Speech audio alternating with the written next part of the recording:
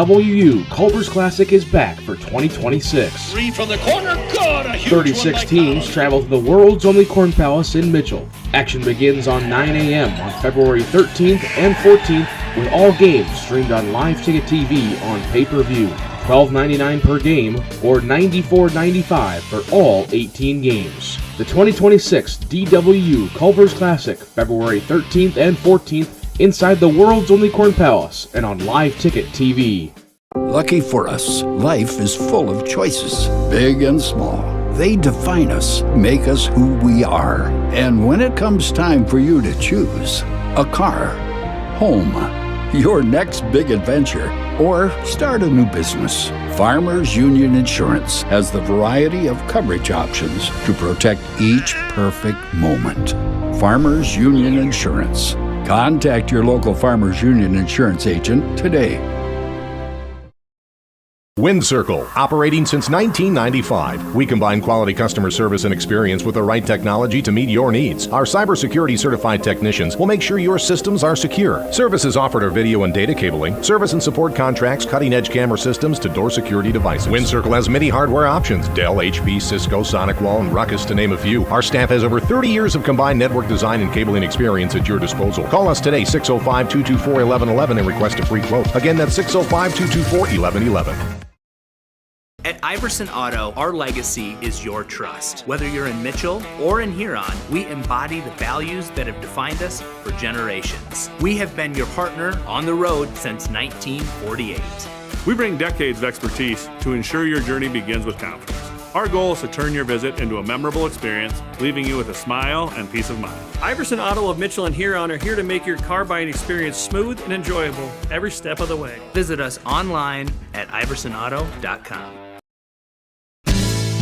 When you're thinking of a new or used car, motorcycle, pickup, or RV, think of us. We make all sorts of vehicle loans. We can set you up with payments that fit your budget. So if you have getting some new wheels in mind, stop by and see us.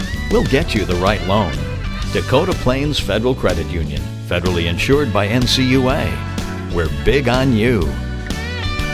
We're small enough to know your name, but we're big on you.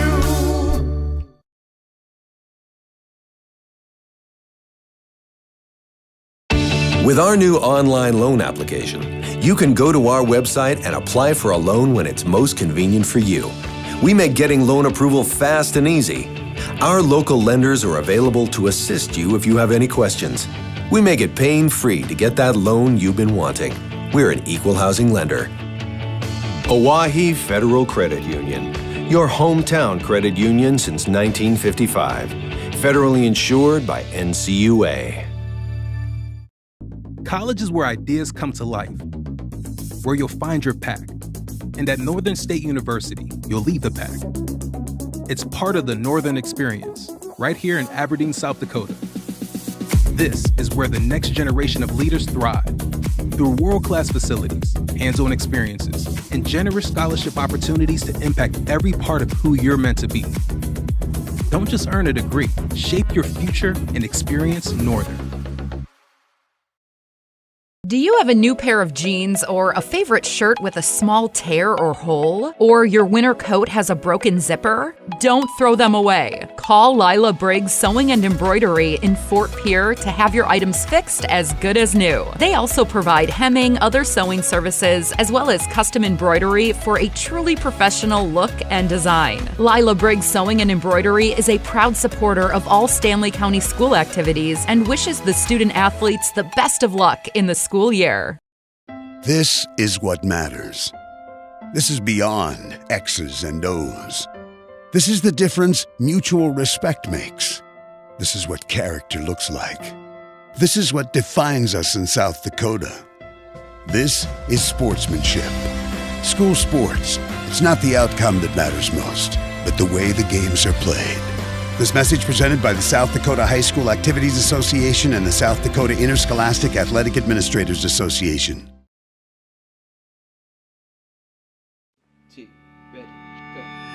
It's a particular kind of joy when people come together. There's really nothing like it. And isn't it amazing, in that magic moment, how all the distance between us, all the obstacles, just disappear. Wherever, whenever, however. Connecting you to what matters most.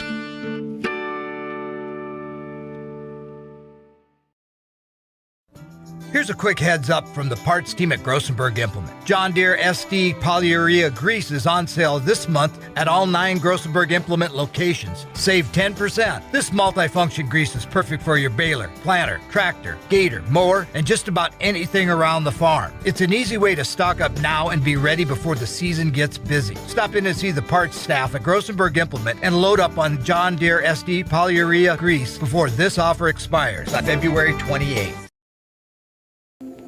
What if the market shifts? What if the margins on your farm keep getting tighter? Simplot Grower Solutions is here to help. Simplot Crop Advisors know South Dakota corn, soybean, wheat, and other crops like you do because they live and work here. So, even if the market shifts or the margins keep getting tighter, you'll have the insight and support to keep moving forward. Simplot Grower Solutions. Most people don't think about their furnace until it's not working, but we do. At Pipe Service Experts, we are trained to see what others miss. Airflow restrictions, pressure imbalances, heat exchanger flaws. That's how we catch little issues before they become cold nights and costly repairs.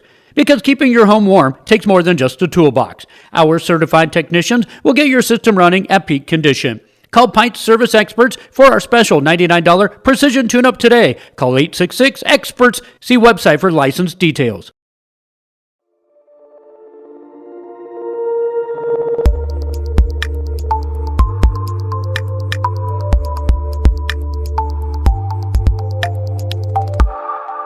Now's your chance for a great deal on smoking fast fiber internet from Venture Communications. Upgrade to the speed you need, up to 1 gig. And with whole home Wi-Fi included as part of your service, experience no-lag gaming, your favorite music, web surfing, HD video streaming, and connect to the latest smart devices. If you're ready for an upgrade, call or visit Venture Communications online. Welcome to Buoie Foods at Al's Oasis Plaza. My great-grandfather, Gus Buoie, opened the first store in 1905. I'm RF Buoie, the president of Buoie Foods. We aren't your typical store. You'll find everything you need for your family. You'll save money, and I promise you're going to enjoy your grocery shopping experience. We carry a lot of locally produced products and some things you just aren't going to find anywhere else. South Dakota-owned, family-owned Buoie Foods. When you're in the need for high-quality replacement auto parts, look no further than Zander Auto Parts and Machine Shop in Pierre. Zander's has been servicing the Pierre area for over 40 years. Their professional parts techs can get you the part you need and get you back on the road. Stop by Zander Auto Parts and Machine Shop at 500 West Sioux in Pierre or call 224-9221. Zander's, your source for domestic and foreign auto parts and accessories. Being a part of a community means sharing the history and future of the people all around you.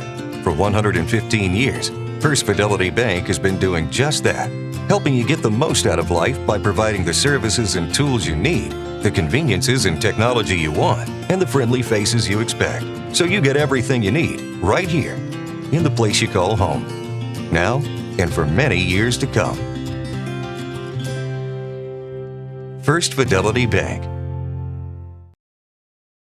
Allied Plumbing and Heating is your contact for business, farm, commercial, and residential plumbing needs located in Pierre. No job is too big or small for Allied. Put our over 50 years of experience to work for you. At Allied Plumbing and Heating, the only surprise we want for our customers is how fast they get the job done. That's why we offer free estimates on every single service, no hidden charges. Give them a call today at Allied Plumbing and Heating. Remember, you can rely on your allies. Pests don't wait, and neither should you. At Olsson's Pest Technicians, we've been protecting homes and businesses for over 55 years. From bats in attics to rodents in walls, ants in kitchens, stubborn bedbug infestations, even swarms of mosquitoes. We've seen it all, and we handle it all. With expert technicians, ethical treatments, and service across South Dakota, Nebraska, and Iowa, you can count on Olsson's to get the job done right. Contact us today at Olsson's Pest Technicians. Family owned, community trusted. Do you want to join one of the oldest established organizations in Fort Pierre? Perhaps you are more interested in protecting the future. Whatever your position, the Fort Pierre Volunteer Fire Department is for you. We are responsible for fire protection in Fort Pierre and Stanley County. Become part of this amazing team by stopping down at the fire hall and discussing enrollment. We are not just limited to adults, as we have a new cadet program for students ages 14 to 18. For more information, click on our banner ad on the homepage. From everyone at the fire hall, go Buffs! Out here, you learn that to keep growing, you have to keep changing.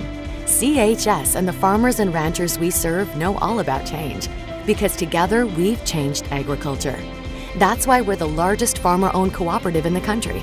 So farmers own the system they count on, with advantages at every step. From innovative tools that help crops grow, to grain processing expertise, to energy solutions, we create connections to empower agriculture. Learn more at chsinc.com.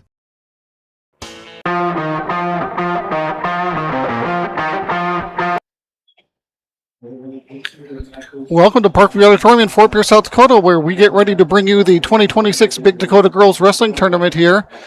Brian Minning with Go Buffs Live, bringing you the play-by-play throughout the early afternoon into the early evening as we get ready to kick things off here.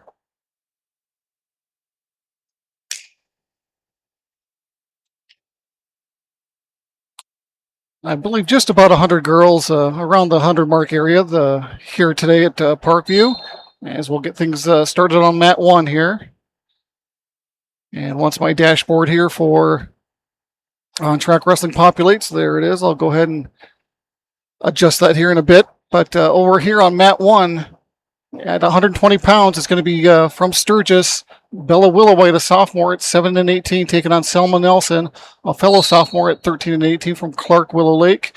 And action beginning over on mat 2, also at 120 pounds. Lyman County's Loie Lingeman, a 7th grader, taking on, looks like Annie Grazer, a senior from Chamberlain.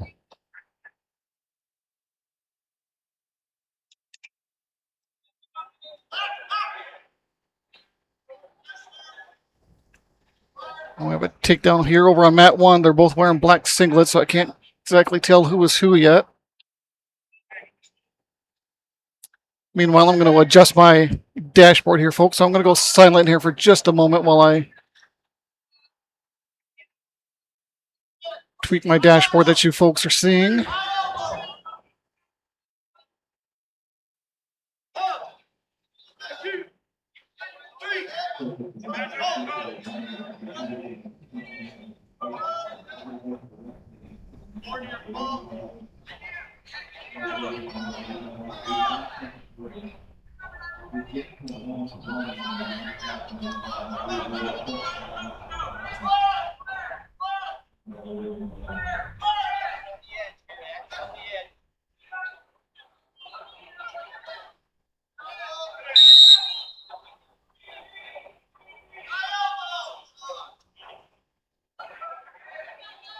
Okay, that should look a little bit better for those folks watching online. And it was Bella Willowite with an initial takedown over on mat 1. She currently holds a 3-0 lead. And at the end of the first period, she'll take that 3-0 lead heading into the second period. Over on mat 2, it's Ann Grazier with a 9-0 lead at the moment. Final 30 seconds of that period 1 over on mat 2. As Grazier will accumulate a couple more near fall, make it 11-0 now.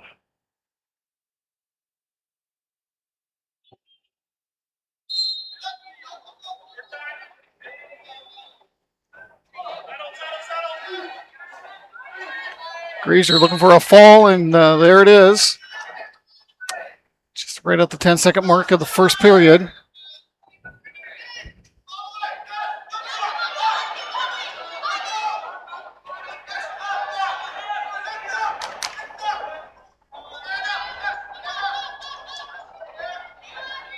I believe that's Willowite back up to her feet. It is. Looking for the escape over on that one, and she'll get it.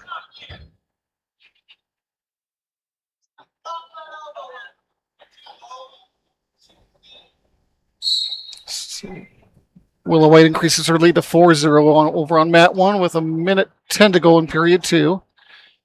Action back over on mat 2, also at 120 pounds. Mobridge Pollock's Sophie Ziegler, an 8th grader, taking on Cadence Bocek, a senior from Clark Willow Lake.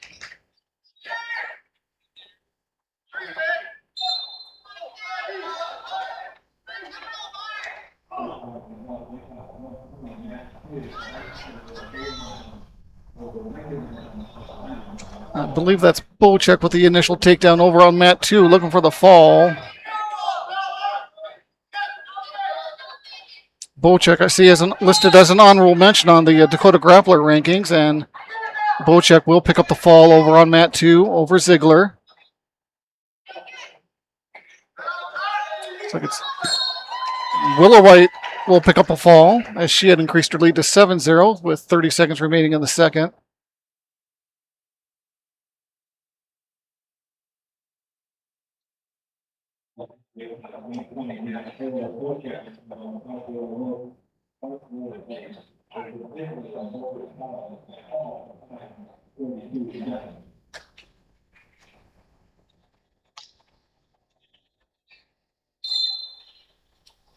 Action back on mat 1, also at 120 pounds. Gettysburg's Taylor Long, a freshman, taking on Addison Waldrop, a 7th grader from Miller Highmore Herald.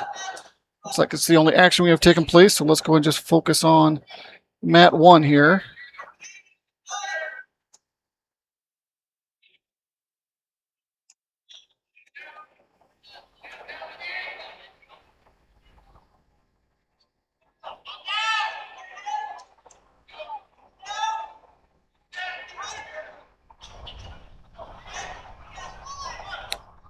There's the initial takedown. Again, I'm not really familiar with all these singlets at times, so I'm not sure who was who. Takedown and 3 more for near fall, it looks like. Looks like that was Long on the takedown, so she will have a... Actually, that must have been 4 for the near fall, a 7-0 advantage. 1:15 remaining in the first period.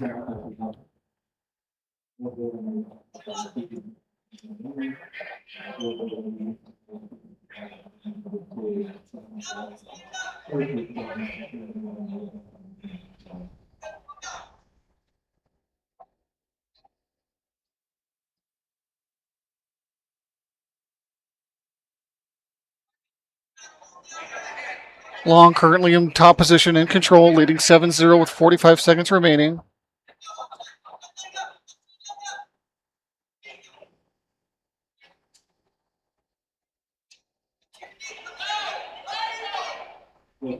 Long trying to turn Waltrip under her back and shoulders here. Got a potentially dangerous, so a stoppage. Waltrip had her leg caught underneath her and a little bit of discomfort. We'll see if she can continue. They're going to call the time.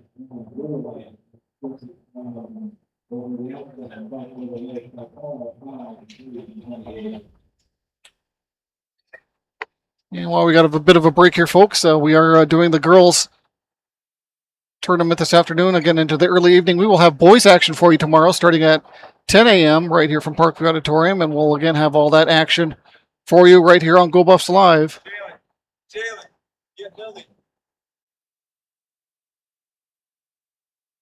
Their athletic trainer taking a look at Waldrop as it was her, looks like her right leg, again, pinned underneath her a bit. As Long was trying to get her on her back.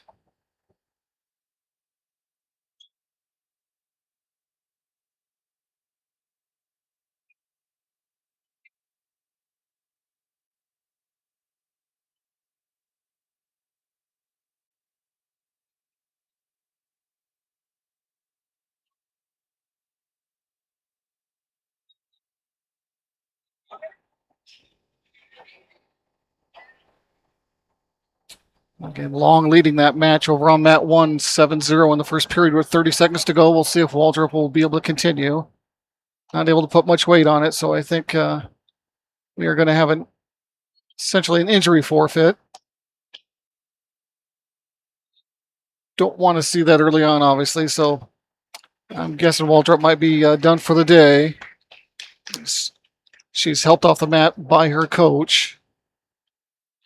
Let's go back to our dual screen view here.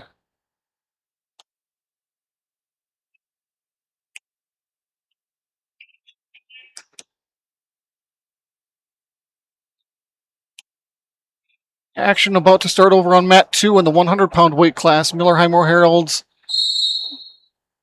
Looks like Katie Cuts, the freshman, taking on Jalen McCall, a sophomore from Winter.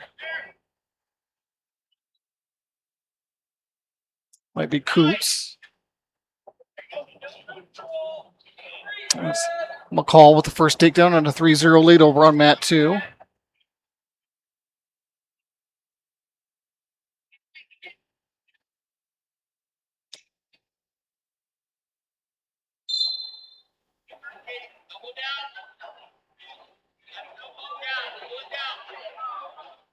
Action starting over on mat 1 will be the 135-pound weight class. That'll feature Mobridge Pollock's Dora Bonin, a sophomore, taking on Bristol Provincial, an 8th grader from Todd County, White River.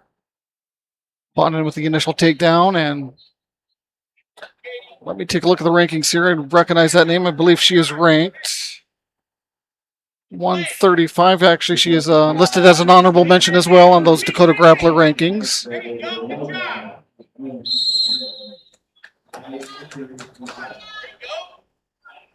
A couple more near fall for McCall. She will take a 5-0 lead now over on mat 2. And Bonin with a couple of more as well, as she will also lead 5-0. Bonin accumulating more near fall as well as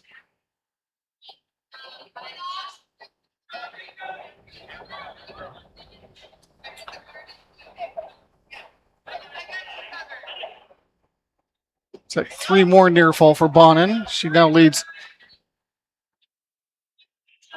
Scoreboard here has 9-0.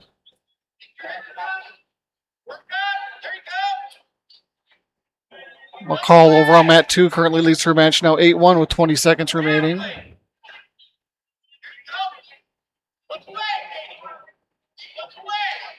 McCall's got the half locked in, trying to get Coots to turn.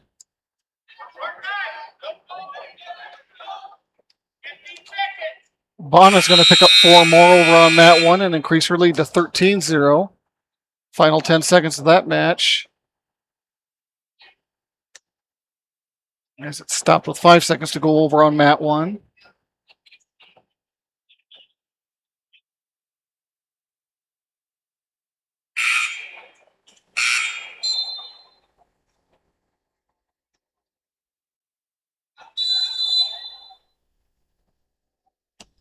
And Bonin will take that 13-0 advantage to period 2 over on mat 1.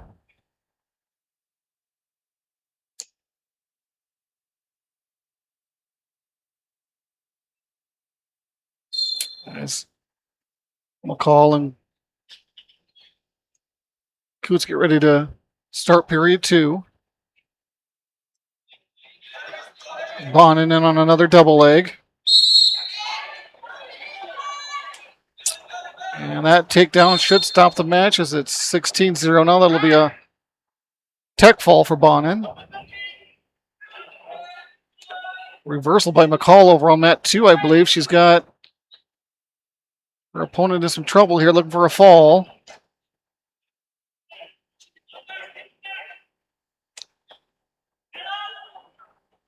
Nice arch by Coots to keep off her back momentarily.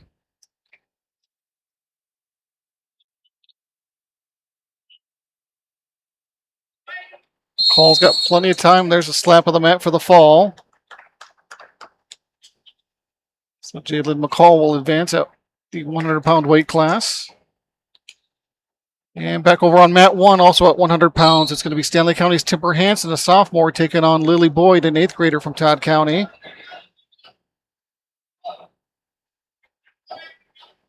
And surprisingly, I don't see Hansen ranked at the with these Dakota Grappler rankings. Hansen with the initial takedown, accumulating some near fall points as well now.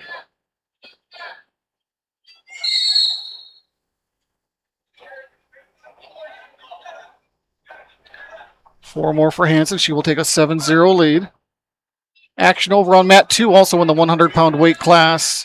Stanley County's Elise Schweitzer taking on Jenica Leonhardt, a sophomore from Sturgis, as Hansen will pick up a fall.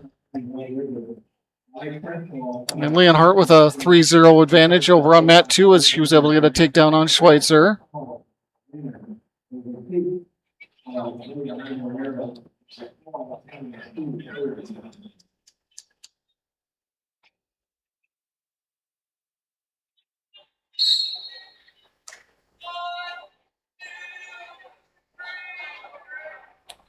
Leonhardt picking up some back points now over on mat 2.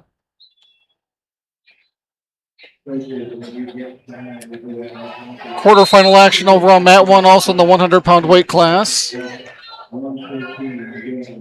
Waiting for my dashboard to populate here.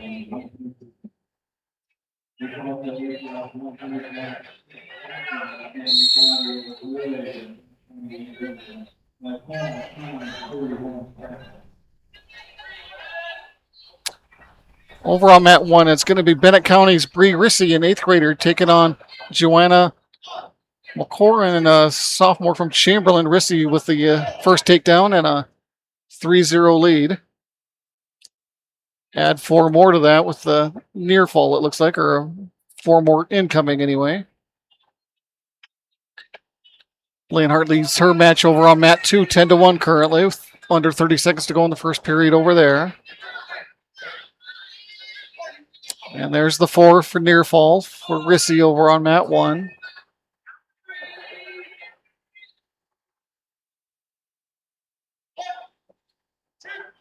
Leonhardt looking for the fall on Schweitzer over on mat 2. Has 5 seconds to do it. Schweitzer will survive the first period, but trail 14-1 heading into the second. Rissy picked up 3 more near fall and now leads 10-0.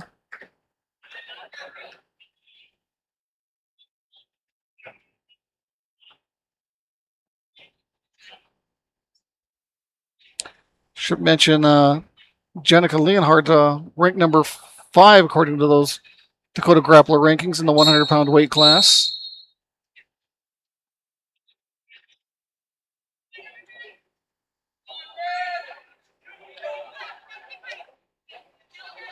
Leonhardt picks up another point with the escape and now leads 15-1. And she will get the takedown and make it 18-1 and win that match over Schweitzer via technical fall.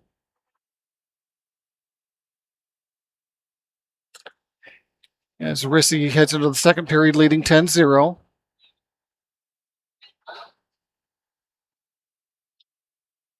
Rissy won the toss, deferred, and Workwin decides to start on top.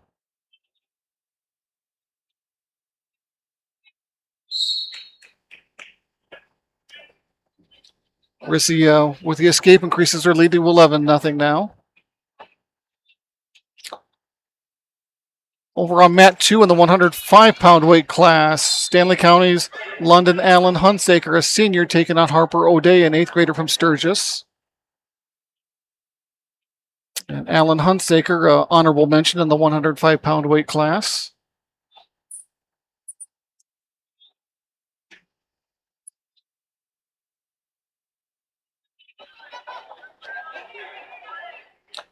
Hunsaker with the initial takedown and a 3-0 lead over on mat 2. Rissy looking for the fall, and there's a slap of the mat over on mat 1.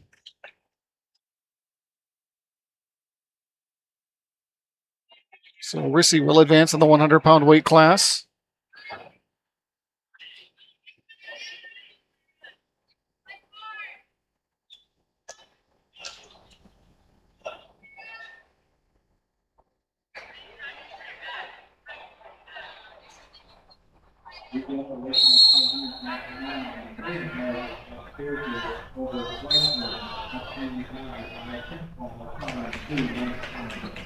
Under a minute to go over on mat 2. Hunsaker still with a 3-0 advantage.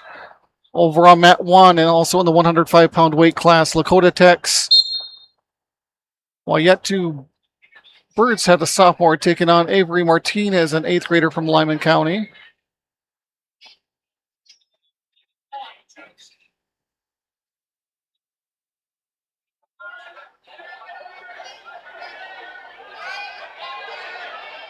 So it's Martinez with the first takedown on a 3-0 lead. Has a headlock locked in, looking for the fall.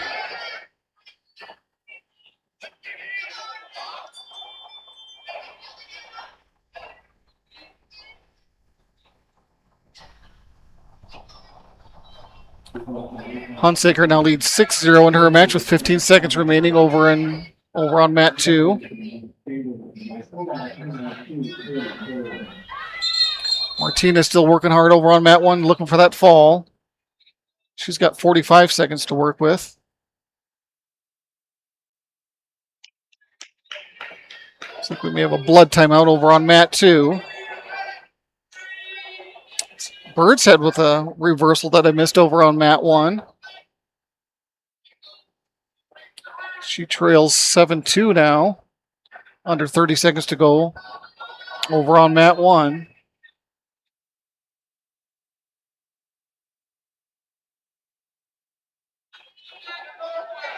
Bird's head with the advantage now on top. Looking for the fall in the final 10 seconds.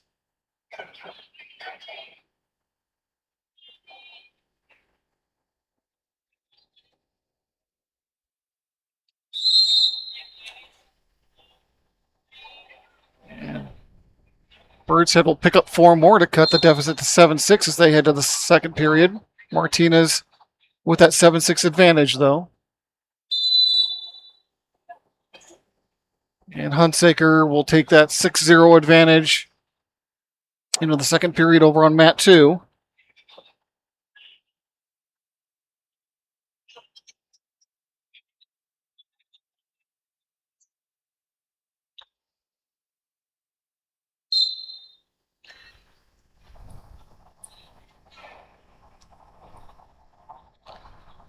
One of the Sturgis wrestlers here to my left reminded me that the scoreboard is currently 6-7 over on that mat 1 match. So we all know that trend. I was hoping that would have died by now, but apparently not. Hunsaker with another 3-point takedown over on mat 2. She will lead 9-0 now.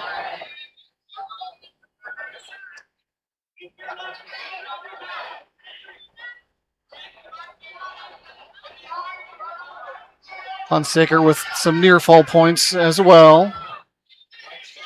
She'll get 4 more and increase her lead to 13-0 now.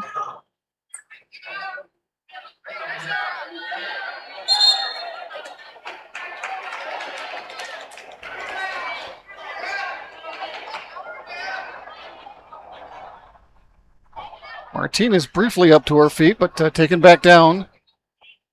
Still 6-7 with just over a minute to go over on mat 1 in period 2.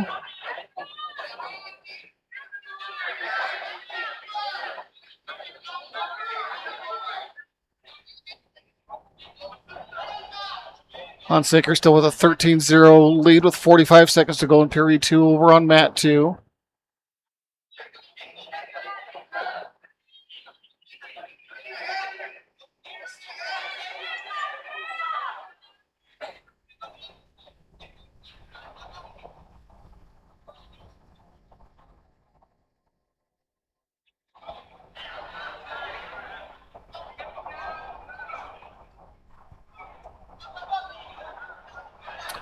Hunsaker will cut her loose to cut it to 13-1. 15 seconds to go there. Nice fireman's carry by Hunsaker. She's going to get 3 for the takedown and accumulate some more near fall. Final 5 seconds, though. As Birdshead and Martinez will have a scoreless second period after an exciting first period. It resulted in 7-6. It still remains 7-6. As Hunsaker will finish off her match with a tech fall, 17-1.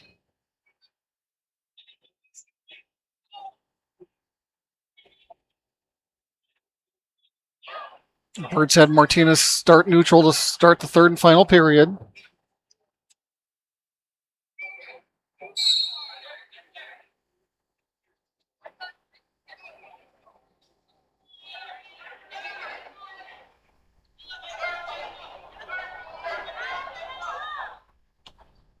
Quarterfinal action over on mat 2 in the 110-pound weight class. Again, waiting for my dashboard. There it is. Sturgis Browns, Annalie Pearson, a freshman, taking on Solera Thunderhawk, a freshman from Lakota Tech. It's Pearson out with a quick takedown. She'll cut her loose. Gets 4 for near fall as well. Let me take a look here. Pearson, the top-ranked wrestler at 110. Again, according to the folks at Dakota Grappler. As Pearson will get another takedown and now lead 10-1. And accumulating some more near fall. And Pearson will pick up the fall over on mat 2. Meanwhile, back on mat 1. Martinez has increased her lead now to 10-6 with a takedown. 35 seconds remain over on mat 1. Martinez will increase her lead as she's picking up some near fall. Looking for the pinfall, though, as well.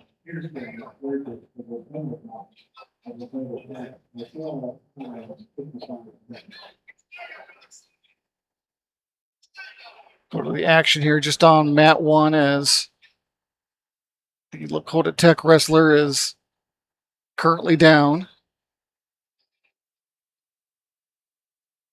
5 seconds remain here over on mat 1, and it will be Martinez advancing. The official score of 14-6.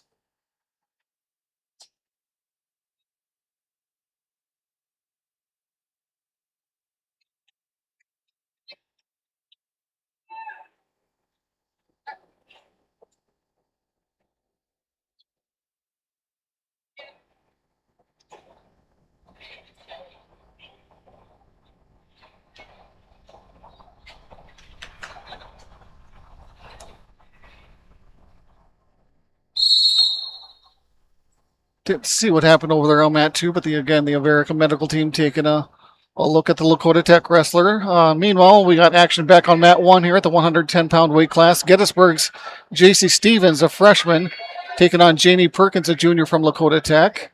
It looks like it's Perkins with the first takedown on a 3-0 lead.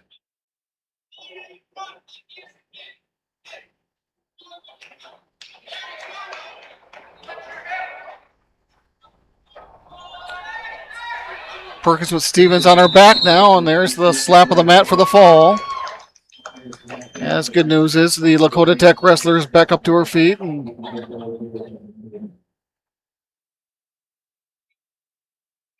heading back to her teammates, so let's go back to our dual screen here. As action over on mat 2, also in the 110-pound weight class quarterfinal matchup. Todd County's Talissa Lunderman, an 8th grader, taking on Graceland Decker, a junior from Groton area.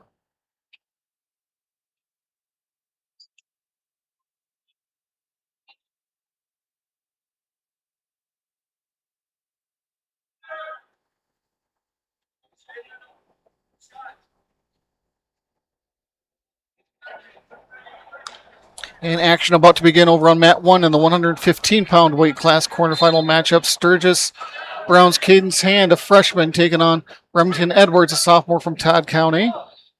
And it's Hand with a quick takedown on the first 3 points. As we have a fall, it looks like, over on mat 2. And it's going to be Decker picking up the victory via fall. And back on mat 1 at 115, Cadence Hand is going to be ranked number 7 overall by the folks at Dakota Grappler. As she takes a 6-1, now 6-2 lead as she cuts Edwards. And we'll be right back in on a double leg. Didn't quite get the takedown that time.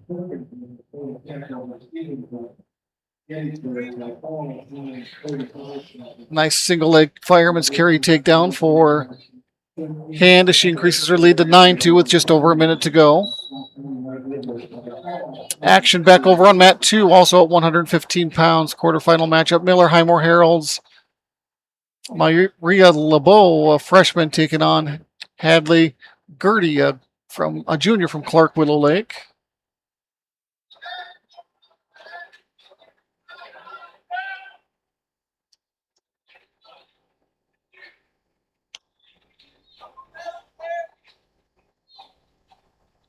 Hand picking up some more near fall points over on mat 1.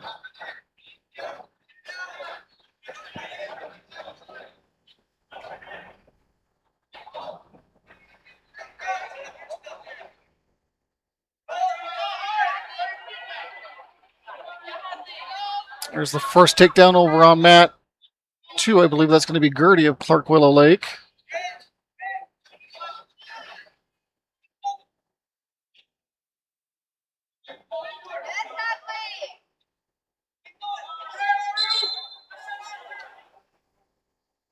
And Hand's going to pick up 4 more for near fall as Gertie will pick up the fall.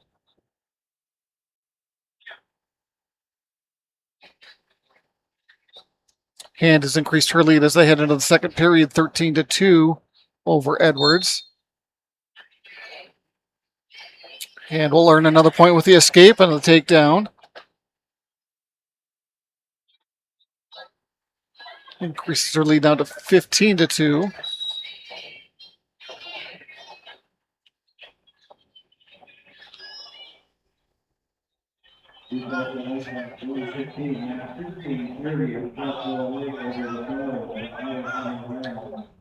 Action over on mat 2 of the 115-pound weight class. Quarterfinal matchup, Sully Buttes is Adelia Ramirez, an 8th grader, taking on Emma Bocek, a sophomore from Clark Willow Lake. As Hand will pick up the fall on mat 1. Bocek with a takedown, trying to lock in a cradle here over on mat 2. And Bocek will finish it off with that cradle.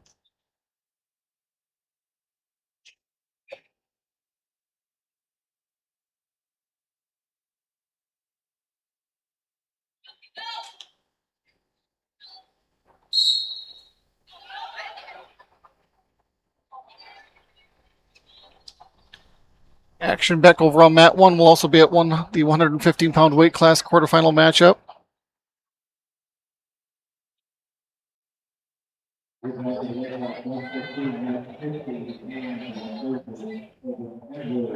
And that's going to be Bennett County's Kendall Rissy, a freshman, with the initial takedown, taking on Malaya Apple, a sophomore from Lakota Tech.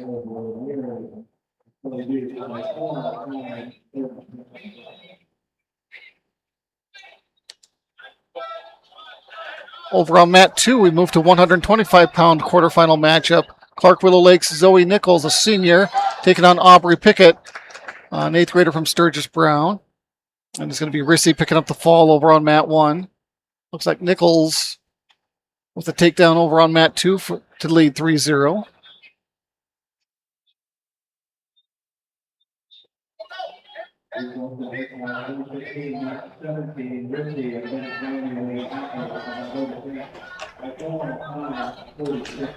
Excuse me, that was Pickett over on mat 2. Maybe they just changed it on me. I think the dashboard was wrong.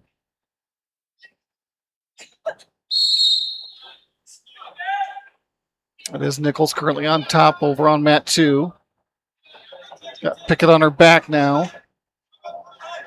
Action back over on mat 1, also at the 125-pound weight class quarterfinal matchup. Todd County's Adrian Fasthorse, a senior, taking on Madison Millage, a 7th grader from Sully Buttes. As it looks like Nichols picked up the fall over on mat 2.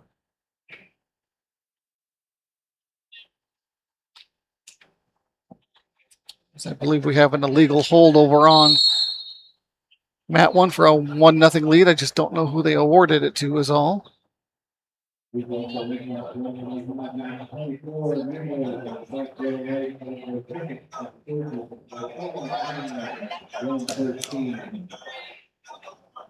it's going to be Fasthorse with a takedown and a 4-0 lead over on mat 1. Action back on mat 2 of the 125 quarterfinal match. Lakota Tech's Abilene Runnels, a freshman, taking on Sadie Schomp, a freshman from Bennett County.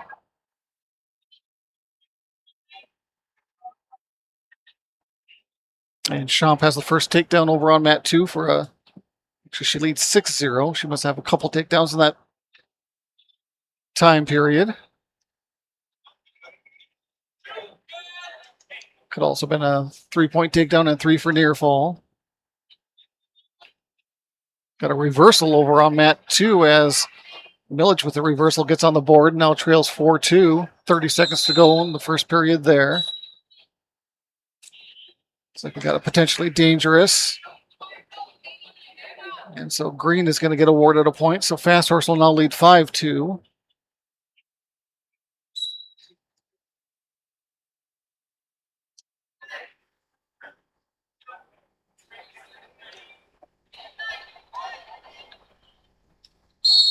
Schomp still leads 6-0 in her match over on mat 2. 50 seconds to go in the first period there. She's got the cradle locked in.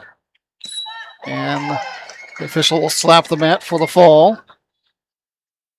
As Schomp will defeat Reynolds via pinfall.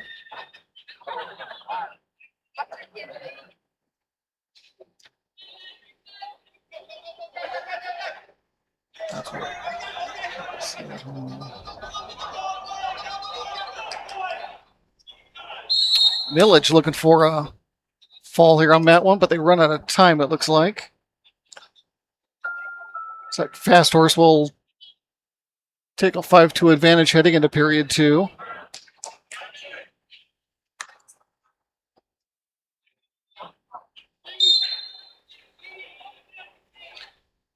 Action starting over on mat 2, this time in the 130-pound weight class. Quarterfinal matchup, Lakota Tech's Pisa Hoda wins Sadie Burden Necklace, a senior, taking on Morgan Wordle, a junior from Miller Highmore Herald.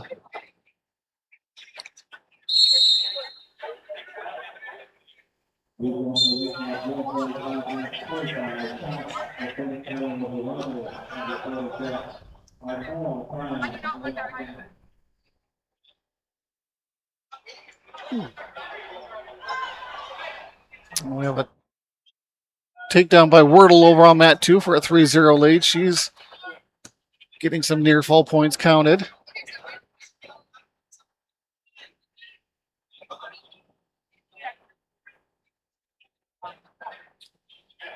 Wordle looking for the fall. Looks pretty close from this vantage point. And there's the slap of the mat for the fall. Fast Horse still holding on to a 5-2 lead over on mat 1 with 1:10 to go in the second period.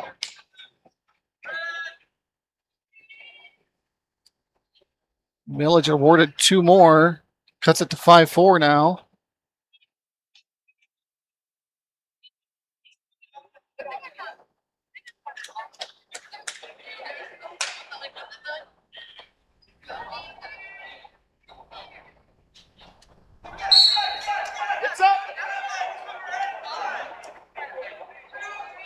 Fast Horse with another 2 on the reversal will lead 7-4. Pretty close to a fall from here. Over on mat 2, 120-pound quarterfinal matchup. Sully Buttes' Tawny Yellowhawk, a junior, taking on Bella Willowhite, a sophomore from Sturgis. Willowhite, one of the top-ranked wrestlers at 120, coming in at number 3 overall. And Yellowhawk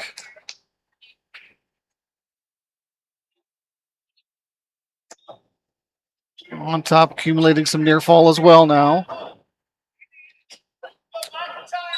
And it's her sister over on mat 1, this time at 130 pounds. It's Kateri Yellowhawk from Sully Buttes taking on Erica Johnson, a sophomore from Lyman County. Kateri is also ranked here. Let me find her. She is ranked 2nd overall at 130.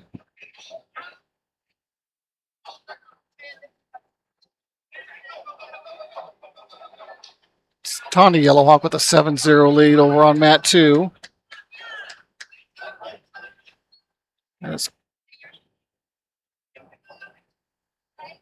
Kateri working on the takedown over on mat 1, but nothing awarded just yet. There it is officially. So Yellowhawk with a 3-0 lead over on mat 1.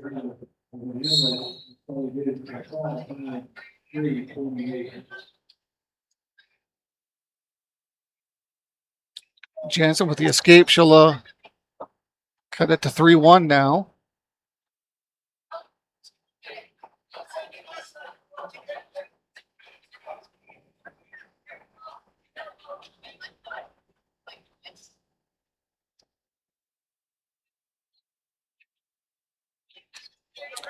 And Tawny will let Willow White go. 7-2 with 35 seconds to go in the first period over on mat 2. Kateri Yellowhawk still leads 3-1 over on mat 1. Tawny Yellowhawk with another takedown over on mat 2 to increase her lead to 10-2.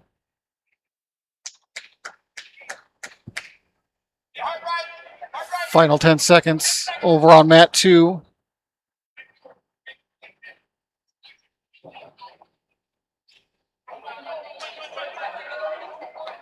So Kateri Yellowhawk with another takedown over on mat 1 to increase her lead to 6-1 as they come to the end of the first period.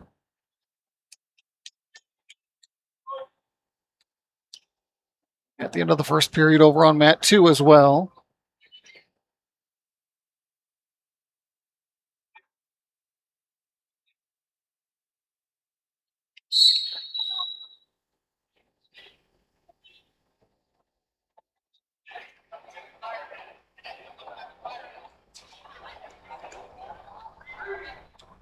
Tawny Yellowhawk with another takedown over on mat 2 increases her lead to 13-2. As Kateri Yellowhawk will lead 8-1 over on mat 1.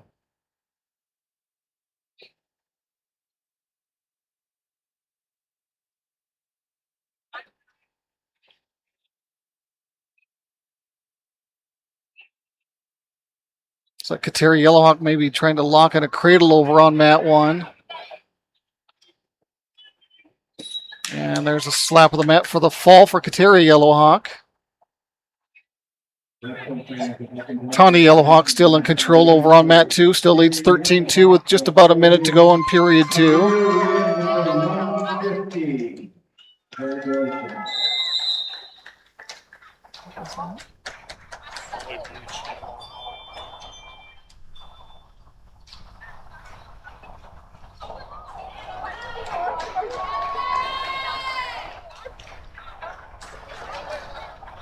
Action about to begin over on mat 1, the 130-pound weight class quarterfinal matchup. Sturgis Browns, Aaliyah Droppers, a freshman, taking on Cheyenne Gurdett, a sophomore from Clark Willow Lake.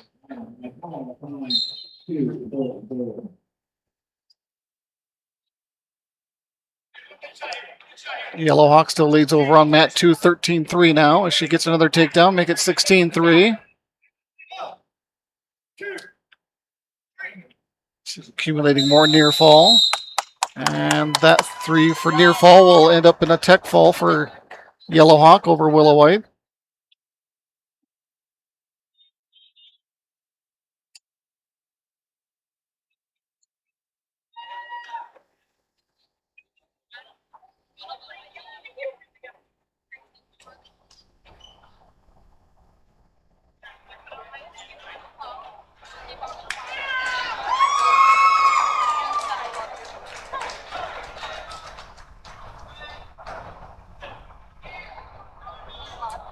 Didn't quite hear the announcement, but the the Yellowhawk girls are holding up individual posters. I think it's something about the number of wins they may have in their career. I didn't quite catch the initial announcement, but they're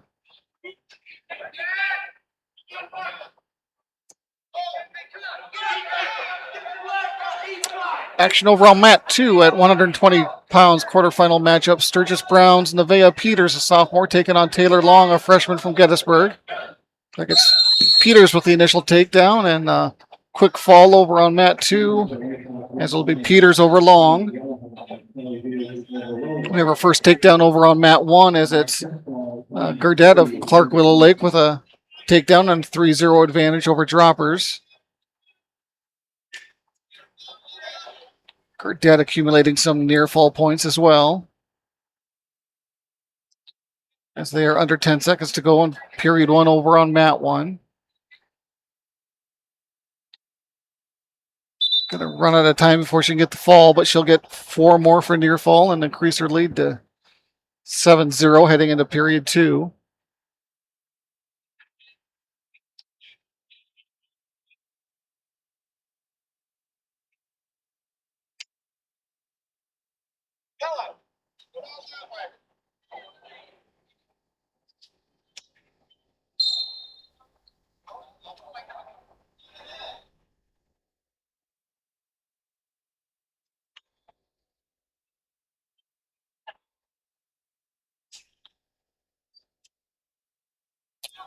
And when the second wrestler checks in over on mat 2, it'll be in the 135-pound weight class quarterfinal match. Sturgis Brown's Brooklyn Bard, a senior, taking on Bella Jones, a sophomore from Lyman.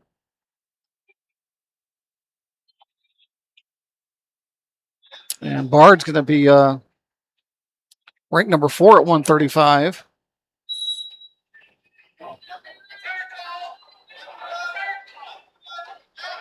As Gurdett will get another takedown and now lead 10-2 over on, 10-0, I should say, over on mat 1.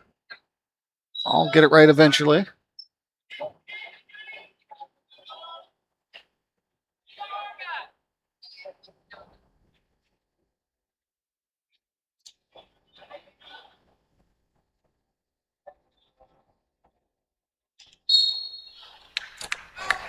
And Gurdett will pick up a fall over on mat 1 over droppers.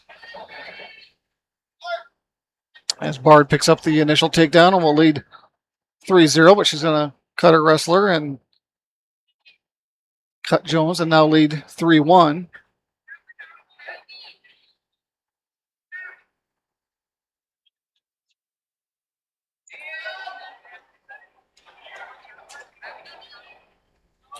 Bard with another takedown to make it 6-1.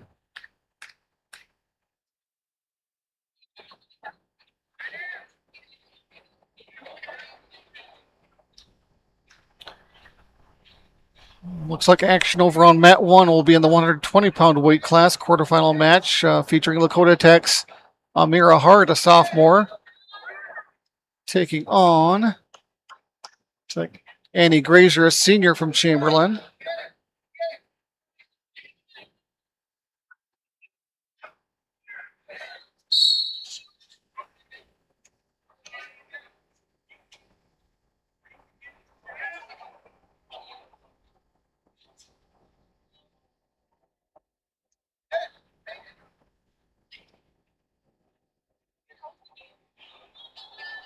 Bard still holding that 6-1 advantage with 10 seconds to go in period 1. Nice double leg by Grazier for the not quite a takedown. There's the first 3. Bard going to pick up 2 more for near fall and lead 8-1 as they approach period 2.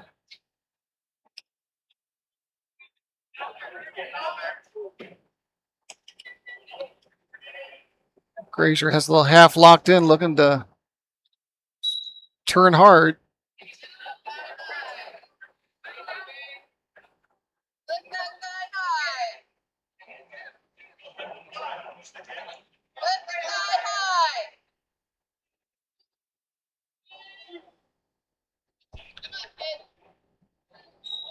And Bard will pick up a fall over on mat 2.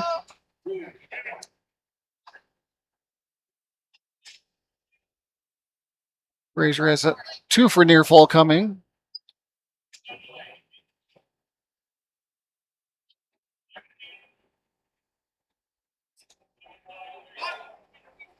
Grazier looking for the fall here over on mat 1, and she will get it.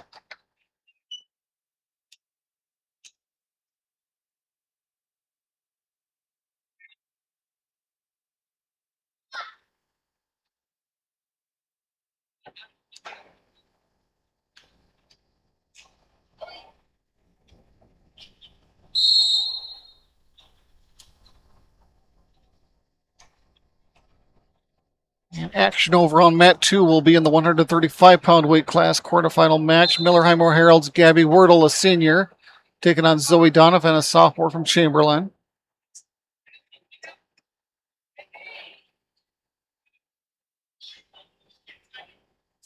And action over on mat 1 will be in the 120-pound weight class quarterfinal match. Todd County's Sudan Horner, an 8th grader, taking on Cadence Bocek, a senior from Clark Willow Lake.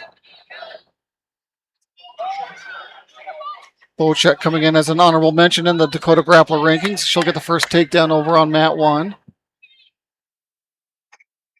Still scoreless between Wordle and Donovan over on mat 2.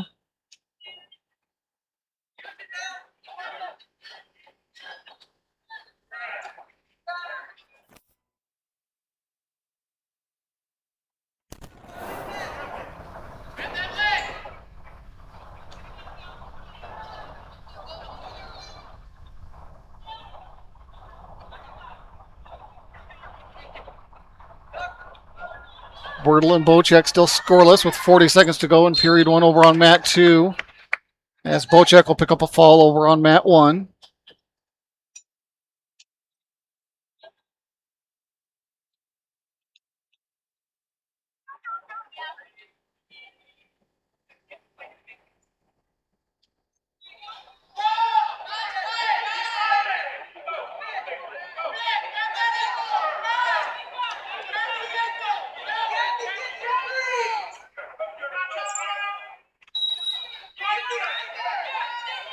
Action over on mat 1 at 135-pound quarterfinal matchup. Shining Eagle Buttes, Amanda Bluecoat, a freshman, taking on Naomi Miller, a junior from Clark Willow Lake.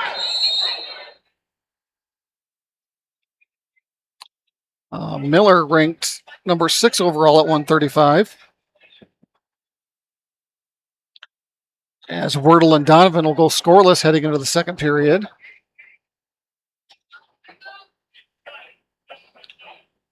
And they will start neutral over on mat 2. As Miller has the initial takedown over on mat 1 and a 3-0 lead.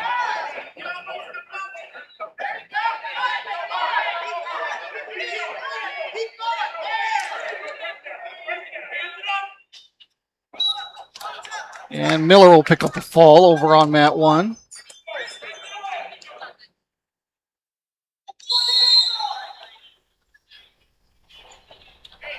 We have a stalling warning on green over on mat 2. That's going to be Wordle. Looks like they may have awarded Wordle with a takedown as well.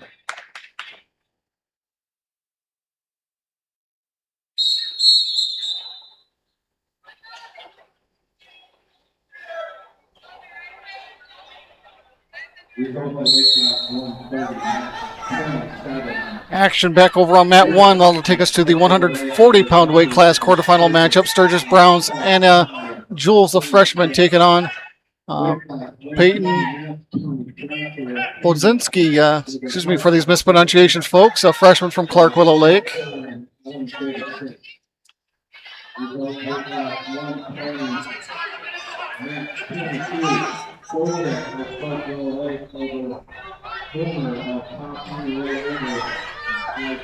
It's like that Jules with an initial takedown over on mat 1, looking for the fall.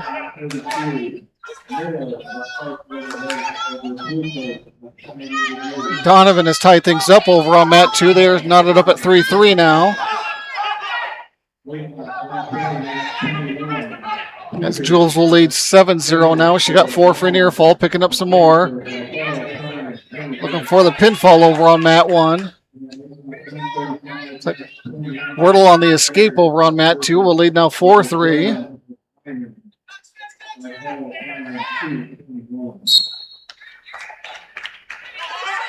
And Jules will pick up the fall over on mat 1.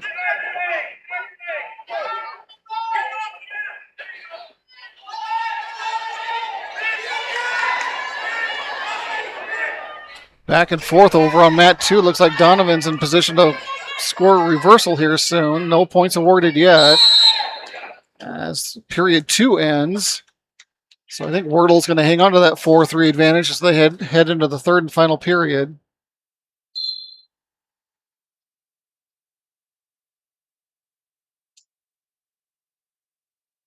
It looks like we got a stoppage over on mat 2. They're not sure what for, but both wrestlers needing a breather. Over on mat 1, 155-pound weight class quarterfinal match winners.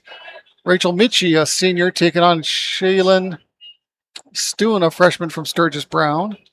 It's Michi with the initial takedown on the first three.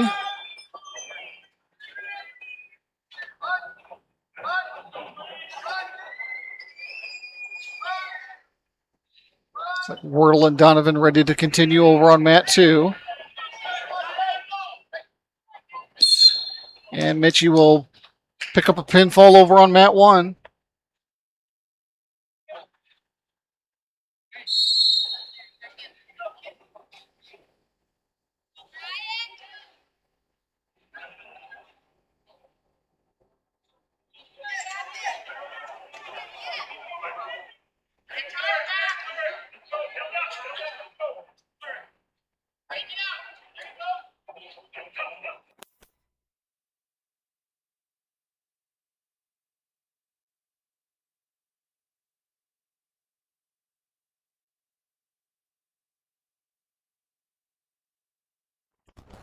Sorry, folks, I just noticed. Looks like we're getting some sunlight in from the gymnasium doors here. Going to see if we can't get those closed.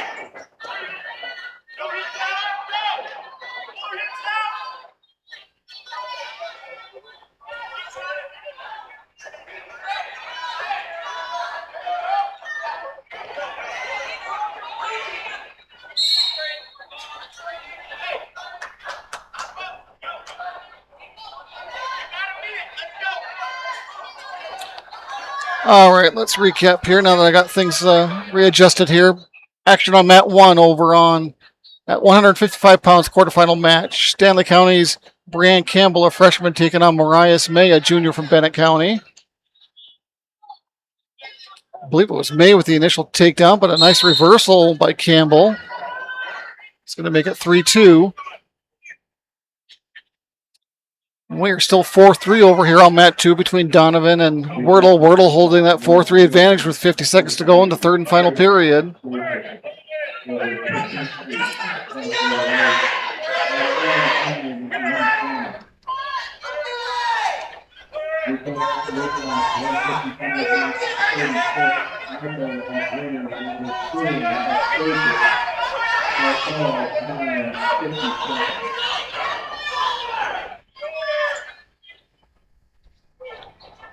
Final 20 seconds between Donovan and Wordle. We got a stoppage here. Potentially dangerous. Point awarded to Wordle. She'll increase her lead to 5-3 as the clock didn't stop. We'll see if they put time back on it.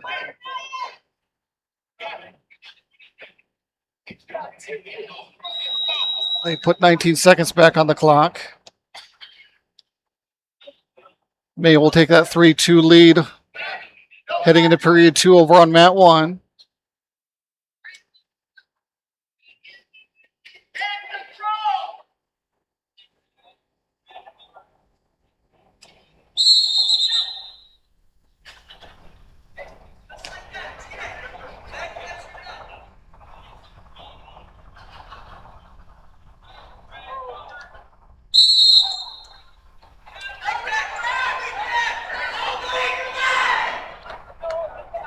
Donovan has 10 seconds to work with.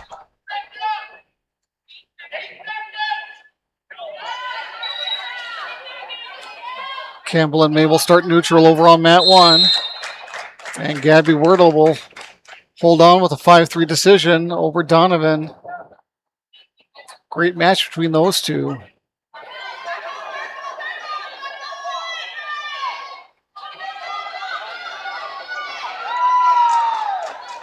May is going to score another takedown and now leads 6-2.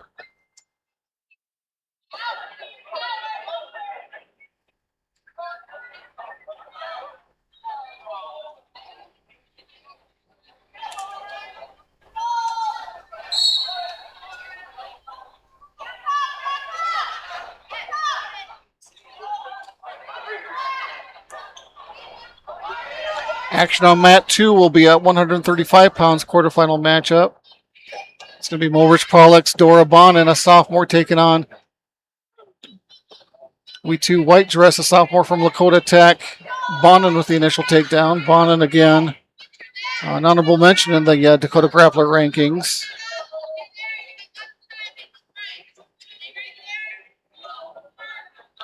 May still holds a 6-2 advantage over Campbell over on mat 1 with 40 seconds remaining in period 2.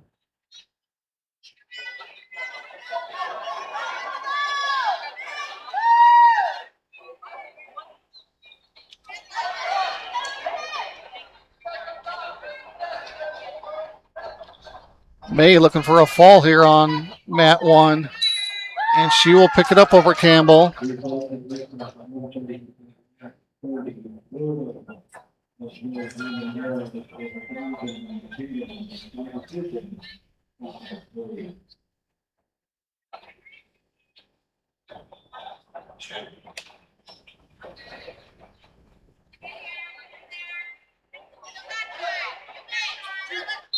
Bonin has white dress nearly on her back now, but accumulating some near fall.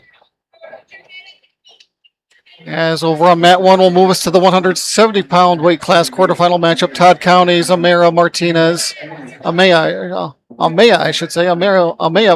a senior, taking on Riley Fitzner, a 7th grader from Sturgis.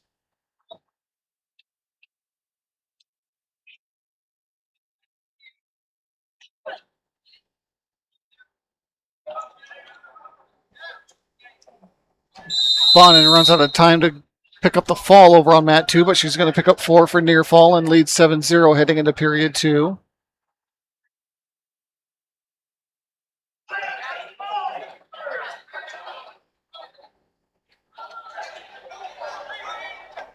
As Martinez will pick up the first takedown over on mat 1.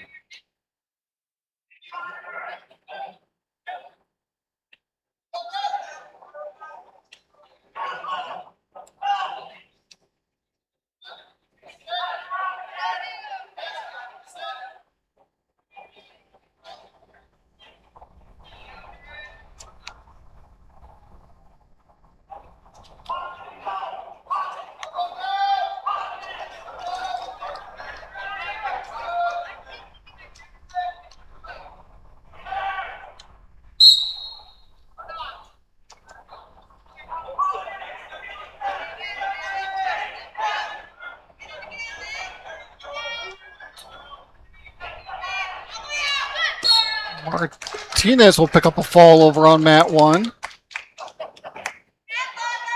Bonin with a reversal, looks like over on mat 2 to pick up 2 more, as she will lead 9-0 now.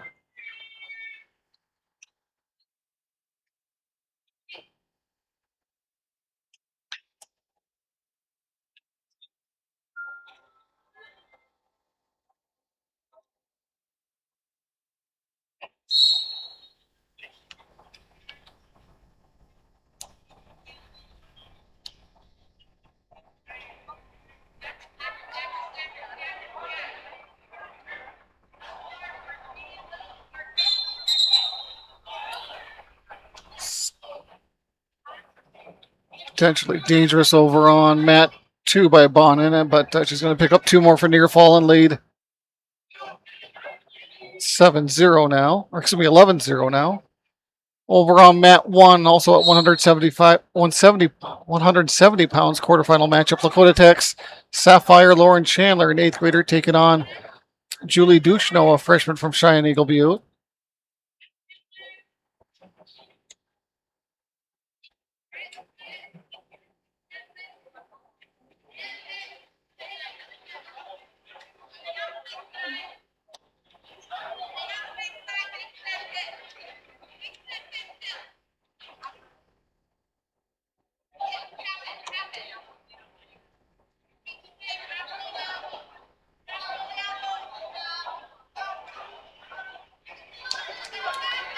And it's going to be Chandler with the first takedown over on mat 1. She will lead 3-0. Final 30 seconds over on mat 2. Bonin still leads 11-0.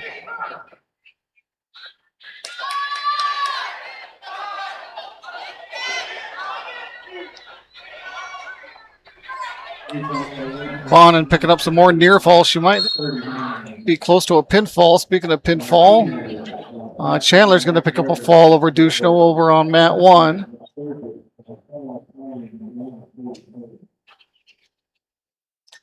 Bonna's going to run out of time once again, but I'm assuming she's going to get 4 more for near fall. She does. And that'll make it a 15-0 score, which I believe is going to be a tech fall.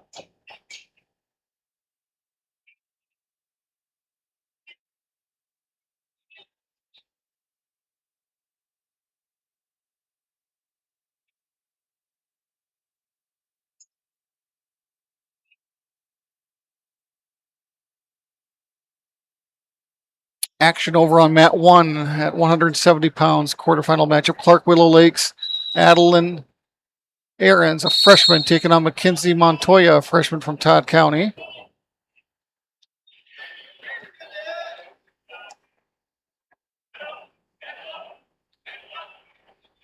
Over on mat 2, it shows 140-pound weight class quarterfinal match. Sully Buttes' Paige Jonas, a senior, taking on Catherine Walking Bull, a 7th grader from Chamberlain. Jonas with the first takedown over there and a 3-0 lead. Still scoreless on mat 1.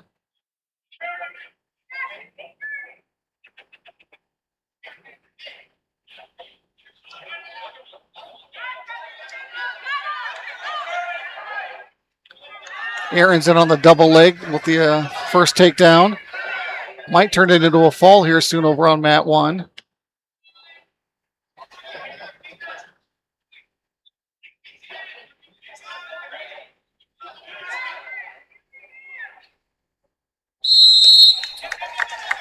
And Aaron's will pick up a fall over Montoya over on mat 1.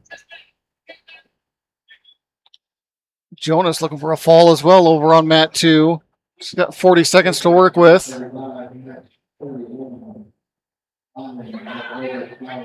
Walking Bull does a nice job getting back to her stomach, but Jonas is going to pick up 4 more for near fall and lead 7-0.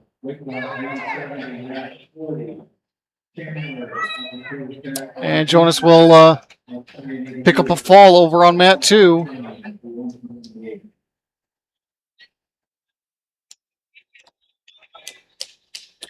Action over on mat 1 moves us to the 190-pound weight class. Todd County's Gwen Leading Fighter, an 8th grader, taking on Chelsea Rouliard, a sophomore from Lakota Tech.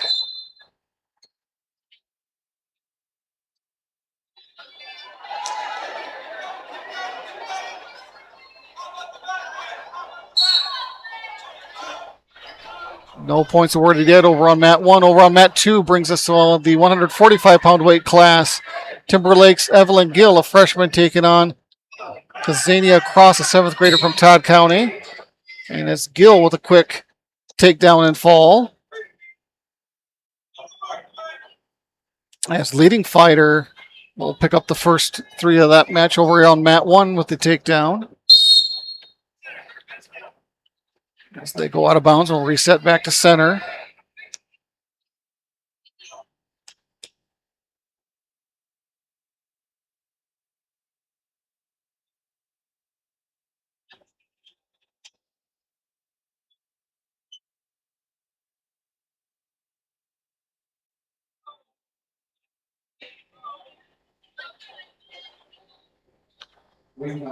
Action on mat 2 once both wrestlers check in will be at 155 pounds. Millerheimer Herald's Molly Bresson, a senior, taking on Nakia Begola, a freshman from Lakota Tech.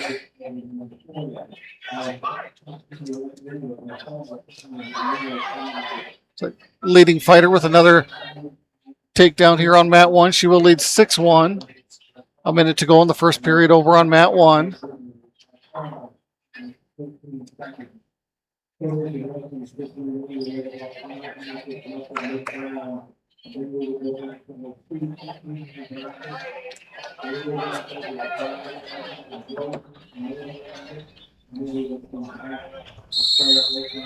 Sir, can you?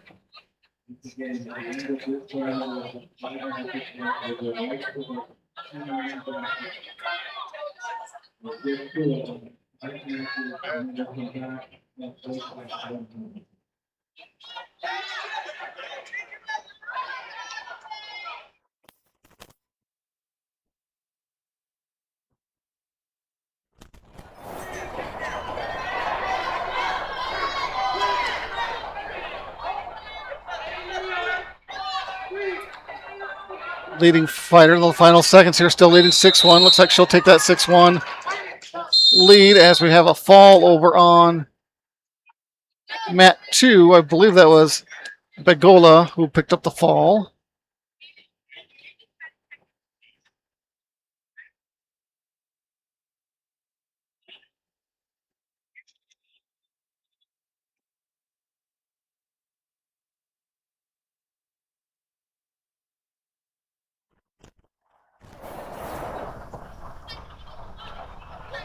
Didn't see what happened on mat 1, but it looks like it's leading fighter down currently.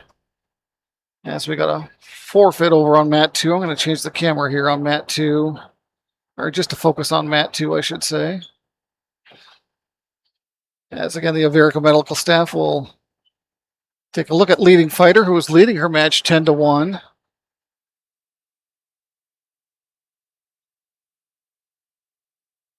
It's like they're taking a look at her left shoulder area. Back up to her feet, though. We'll see if she'll be able to continue and finish this match as she's, again, leading 10-1. Looks like she's ready to continue. Trying to work the kinks out.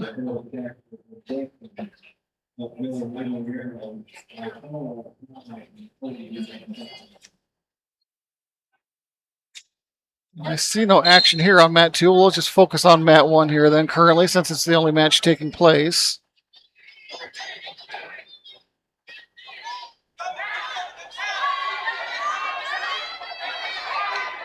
As Rouliard will pick up her first takedown and cut it in the deficit. Now trail 10-4.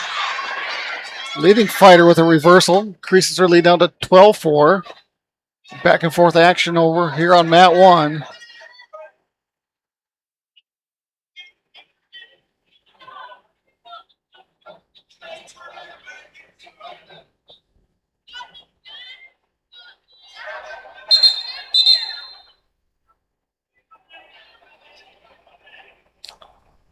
Some sort of violation on leading fighter. Didn't see what it was, but it's going to result in a point for Rouliard. She'll now trail 12-5 with 1:20 to go in period 2.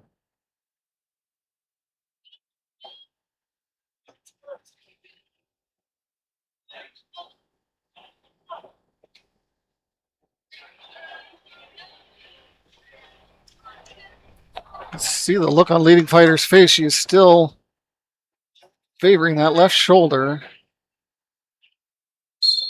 but fighting through it.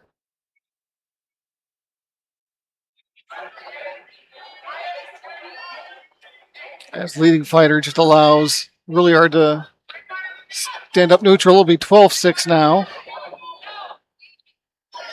As the leading fighter will get another takedown. Increases her lead to 15-6, and she will turn it into a fall. So Gwen leading fighter will battle back after injuring her left shoulder a bit and will pick up a fall.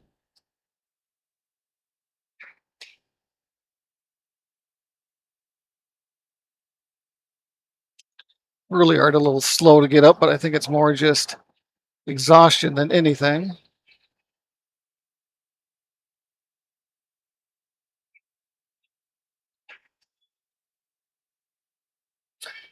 As we'll focus things back on mat 1 here, as it doesn't look like I see anybody checking in over on mat 2.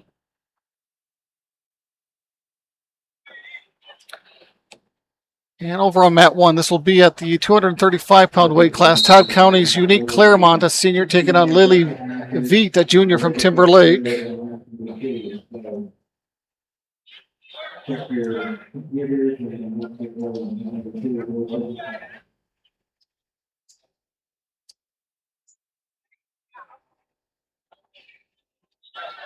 And Claremont will spin around and convert the first takedown for a 3-0 lead.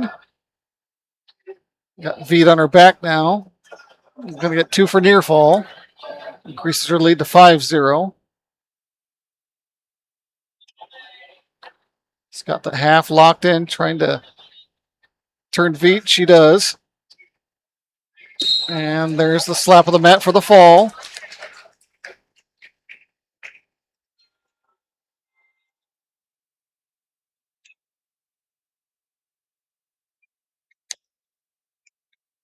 So it looks like we'll have another match here over on mat 1.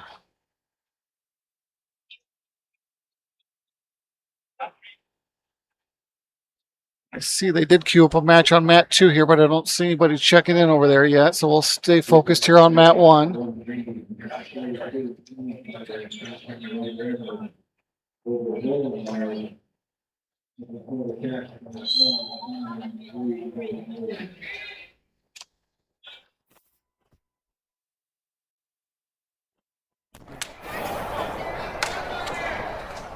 Action back on mat 1 at 2:35.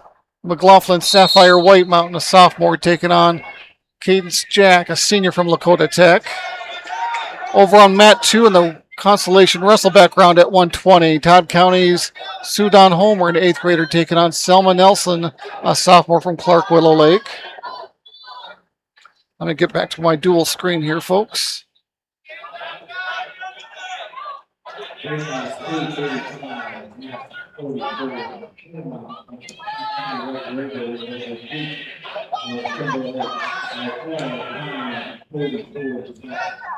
I believe that's White Mountain with the initial takedown over on mat 1 for a 3-0 lead.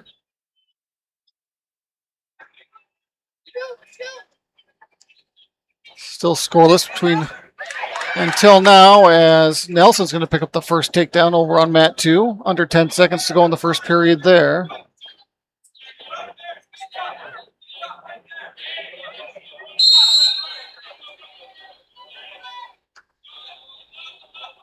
And Nelson will take that 3-0 lead heading into period 2. So they will start neutral to start the second over on mat 2.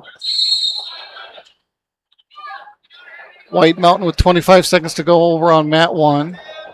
Still leads 3-0.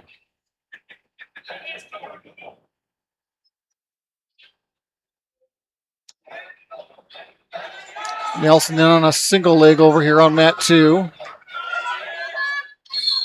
And White Mountain will pick up a fall with 8 seconds to go in period 1. Homer working on a reversal, but Nelson able to get back in control. 3 more for another takedown.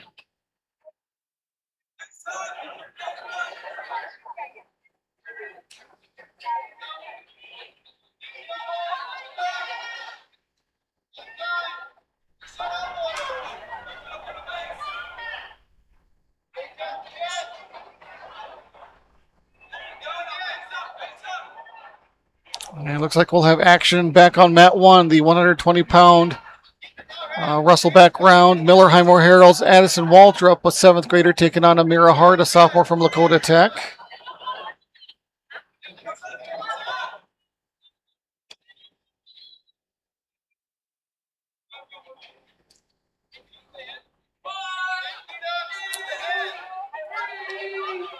Nelson with another takedown 6-0 lead, 30 seconds to go in period 2. Looks like we're waiting for Waldrop to check in over on mat 1. Nelson 20 seconds to work with, trying to get the fall before the end of the period.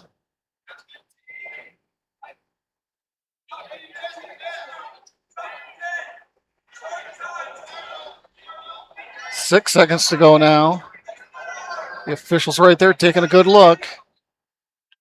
And Nelson's going to run out of time, but pick up 4 more for near fall to increase their lead to 10-0 as they head into the third and final period. Not sure what the holdup is here on mat 1. Looks like we may have a forfeit. We do. Waldrop, I believe, was the one injured earlier, so not able to continue.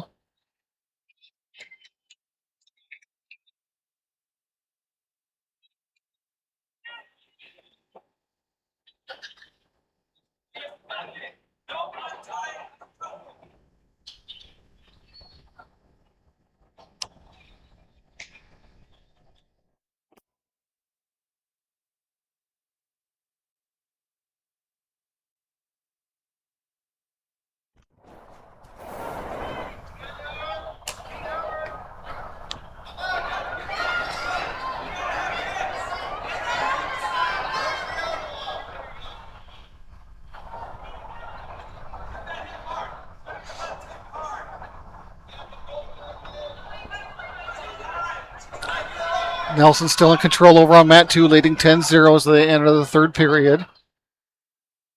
Action about to start on mat 1 at the 135-pound wrestle back round. Todd County's Bristol Provincial, an 8th grader, taking on Zoe Donovan, a sophomore from Chamberlain. Donovan quickly with the first takedown and a 3-0 lead. Nelson now will pick up a fall over on mat 2 with 1:12 remaining in the third.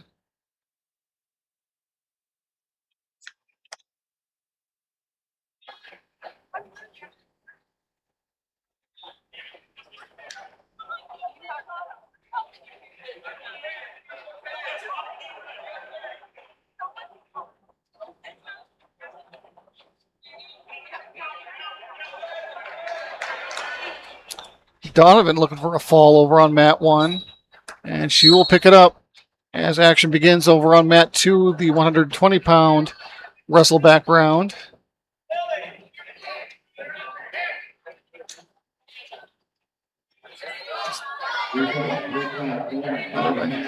Nope, other way. Oh, back. Right there. You're good. Oh. There you go.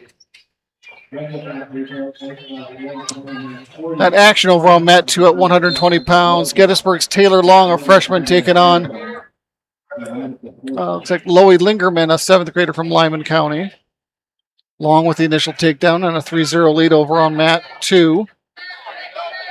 100-pound semifinal matchup here on mat 1. Stanley County's Timber Hansen taking on Jadlyn McCall, a sophomore from Winter.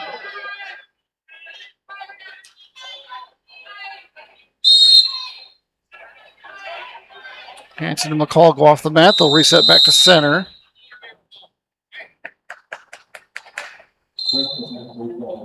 Long will pick up 4 near fall at the end of the period and lead 7-0 as they head into period 2.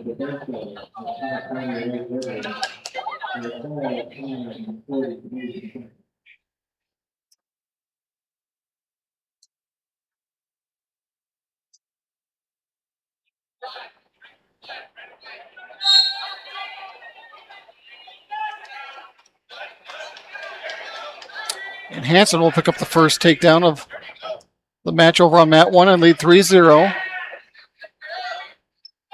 Hansen looking to lock in a cradle. And Hansen will pick up the fall and advance to the finals at the 100-pound weight class. Long still leads her match 7-0 with 1:30 to go in period 2.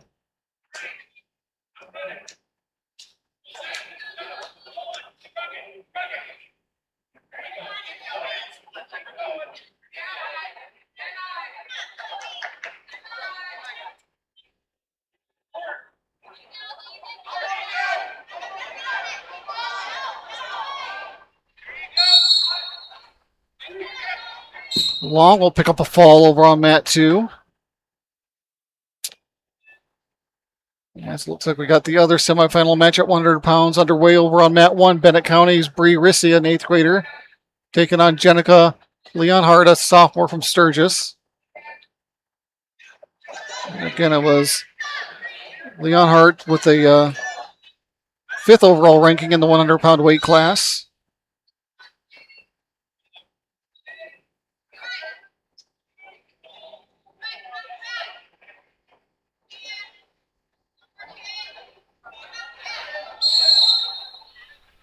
Action over on mat 2, the 120-pound weight class. Russell background, Mulbridge Pollock, Sophie Ziegler, an 8th grader, taking on Bella Willowite, a sophomore from Sturgis. And they are scoreless with 30 seconds to go in period 1 over on mat 2. No scoring awarded yet over on mat 1 either between Rissy and, now that I say that, Leonhardt has the first takedown, leads 3-0. Under a minute to go over there on mat 1.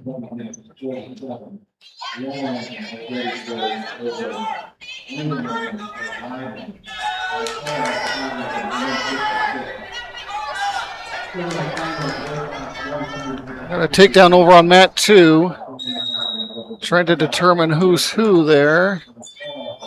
As it comes to just at the end of the period. Looks like it's Willow White Sturgis picking up the takedown and a 3-0 lead.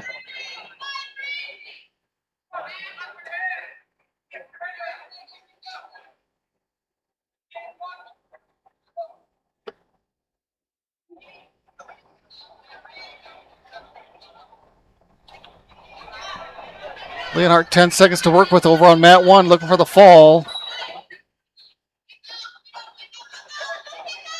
Looks like Rissy's going to hang on, though. But 4 near fall for Leonhardt, and will lead 7-0 entering period 2. Looks like we had a potentially dangerous violation on Willow White over on mat 1 to award Ziegler her first point.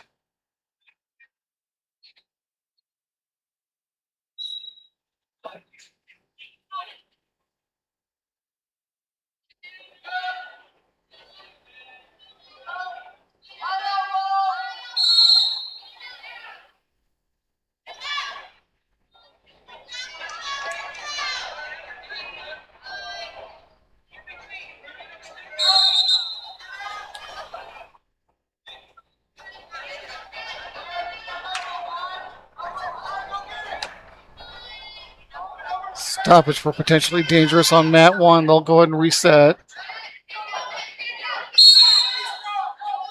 Willow White still leading 3-1 over on mat 2 with 1:10 to go in the second period. So Willow White got Ziegler on her back now, looking for the fall. And Willow White will pick up the fall as Leonhardt picked up a couple more near fall, I believe, or maybe a reversal to lead 9-0 now.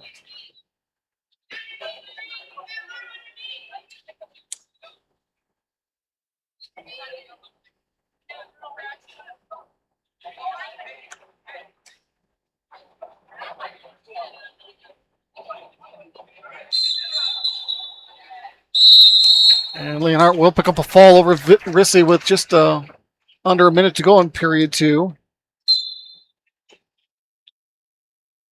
Action over on mat 2, the 105-pound semifinal match. Clark Willow Lakes, Katie Frankfurth, a junior, taking on Avery Martinez, an 8th grader from Lyman County.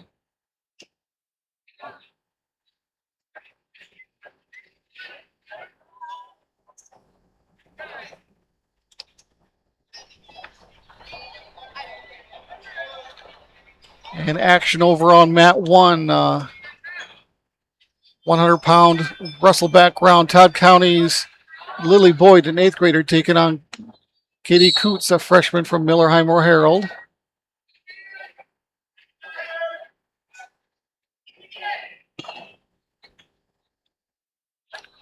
And over on mat 2, it looks like it's Frankfurth with the initial takedown and a 3-0 lead.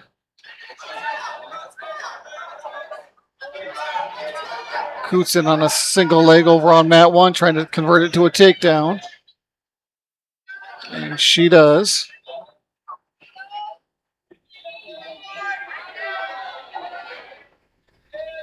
Frankfurth getting some near fall counted, but looking for a pinfall as well.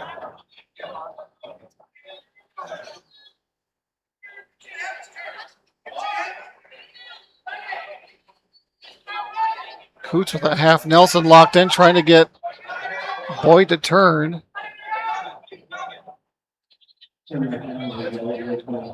Frankfurth 4 for near fall will lead 7-0 with 20 seconds to go in the first.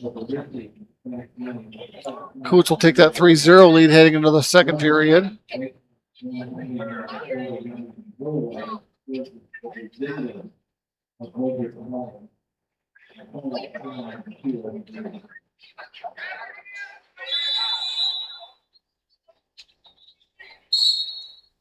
And Frankfurth will take a 7-0 lead as they head into period 2.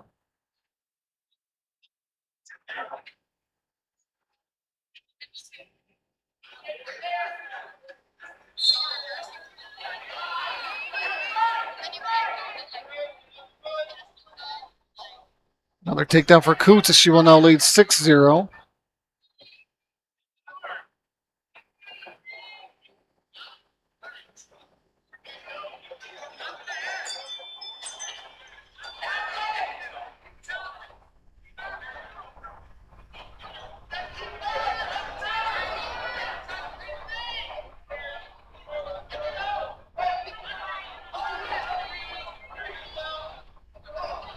Kuntz has Boyd on her back now, accumulating near fall, looking for the pinfall.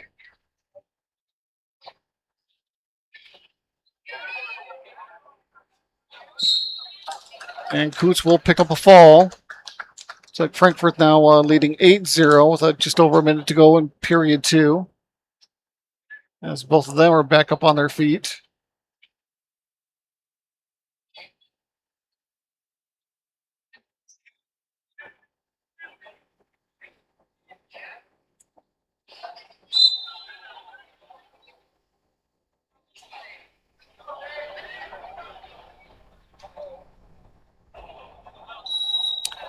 Action on mat 1, 100-pound Wrestle background. Chamberlain's Joanna Moroccan, sophomore, taking on Elise Schweitzer, an 8th grader from Stanley County.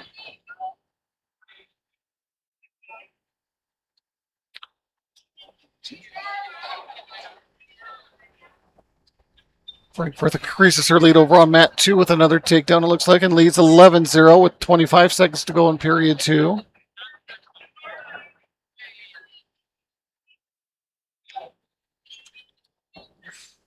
Schweitzer in on a shot and will get a takedown. And Schweitzer will pick up a fall.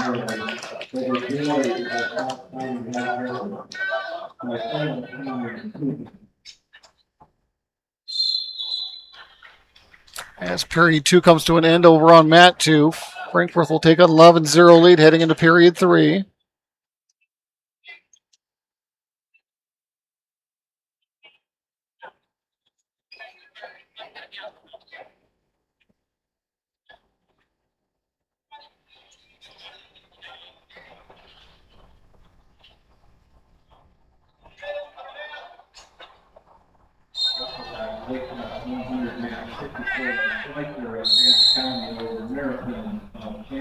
Over on mat 1, the 110-pound semifinal matchup. Once things populate for me here.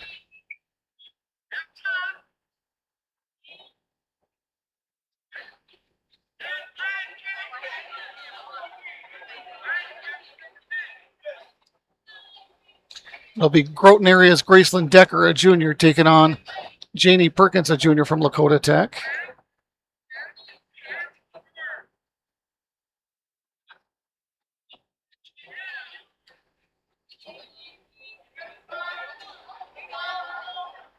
It's like Frankfurt trying to lock up a cradle here over on mat 2. She leads now 12-0 with just over a minute to go in the third and final period.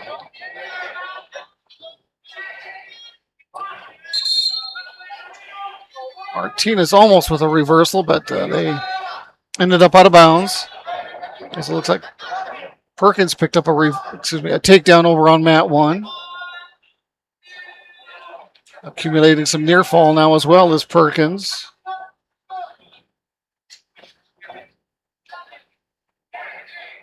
And Perkins will pick up a fall over Decker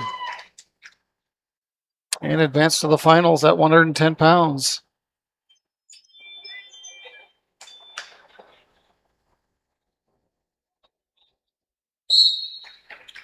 Over on mat 2, we have a 105-pound semifinal matchup. Stanley County's London Allen Hunsaker, a senior, taking on Moriah Schwartzendrubber, 8th grader from Miller Highmore Herald.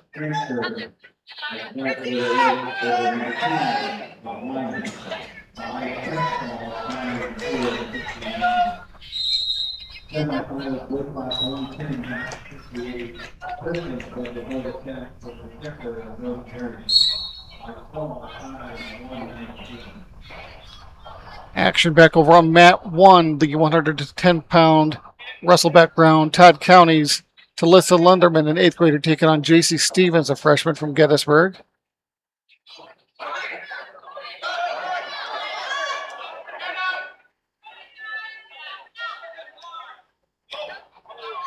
Lunderman looking for a throw.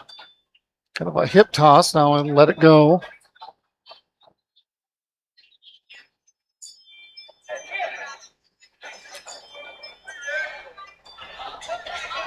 As Schwartzendrubber will pick up the first takedown over on mat 2 and lead 3-0 over Hunsaker. As Lunderman picked up a takedown as well over on mat 1, and she will lead 3-0. And Lunderman will take that 3-0 lead as they head into period 2.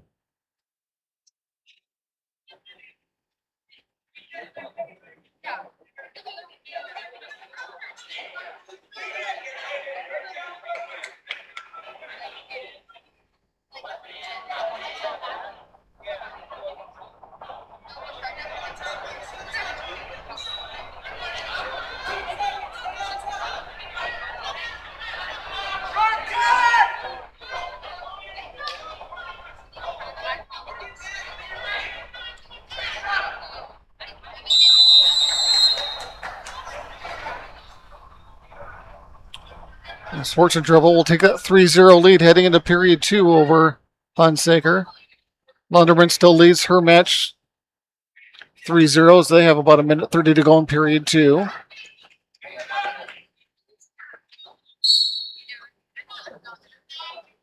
Let's do a quick rundown of the team scores here, folks. Currently, Sturgis Brown leads with 73.5 points. Clark Willow Lake in second with 57 points. Lakota Tech is third with 34 points. Stanley County in fourth place with 29.5. Bennett County in fifth place with 28 points. Todd County White River in sixth place with 26 points. Sully Buttes in seventh place with 25.5. Chamberlain in eighth place with 20 points, tied with Miller Highmore Herald. Winner is in 10th place with 14 points. Mulbridge Pollock in 11th place with 10 points, and Gettysburg and Groton area tied for 12th with 7 points. Lyman and McLaughlin tied at 14 and 14th place with 6 points, along with Timberlake and Fulton area in 17th place with 3 points.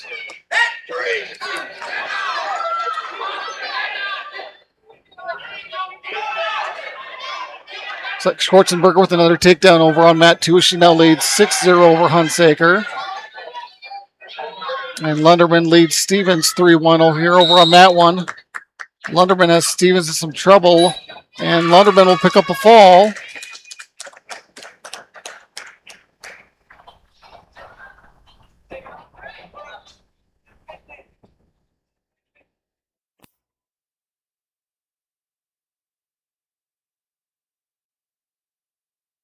Let's see who it was.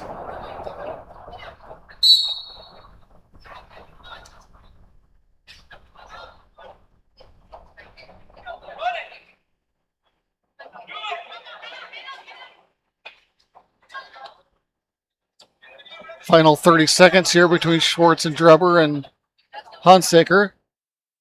Schwartz and Drubber still holding that 6-0 lead. Action back on mat 1, the 115-pound Wrestle background. Todd County's Remington Edwards, a sophomore, taking on, oh, my eyes are failing me. It looks like Mariah LeBeau of Miller Highmore Herald.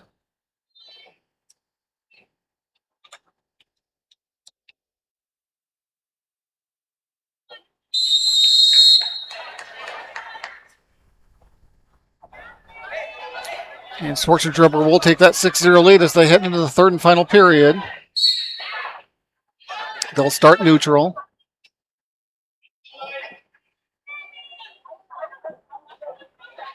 No points awarded yet between Edwards and LeBeau over on mat 1.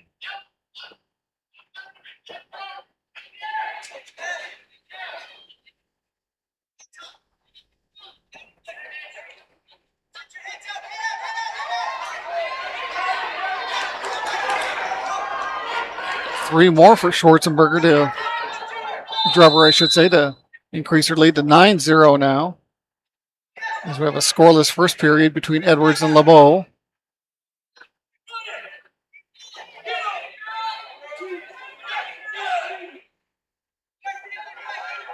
Schwartz and Drubber picking up more near fall. Looking for the pinfall.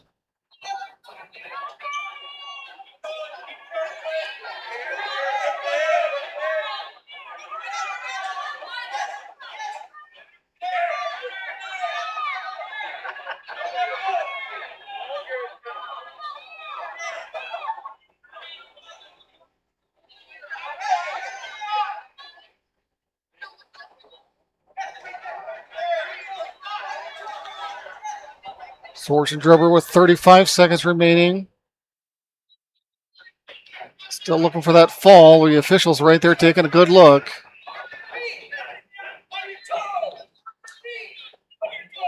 Edwards and LeBeau still scoreless over on mat 1.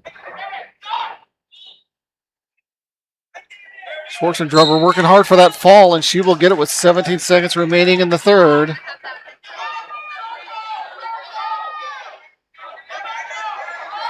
So Schwarzenberger will move to the finals at 105.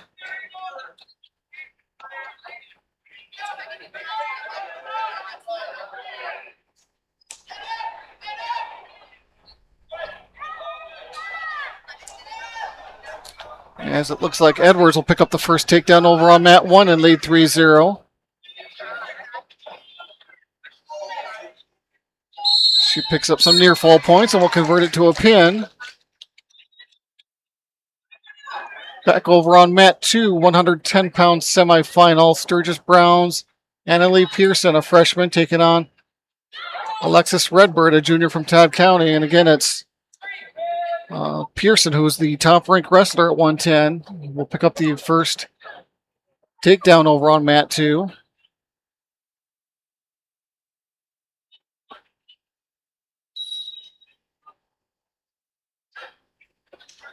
Over on mat 1, we have a wrestle background at 115. Lakota Tech's Malaya Apple, a sophomore, taking on Adalia Ramirez, an 8th grader from Sully Buttes. That's Apple with the first takedown, and Pearson will pick up a fall over on mat 2.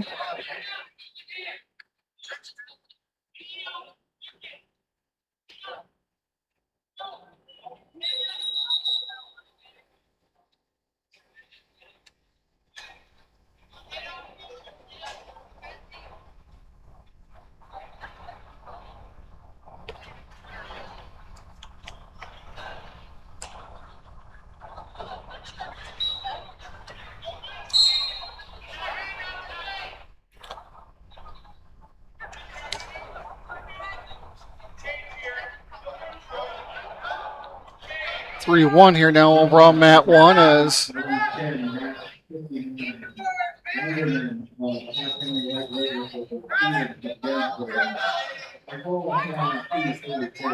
like we've got probably another penalty point as it's now 3-2. Ramirez over Apple. Over on mat 2, we have a 115-pound semifinal matchup. Sturgis Browns, Cadence Hand, a freshman, taking on Hadley Gertie, a junior from Clark Willow Lake.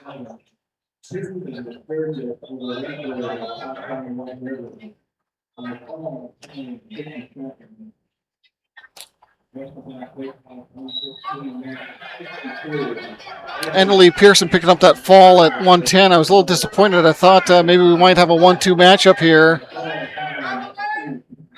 as Kaya Hunter was ranked 2 in the Dakota Grappler rankings, but I know Bennett County's here. They brought a few wrestlers, but maybe Kaya wasn't one of them, so haven't seen her wrestle yet anyway.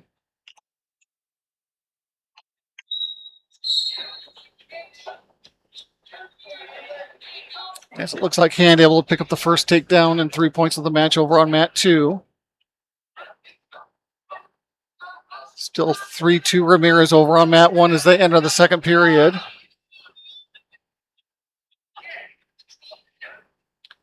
Make it 6-3 now, Ramirez. 1, 2, 3. As Hand will pick up a fall over Gertie on mat 2 to advance to the finals at 115.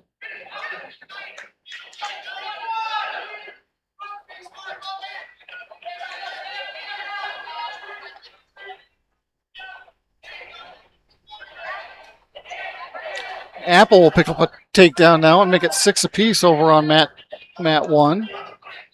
So just over a minute to go in period 2.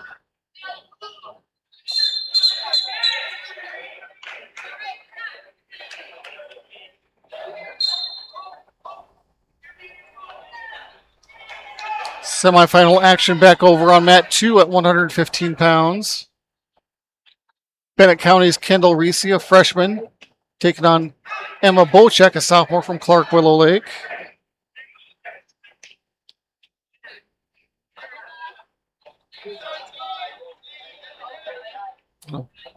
Kaden Sand, I believe, just wrestled in that last match for Sturgis. She was ranked 7th overall at 115. Bocek, an honorable mention at 115. Ramirez now leads 10-8 here over on mat 1. Final 10 seconds of that match for period 2.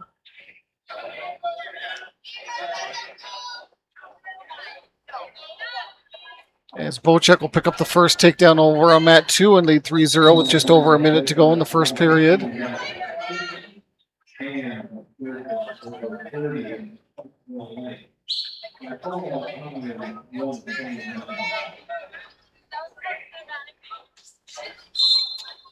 Ramirez and Apple will head to the third and final period with Ramirez leading 10-8. Got a clasping of hands violation, it looks like. That will award Ramirez another point. So she will lead. Scoreboard here shows 12-8 now.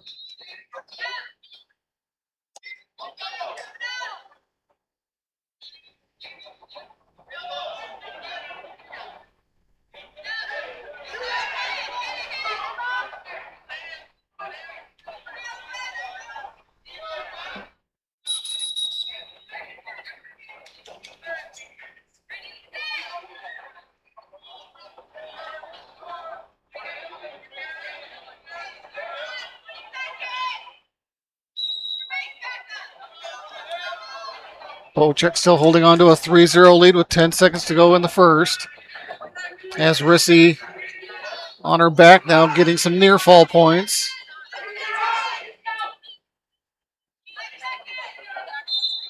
She won't pick up the pinfall, but I believe she'll get 4 more for a near fall. She will, and Bocek will head on the second period with a 7-0 lead.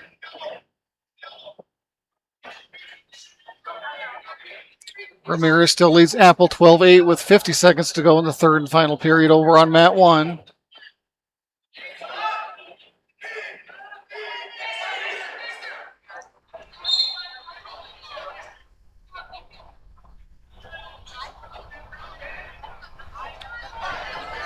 Bocek with an escape to increase her lead to 8-0 over on mat 2.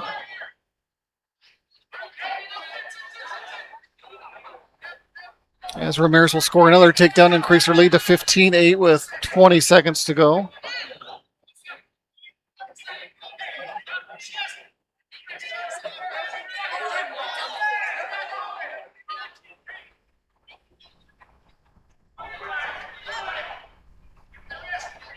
Stalling warning, it looks like, over on Bocek, over on mat 2.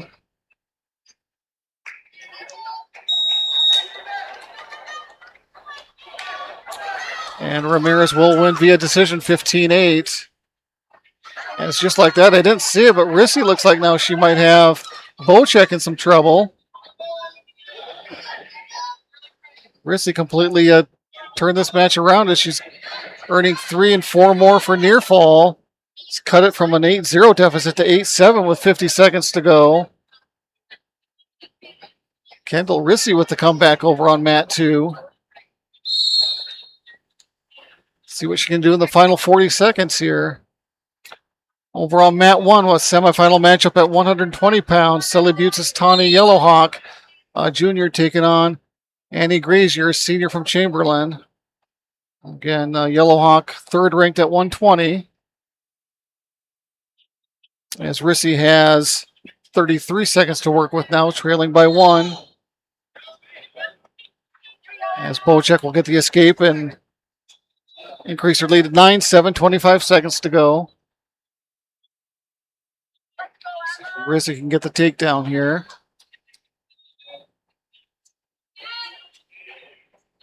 It's 12 seconds to work with now. Yellowhawk with the first takedown over on mat 1. Rissy's got to hurry down to the final 3 seconds. And they will stall out with Bocek winning via decisions 9-7 and advance to the finals at 115.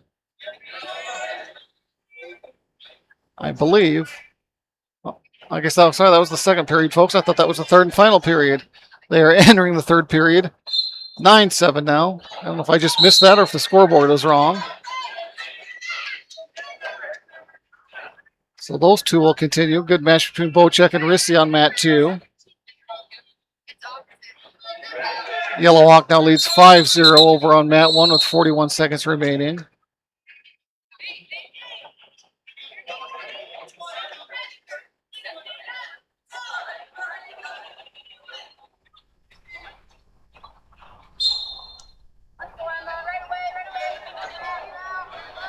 And Bocek will get another escape and now lead 10-7.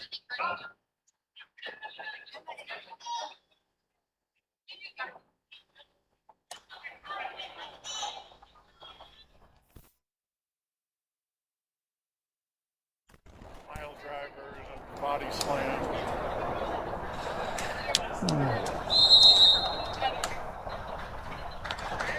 Yellow Hawk will take a 5-0 advantage heading into period 2 over on mat 1.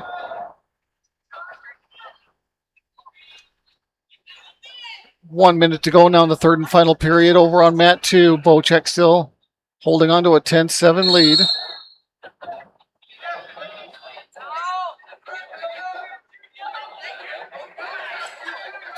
Rissy looking for a hip toss.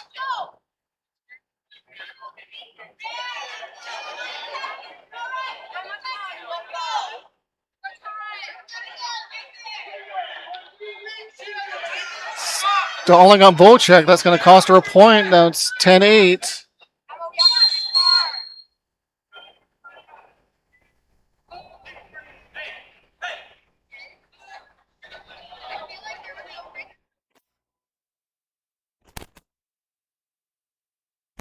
We might have a warning on the coach here now as well, here over on mat 2. Yellow Hawk with another takedown, looking for the fall over on mat 1. 30 seconds to go here between Rissy and Bocek. They are going to maybe award a point here, I believe, to Rissy. It might be 10-9 now. No, they keep it at 10-8, I guess. Yellow Hawk did pick up a fall, I believe, there over on mat 1. As I pay attention to the last 15 seconds here over on mat 2 between Bocek and Rissy. Out of bounds. They'll start neutral for the final 13 seconds.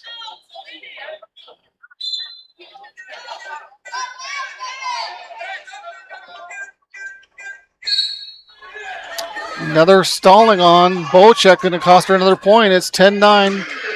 Rissy going to pick up a fall right at the edge of the mat for 3. And Kendall Rissy will come back. Win via decision 12-10 over Emma Bocek to advance to the finals at 115. That's going to be the match of the night so far.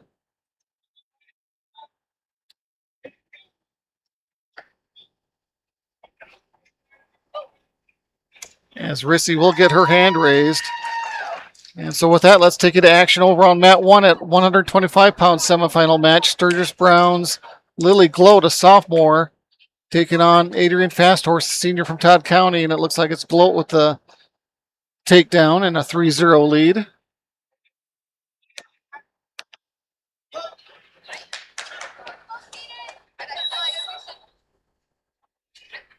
Gloat's got 2 points coming for near fall.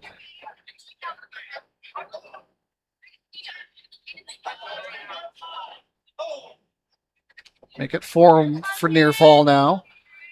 Over on mat 2, semifinal matchup at 120. Sturgis Brown's Nevaeh Peters, a sophomore, taking on Cadence Bocek, a senior from Clark Willow Lake. Again, Cadence Bocek, honorable mention in the rankings. Let's check 125. Anybody listed there in the rankings?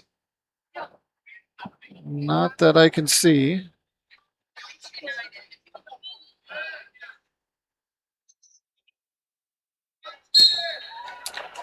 And Lily Gloat will head to the finals at 125 via pinfall.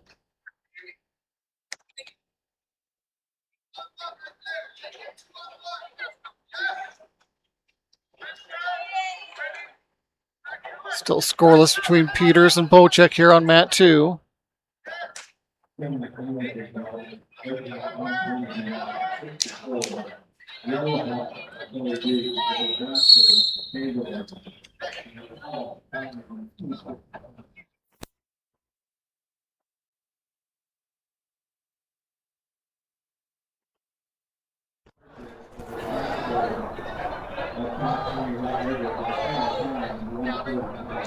Action on mat 1 at 125-pound semifinal matchup. Clark Willow Lake's Zoe Nichols, a senior, taking on Sadie Schomp, a freshman from Bennett County.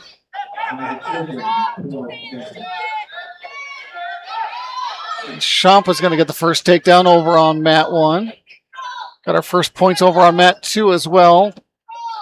Although I can't tell who is who there. Believe it's Bocek with the takedown over there on mat 2.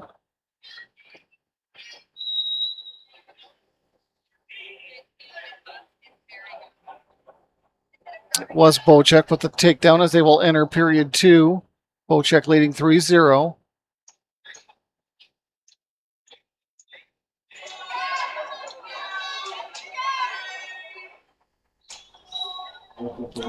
Schomp will accumulate some near fall points over on mat 1. She's going to pick up a fall. So Sadie Schomp will advance to the finals at 125.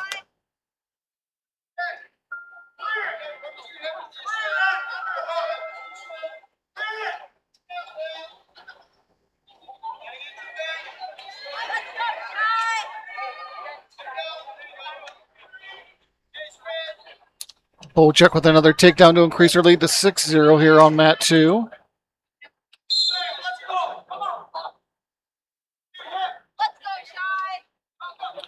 We have a semifinal matchup at 130 here on mat 1. Going to be Sully Buse's Kateri Yellowhawk, a senior, taking on Cheyenne Gerdad, a sophomore from Clark Willow Lake. Again, Kateri Yellowhawk, the second-ranked wrestler at 130.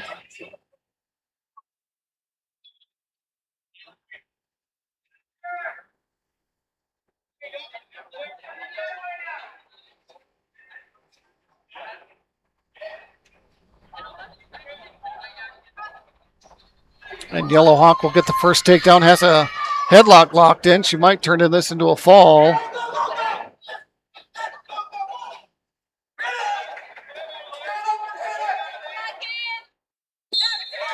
And Yellowhawk will get the fall.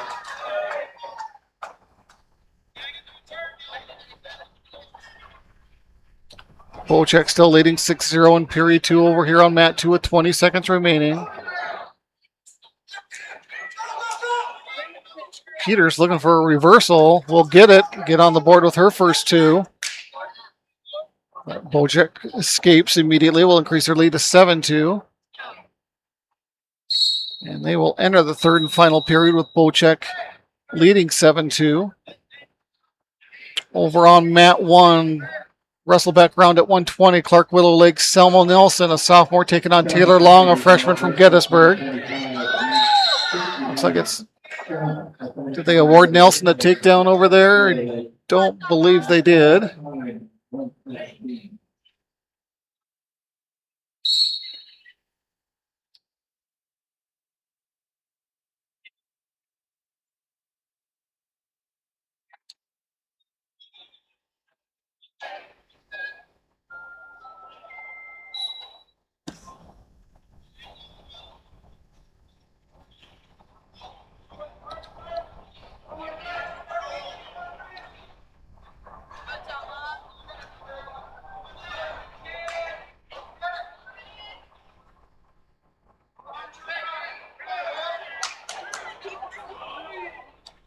It's Peters now with the advantage here over on mat 2 as Bocek in a little bit of trouble here. She's got some near fall points coming as Nelson and Long will head scoreless into the second period.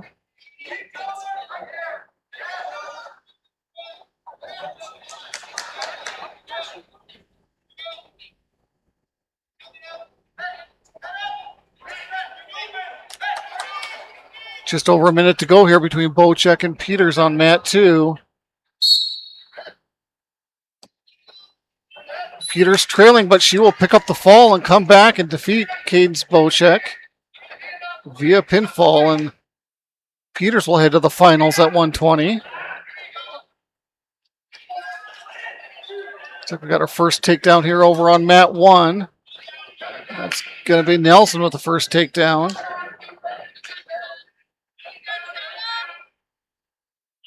Nelson also has some near fall pending as well.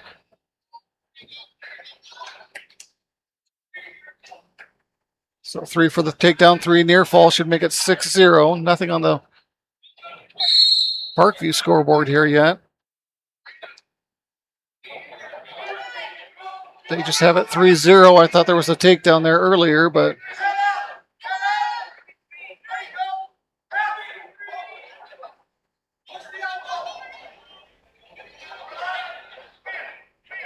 action over on mat 2 will be in the wrestle back round at 125. Sturgis Brown's Aubrey Pickett, an 8th grader, taking on Abilene Runnels, a freshman from Lakota Tech, and it's Pickett with a takedown and a 3-0 lead over on mat 2. Long has reversed things and now cut the deficit to 3-2. Long now looking for the fall. So we got a stoppage over on mat 2. Looks like maybe a blood timeout. As Taylor Long will come back and pick up a fall over Selma Nelson on mat 1.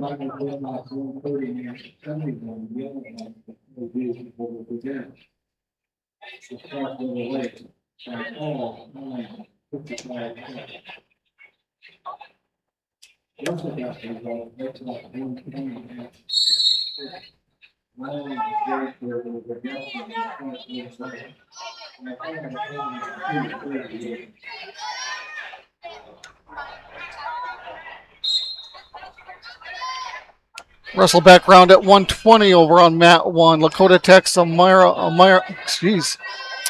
Hart, the sophomore, taking on Bella Willowite, a sophomore from Sturgis.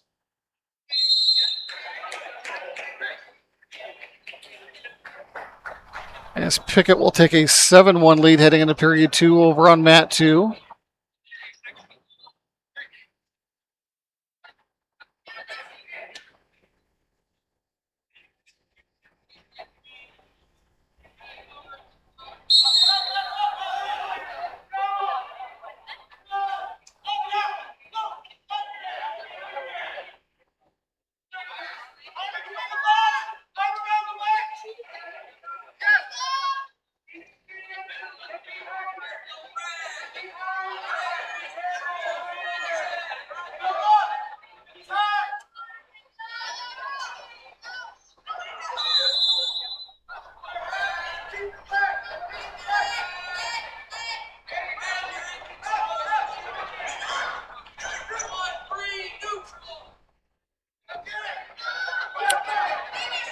Pickett's going to pick up a point and now lead 8-1 over on mat 2.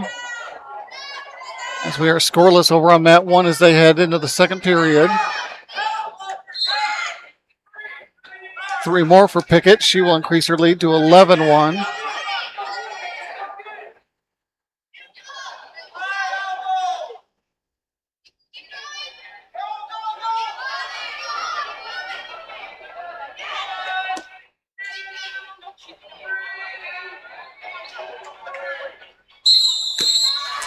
And Pickett will pick up a win via fall. For you Stanley County fans, the other thing I've noticed looking along the sidelines here, the Rutherford twins for Stanley County, neither one of them have dressed today. I see the one on crutches. I couldn't tell you if that's Gracie or Kimura, but either way, neither one of them wrestling today. Or this evening, I should say. As Willowite picks up a takedown. Keep your chest, Connor. Keep your chest.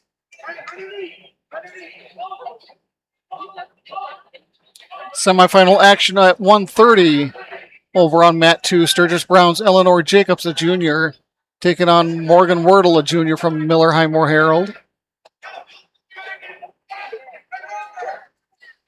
Wordle, the 8th ranked wrestler at 130.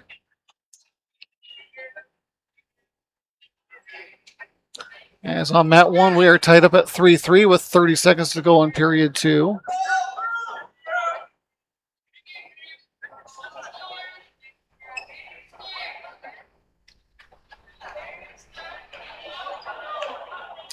Wordle with an initial takedown and cut Jacobs for a 3-1 lead. Over on mat 2. Jacobs in on a shot. Does look like she's got a hold of at least one leg. But Wordle does a nice job to turn it into a takedown of her own. As Hart and Willowite over here on mat 1 will head into the third and final period, tied 3-3.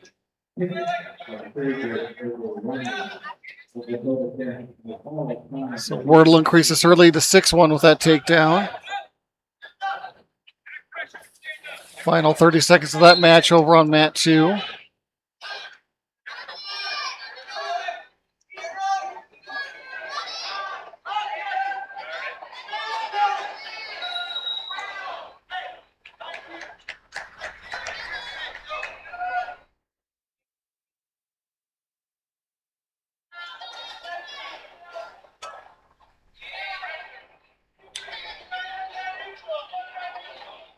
An escape by Willowite will make it 4-3.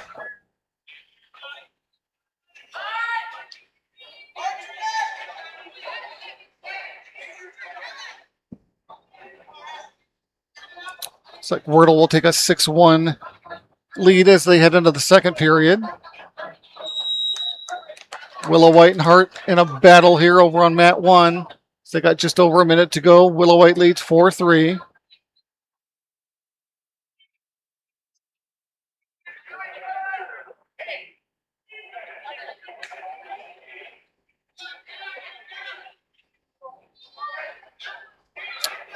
I believe a stalling warning is going to give Hart another point, but Willowite comes right back with her own takedown and now leads 7-4.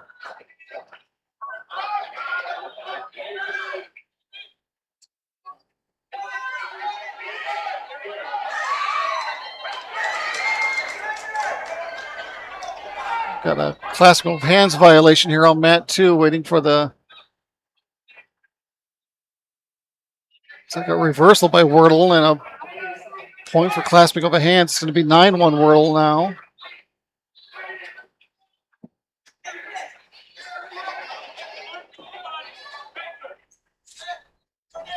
It's like Hart in position possibly to get a fall, and there's the slap of the mat. Actually, that was Hart. That was Willowite. My apologies there. That was Willowite with the fall over Hart.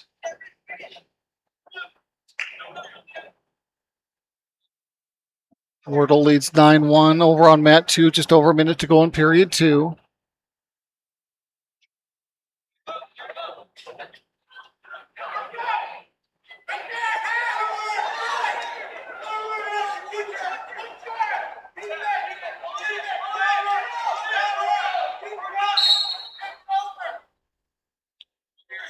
Wrestle back round at 1, excuse me, it just changed on me there, folks. Semifinal matchup at 135 here on mat 1.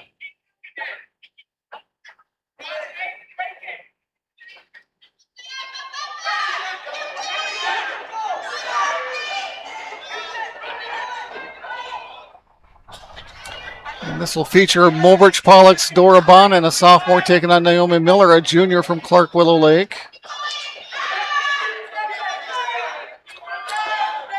Miller, the 6th ranked wrestler at 135. Bond in an honorable mention. Looks like it's Miller with the initial takedown and a 3-0 lead. Wordle still leads her match 9-1 at the end of the second period.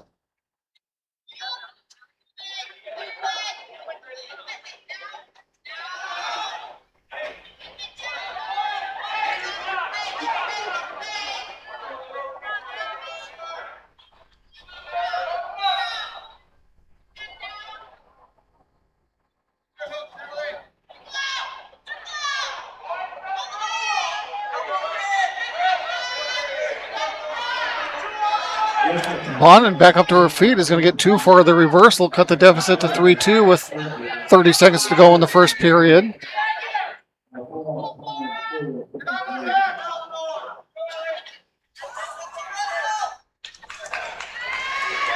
And Wordle with another takedown and will increase her lead to 12-1.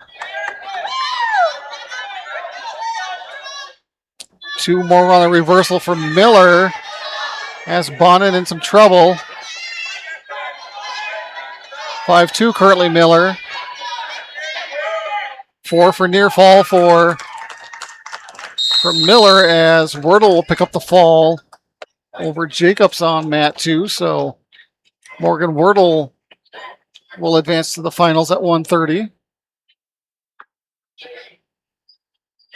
And at the end of the first period, looks like Miller going to take a 9-2 lead into the second period.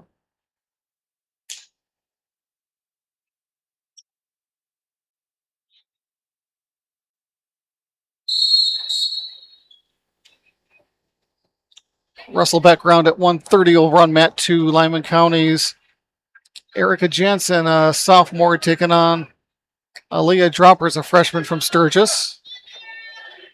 Miller with another takedown. Has Bonin in some trouble here, looking for the pinfall.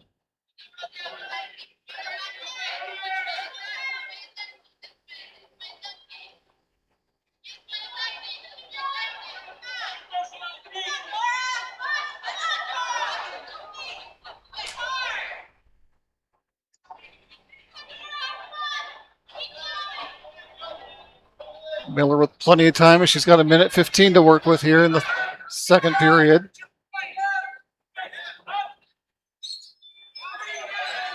So Jansen will pick up the first takedown on a 3-0 lead over on mat 2.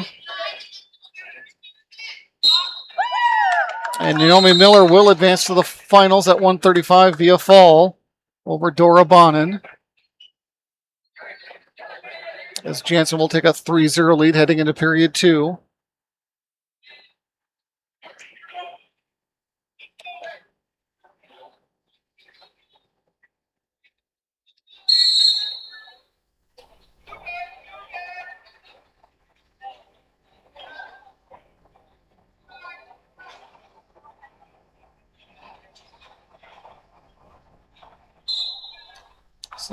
Consolation round, wrestle back round at 135 over on mat 1. Cheyenne Eagle Buttes, Amanda Bluecoat, a freshman, taking on We2 White Dress, a sophomore from Lakota Tech.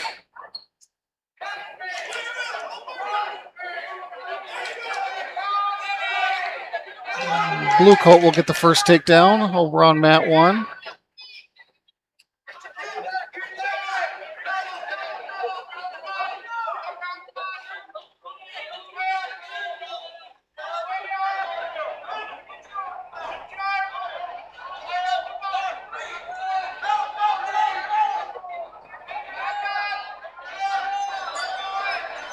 Jansen awarded another takedown to increase her lead to 6-0 on mat 2.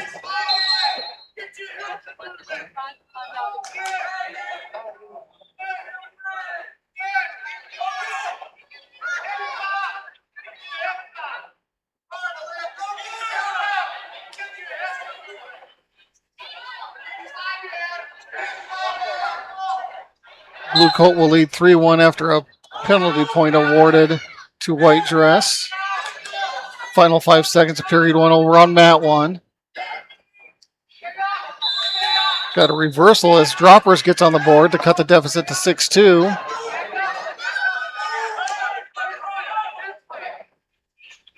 Final 15 seconds of period 2 over on mat 2.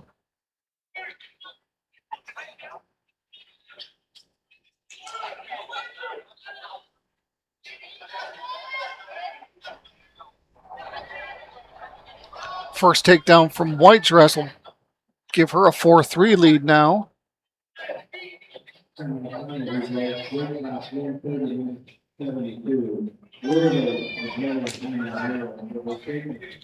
White Dress has Blue Coat in some trouble now. White Dress trying to battle back, and she will pick up a fall after trailing 3-1 early on.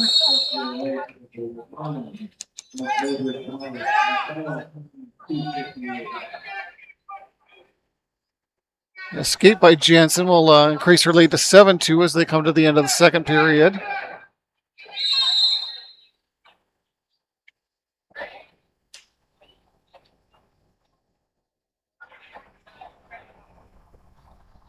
So got a blood stoppage over on mat 2, it appears.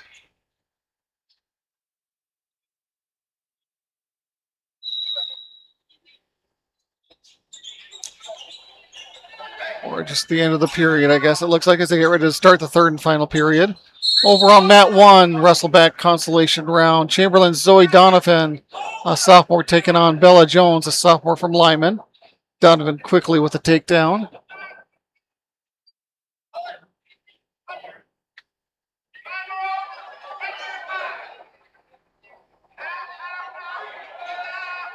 Jansen with another takedown. She'll increase her lead to 10-2. Accumulating some near fall points as well now.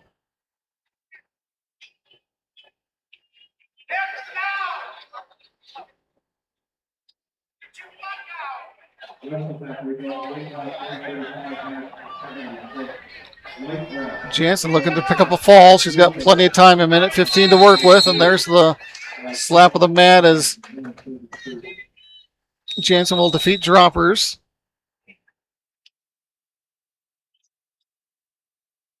Donovan will take a 3-0 lead heading into period 2 over on mat 1.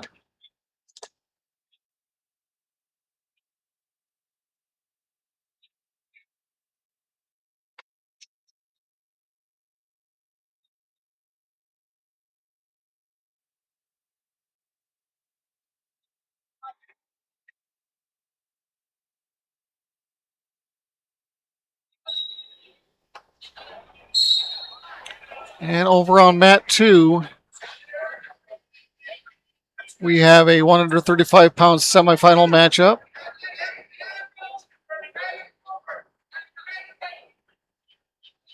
Sturgis Brown's Brooklyn Bard, a senior, taking on Gabby Wordle, a fellow senior from Miller Highmore Herald. Bard ranked 4th. And at 135. Don't see Wordle ranked.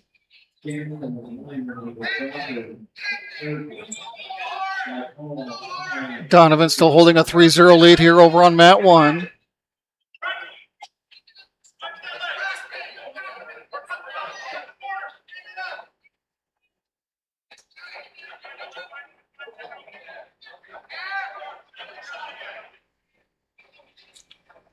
Donovan with an escape will increase her lead to 4-0. Donovan with another takedown to make it 7-0 now.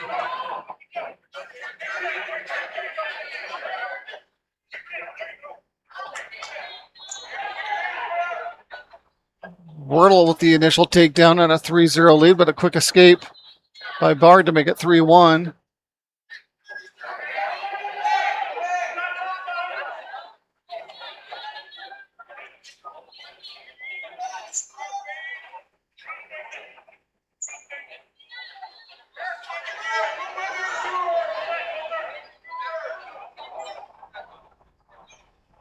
Bard will get her first takedown to take the 4-3 lead now with 10 seconds to go in the first.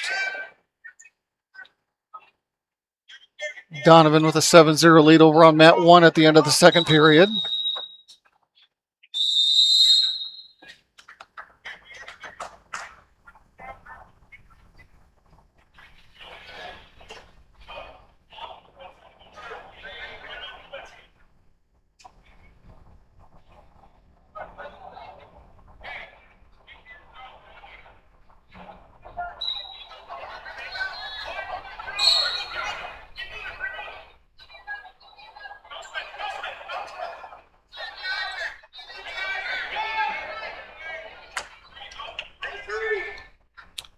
Donovan with another takedown on mat 1 to increase her lead to 10-0.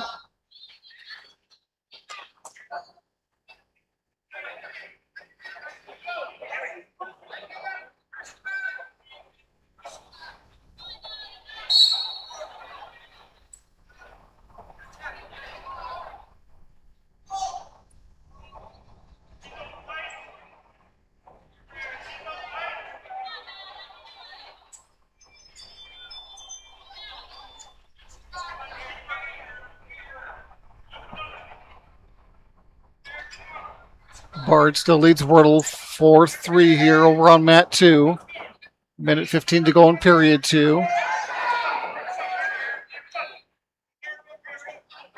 Bard able to convert another takedown. She'll increase her lead now to 7-3. And we have a blood timeout, I believe, over on mat 2.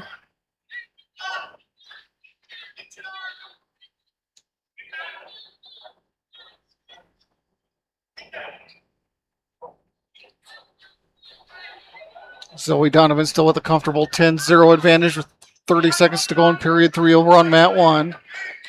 As Jones gets on the board with an escape. Donovan in on a single leg.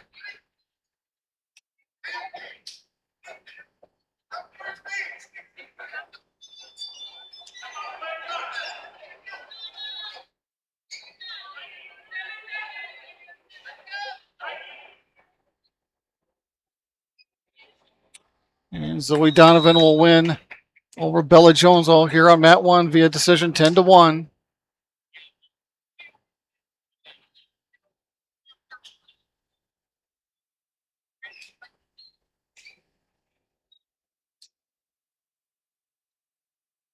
Remember, wrestling folks, we have more action for you tomorrow right here at Parkview Auditorium, as it's going to be the boys' turn tomorrow morning, as we'll have Big Dakota Conference Wrestling boys version starting at 10 a.m. tomorrow morning.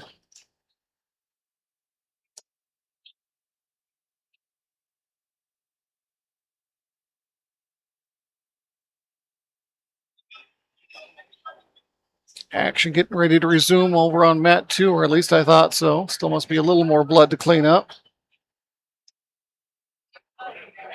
Action on mat 1, 140-pound semifinal. Sally Butts' Pages Jonas, a senior, taking on Lilia Meek, an 8th grader from Fulton area.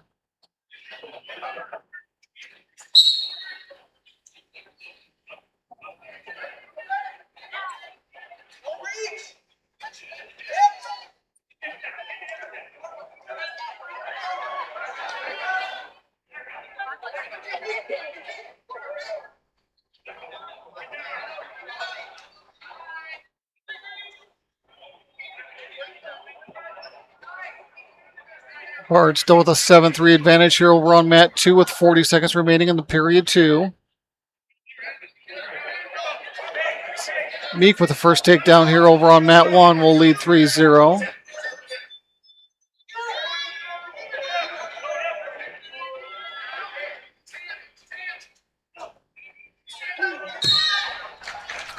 As Bard will pick up a fall over on mat 2, as she will advance to the finals at 135.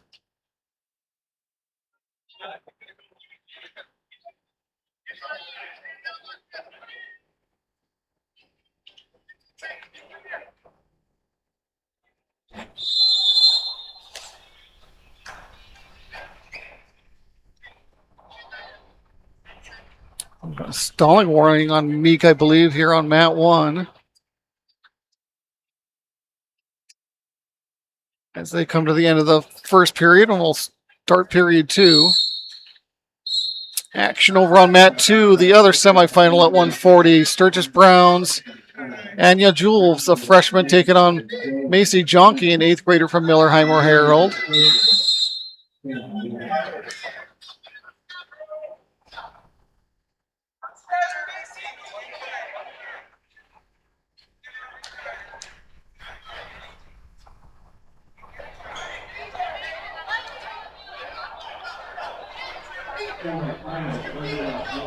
I believe they did give Jonas a point there, I believe, towards the end for a stalling penalty on Meek, so it is 3-1.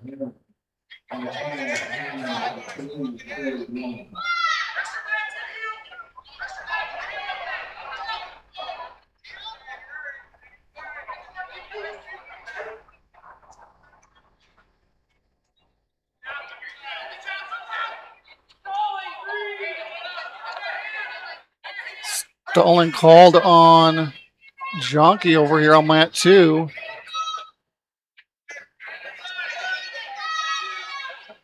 Meek trying to lock up a cradle here on mat 1. And Meek will pick up a fall over Jonas to advance to the finals at 140.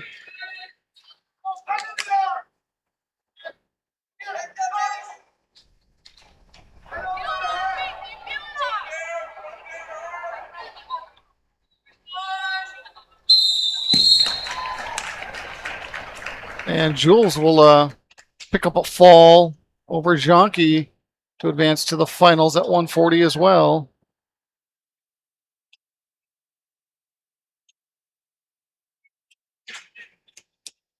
Jonas a little slow to get up there in that last match, but nice to see she's back up on her feet. I think it was just more from exhaustion than anything.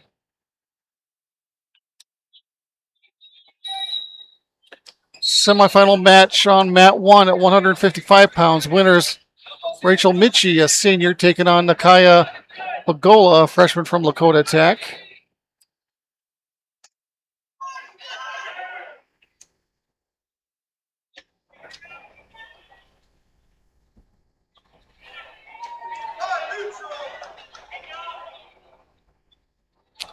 Waiting for my mat 2 competitors to refresh. There it is.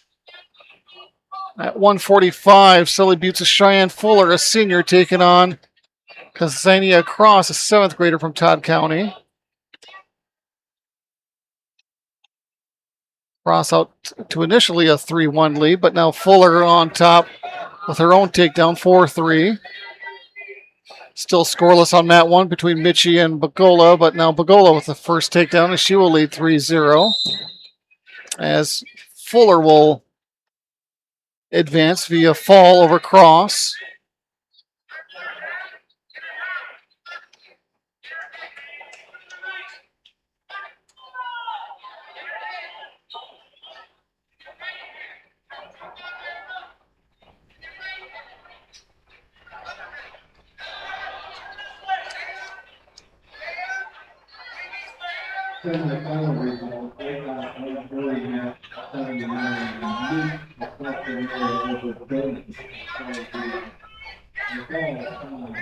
Over on mat 2, the other 155-pound semifinal, Clark Willow Lake's Brianna Ahrens, a sophomore, taking on Mariah May, a junior from Bennett County. Yes, we had a fall here over on mat 1. Was it Bagola who's going to get her hand raised? I couldn't see who was in the better position. Actually, it's Michi who's going to get her hand raised and win via fall.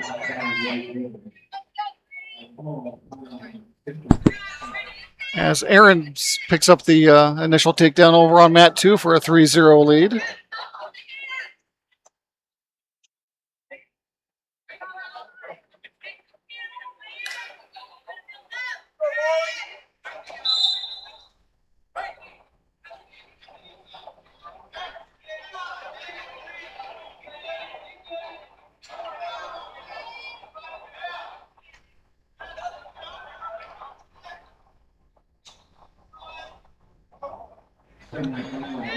Russell background at 155 on mat 1. Sturgis Brown, Shaylin Stewin, a freshman, taking on Mahill Breston, a senior from Miller Highmore Herald. Scoreless so far on mat 1. Aaron still a 3-0 lead over May on mat 2.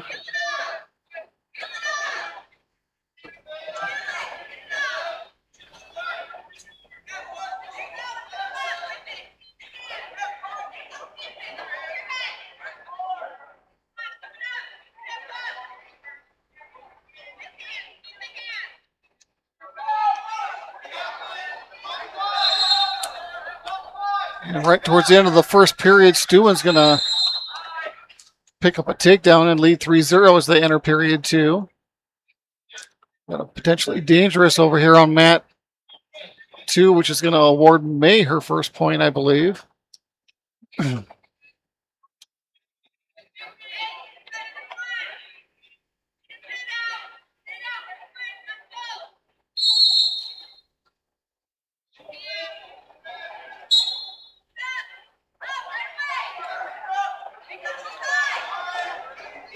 Final 10 seconds between Ahrens and May here on mat 2. Looks like Ahrens will take that 3-1 lead heading into period 2.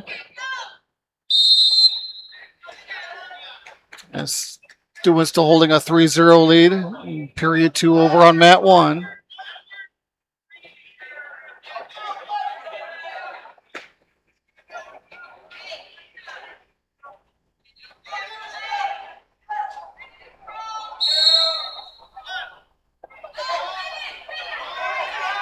Mayan on a single leg over on mat 2.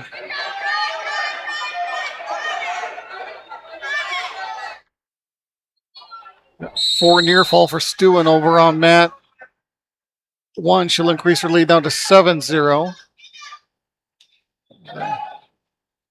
Again, didn't catch what happened over on mat 2, but May looks to be in a little discomfort. My colleague next to me, John Stewart, says she got dropped on her head a bit.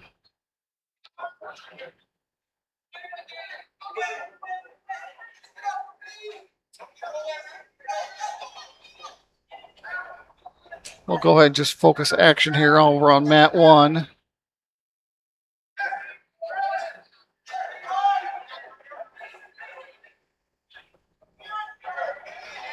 Shaylin Stewin of Sturgis still leads 7-0 over Bresson of Miller Highmore Herald with 20 seconds to go in period 2. See May's back up on her feet. Let's see if she'll be able to continue.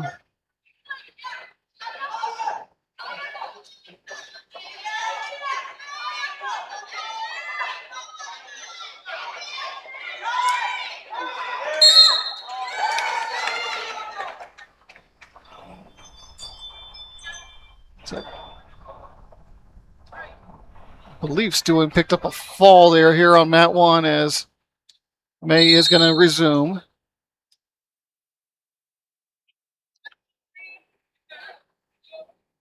Maybe it was the end of the period before the fall, as it shows Stewin with an 11-0 advantage. Some discussion at the head table as far as to what happened. Meanwhile, Aaron's now leads 6-2 over here on mat 2.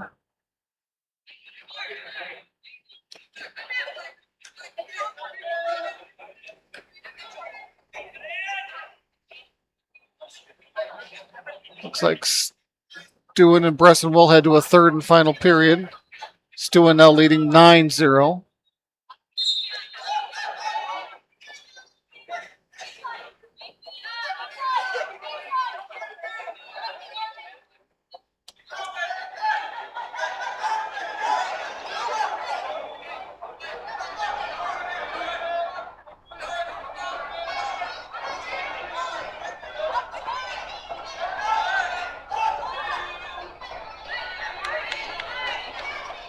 Aaron's picking up some near fall points now over here on mat 2.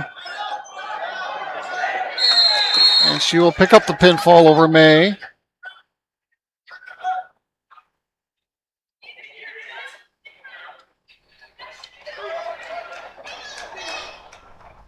Stewin will get another takedown and convert that takedown into a fall. So Brianna Aarons will advance to the finals, as she defeated May on mat 2 there just a moment ago. Stewin via fall in her Consolation wrestle background as well. 170 pound semifinal over on mat 2. Clark Willow Lakes, Adeline Aarons, a freshman, taking on Volana Walking Bull, an 8th grader from Chamberlain. It's like Walking Bull with the initial takedown.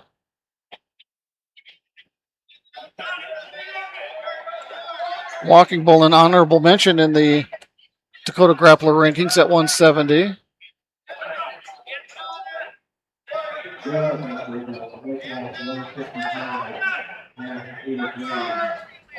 Aarons with an escape to cut it to 3-1. And over on mat 1, I should say, semifinal, the other semifinal match at 170, Todd County's Amaya Martinez, a senior, taking on Sapphire Lauren Chandler, which is over. I didn't see who won that match. I went that quickly before I could get to it. It disappeared on me. There is a history here if I just look for it.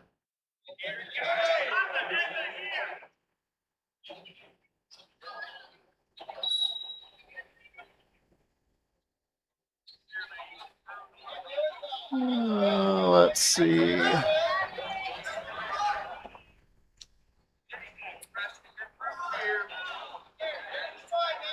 Don't want to be wrong, but we'll get back to that as soon as I can find it here. As Aarons has come back now leading 4-3 here over on mat 2.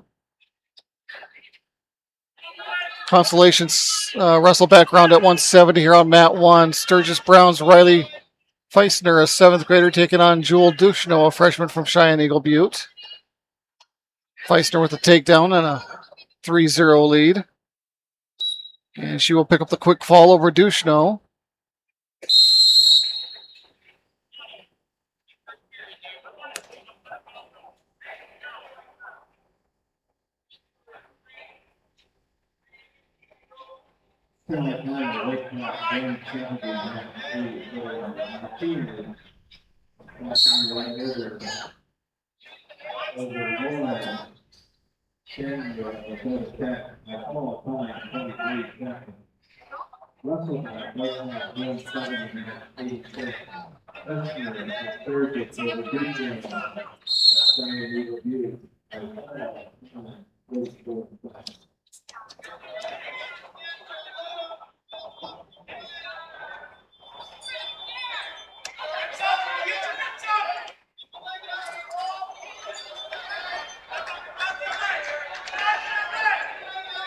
Sorry about that, folks. Let's get back to the action here. Over on mat 1, 190-pound weight class, Sturgis Brown's Muriel Hagan, a junior, taking on Chelsea Rilliard at Dakota Tech.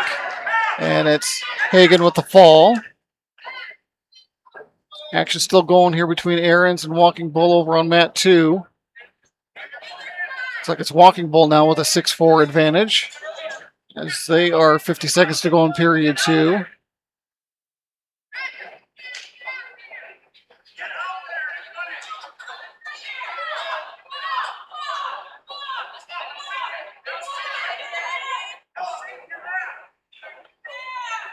Walking Bull accumulating some near fall here now on mat 2.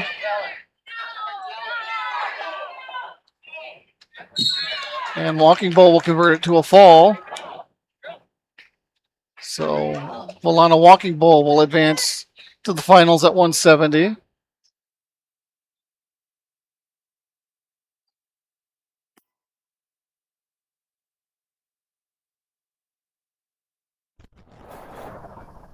Don't see any action. Anybody checking into the head tables here. I don't know if that means we're taking a bit of a break here, folks.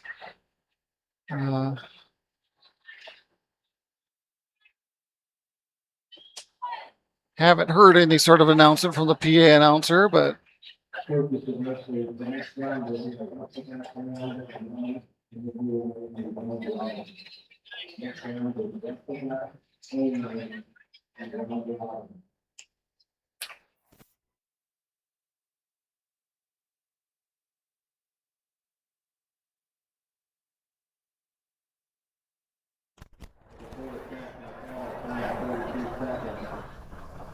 hard for me to hear the PA announcer with my headset on here, folks, but I believe he said something to the effect of the next round will be just wrestle back only.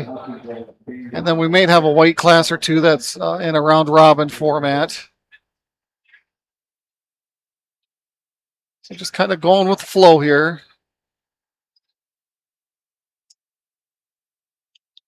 But I didn't hear anything about an official break. As I do see a couple competitors possibly checking in on mat 2.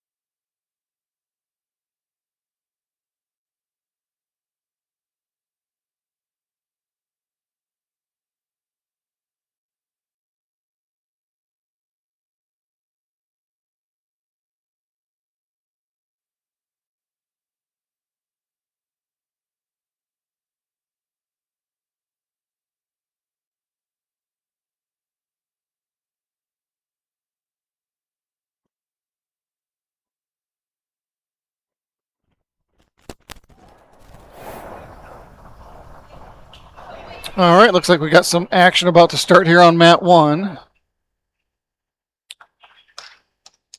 This shows the 100-pound Consolation semifinal between Millerheimer Herald's Katie Coots, a freshman, taking on Bree Rissy, an 8th grader from Bennett County.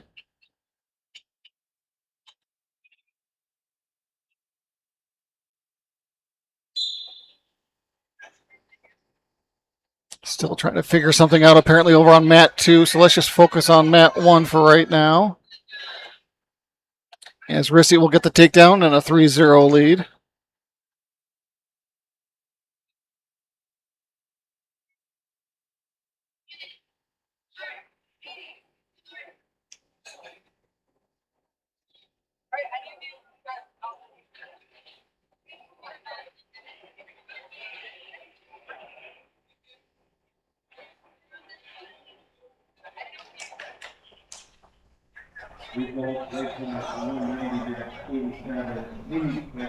Now it looks like we're about ready to get started here on mat 2 as well.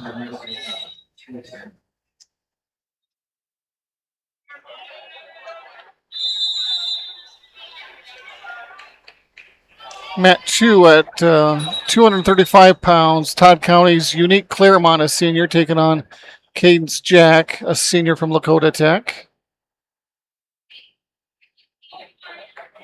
I believe we had a potentially dangerous there, and a point awarded to, might have been Claremont. I'll wait for the score to update here.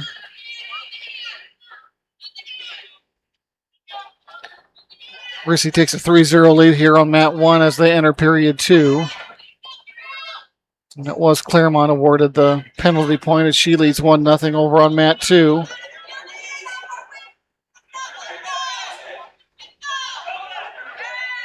Claremont now with a takedown. And Claremont will convert it into a fall.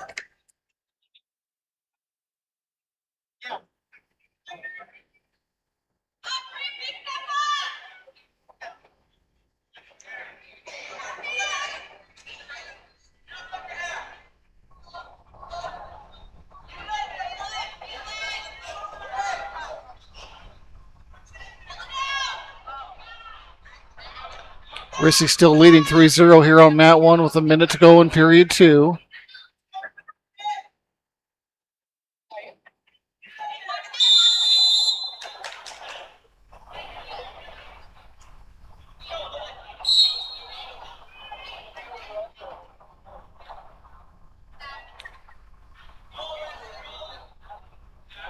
Action back on mat 2 will also be at 2:35.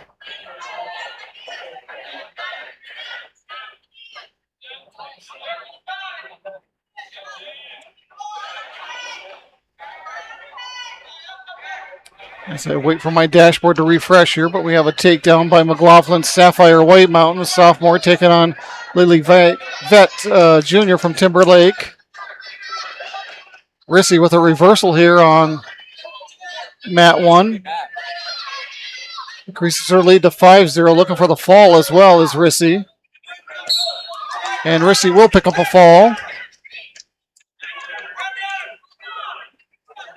as she defeats Katie Coots.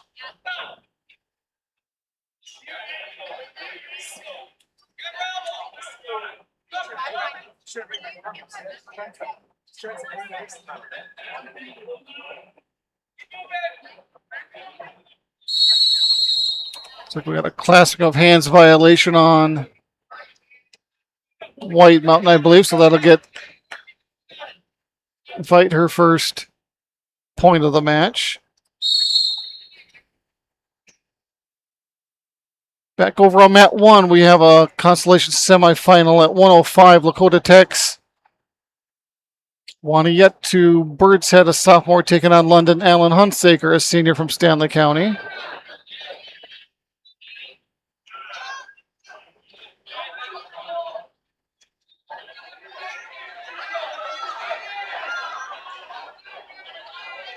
Back and forth they go, and it's Hunsaker with the takedown.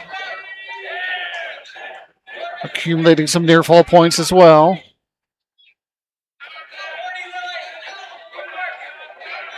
So 4 more for Hunsaker. She'll jump out to a 7-0 advantage. White Mountain still with a 3-1 advantage here in period 1 over on mat 2 with 30 seconds to go.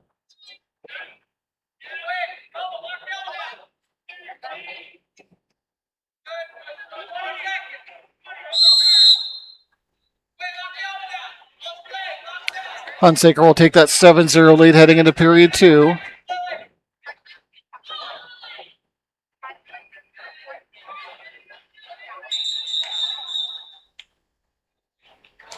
Another potentially dangerous, so that'll award Vite another point and trail 3-2 with 3 seconds to go in period 1.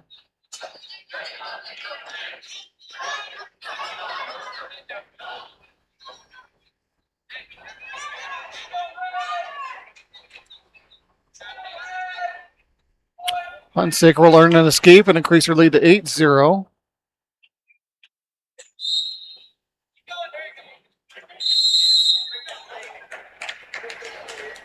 White Mountain will take a 3-2 lead heading into period 2 over on mat 2.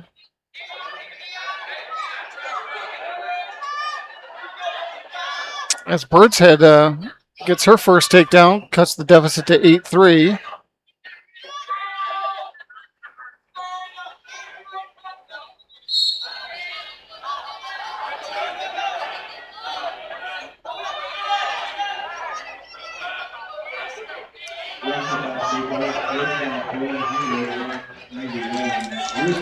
Hunsaker with a reversal to increase her lead to 10-3.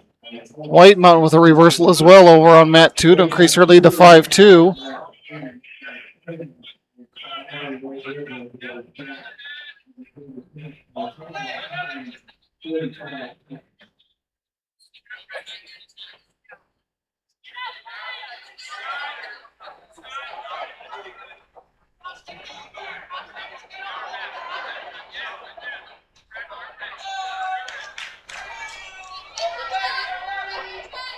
Hunsaker accumulating some near fall points as well. Looking for the pinfall. She's got 15 seconds to work with towards the end of period 2.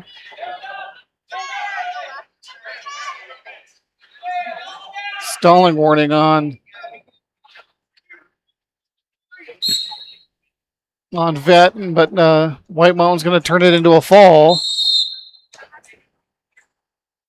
Hunsaker's going to pick up 4 more at the end of the period and lead 14-3 as they head into the third and final period. And what did I click on?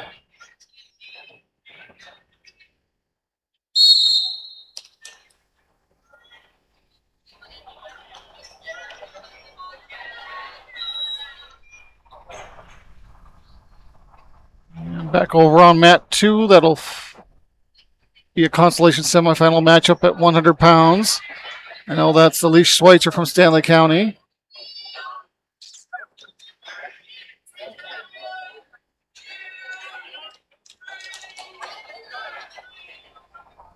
As Elise Schweitzer, the 8th grader from Stanley County, will take on winners Jalen McCall, a sophomore from Winter.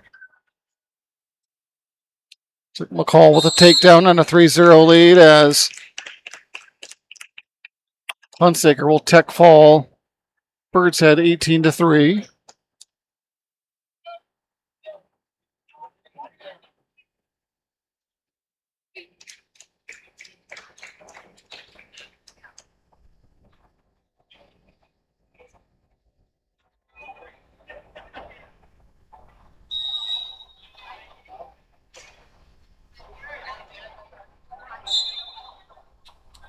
McCall picking up near fall towards the end of that period as well, and will take a 7-0 lead heading into the second period over on mat 2. On mat 1, that moves us to the Consolation semifinal at 105 between Lyman's Avery Martinez, an 8th grader, taking on Harper O'Day, an 8th grader from Sturgis.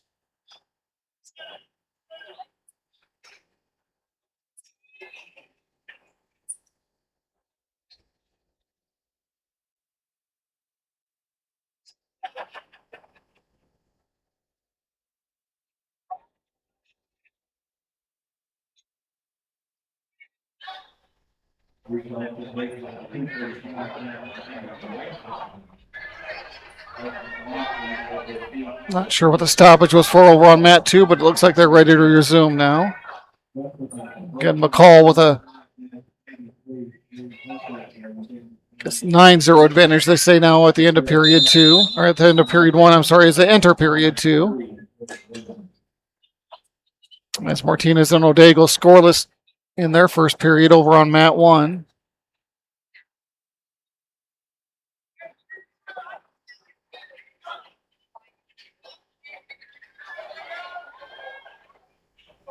McCall with another takedown. She will lead now 12-0 over on mat 2.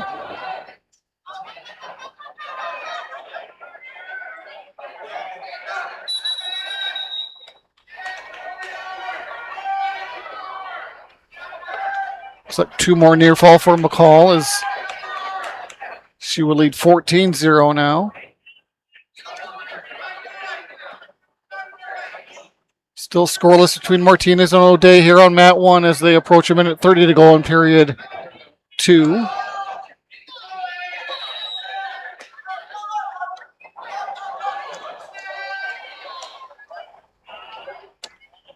McCall with another takedown.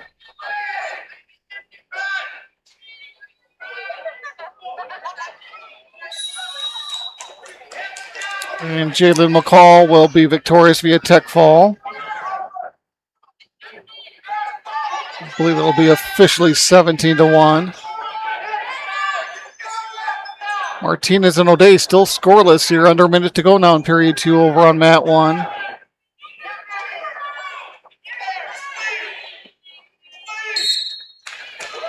And just like that, it's Martinez picking up the fall over O'Day.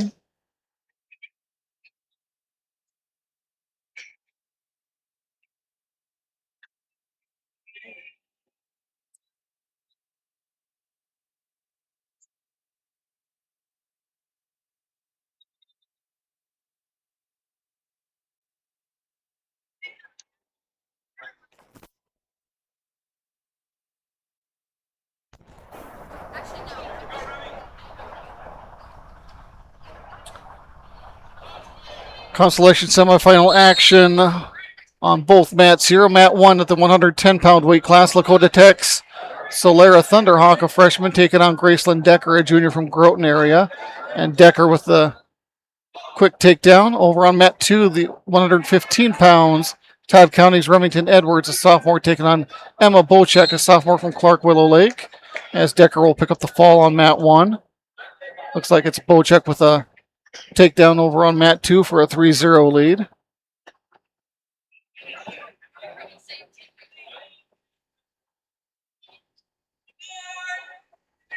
Bocek accumulated some near fall now as well. She'll get 4 more and increase her lead to 7-0.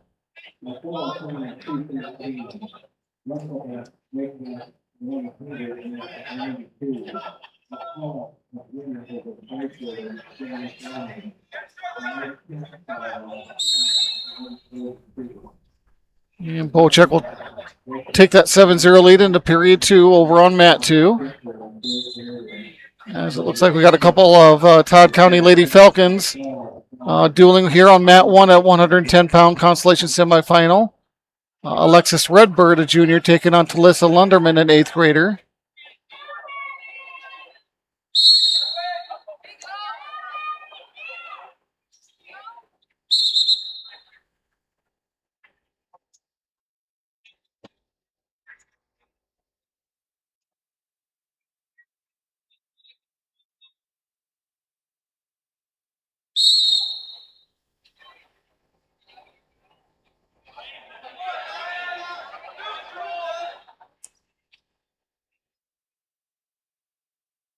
An escape from Bocek over on mat 2 will make it 8-0. Still scoreless, under 10 seconds to go between the Lady Falcons over on mat 1. Now it looks like it's Redbird with the first takedown as she will take a 3-0 lead as they head to period 2.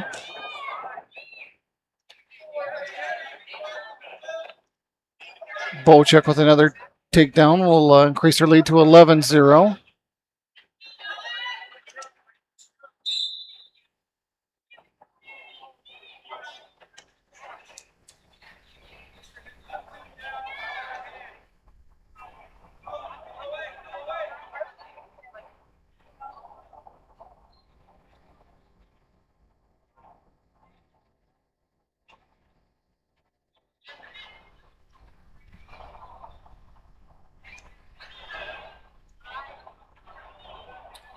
Let's see, a takedown for red, I believe that's Lunderman. She should tie that up at 3 apiece now and does over on mat 1. Bocek still leading comfortably 11-0 here on mat 2 with 30 seconds to go in the third and final period. We'll see if she can turn this into a fall.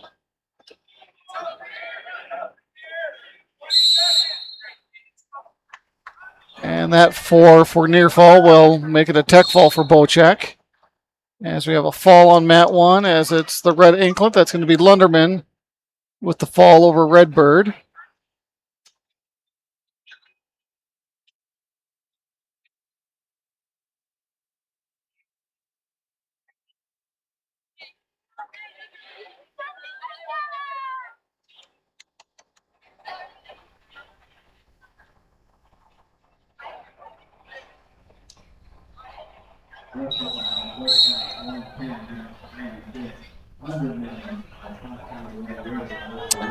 Mat 1 action again, Consolation semifinal round here on both mats at 120 pounds on mat 1. Sturgis is Bella Willowite, a sophomore, taking on Cadence Bocek, a senior from Clark Willow Lake. Over on mat 2, the 115-pound weight class, Clark Willow Lake's Hadley Gertie taking on Adelia Ramirez, an 8th grader from Sully Buttes. Gertie with the takedown over on mat 2 for a 3-0 lead.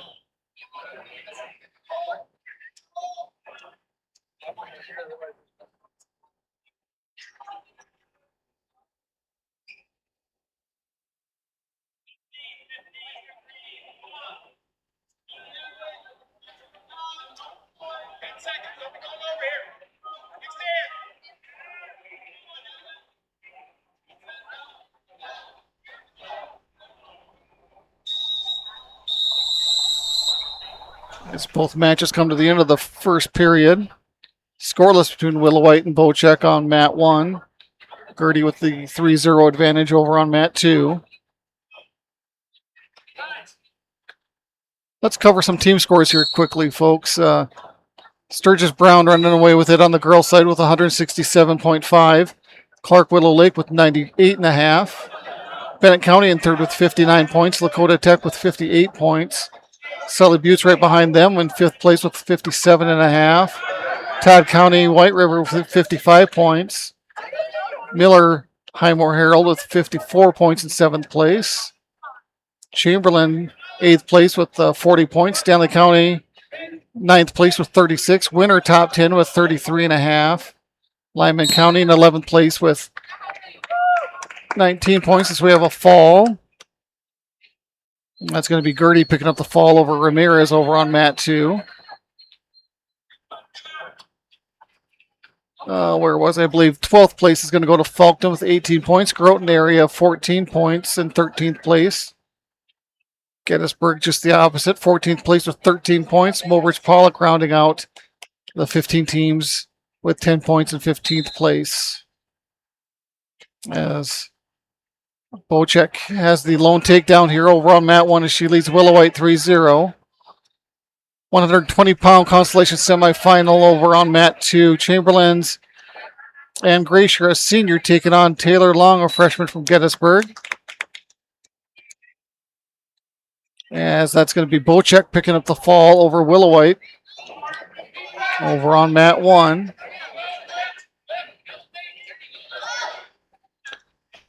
And Long with the first takedown over on mat 2 for a 3-0 lead.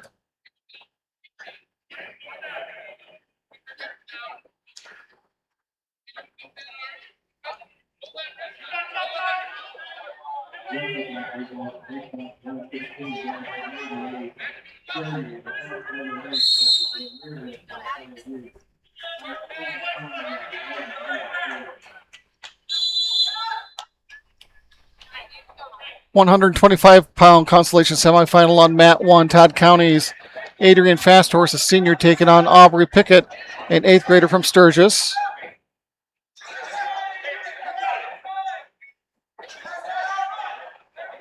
It's like Grazier maybe with a reversal towards the end of that period as she trails 3-2 now to Long.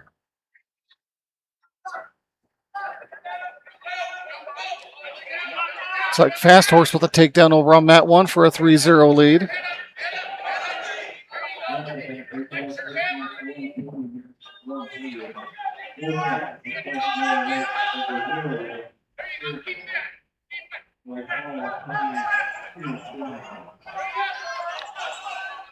So Grazer trying to lock up a cradle. She'll turn it into a fall.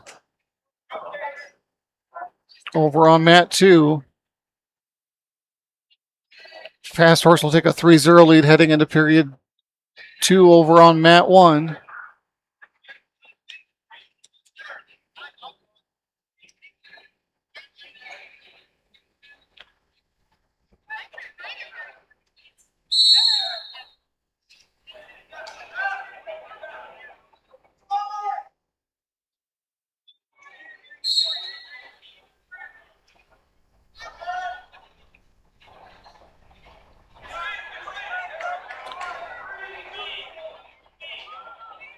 Pickett with an escape to cut it to 3. Actually, I was Fast Horse with an escape to make it 4-0.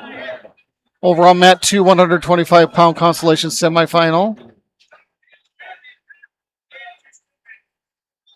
Sully Buttes' Madison Millage, a 7th grader, taking on Zoe Nichols, a senior from Clark Willow Lake. Fast Horse with another takedown will increase her lead to 7-0 on mat 1.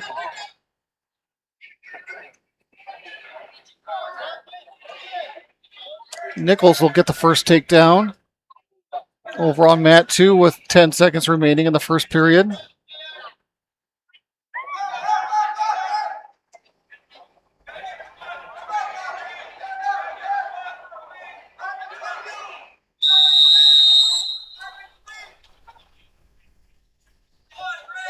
And Nichols will take that 3-0 lead as they head into period 2 over on mat 2.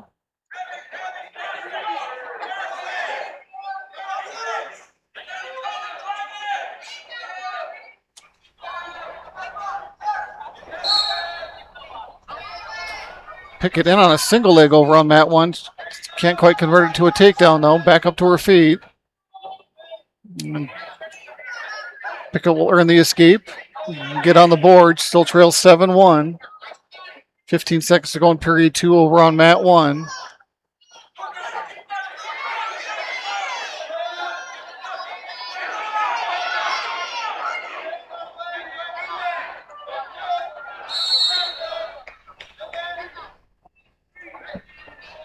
Nichols will pick up her second takedown, and just as I was going to say it was 6-0, she's going to get the fall over Millage.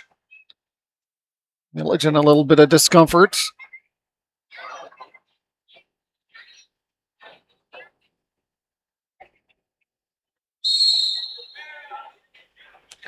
Meanwhile, back on mat 1 here, Fast Horse with a 10-1 advantage now as they start the third period.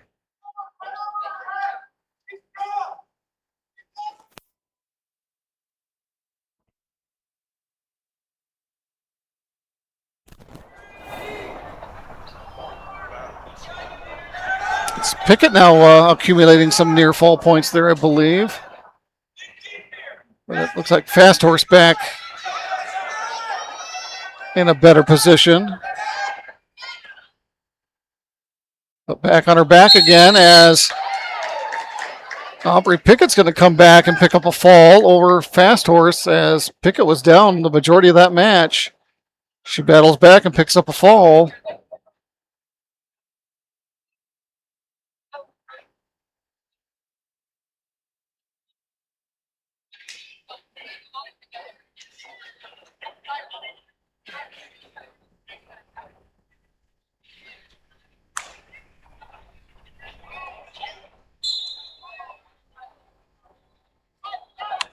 Action over on mat 2, 130-pound Consolation semifinal. Lyman's Erica Jansen, a sophomore, taking on Eleanor Jacobs, a junior from Sturgis. And about to begin on mat 1 on 130-pound Consolation semifinal as well. Clark Willow Lake's Cheyenne Gurdette, a sophomore, taking on Pisa Hoda Wins Sadie Bird Necklace, a senior from Lakota Tech. Gurdette with a takedown and a 3-0 lead on mat 1. Looks like Jacobs with a takedown over on mat 2 as well for a 3-0 lead. Jansen's going to earn an escape to get on the board over on mat 2.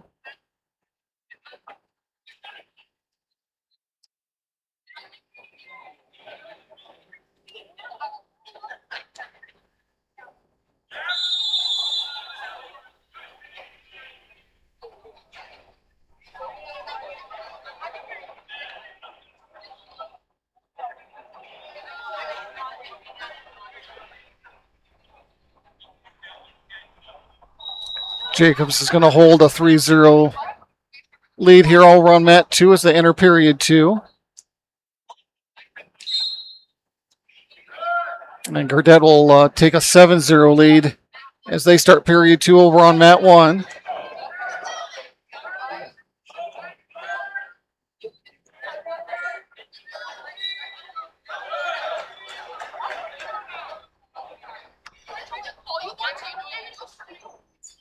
Jacobs earns an escape over on mat 2, increases their lead to 4-1.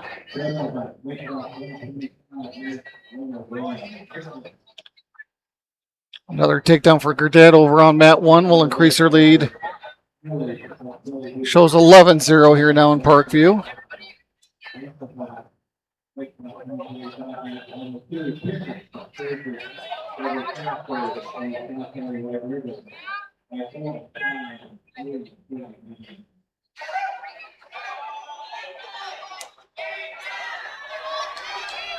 Bird Necklace with a reversal gets on the board. Trails 13-2 currently, but in a better position currently on top. Jacobs still leads Jansen here on mat 2, 4-1. 40 seconds to go in the second period.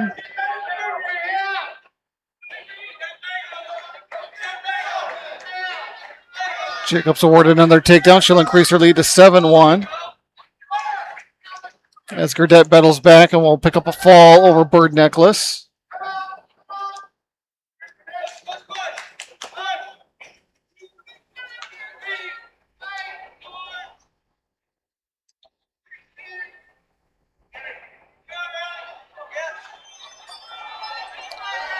Quite the arch from Jansen there to keep her shoulders off the mat, but still in trouble here.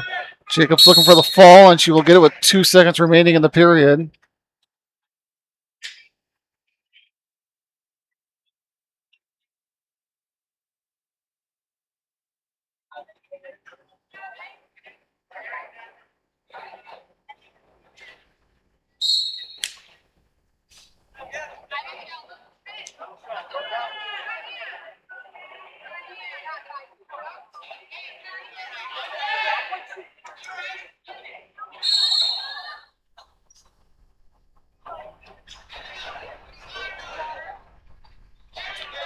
All right, more Consolation semifinal action here over on mat 1 at 135. Miller Highmore Herald's Gabby Wordle, a senior, taking on We2 White Dress, a sophomore from Lakota Tech.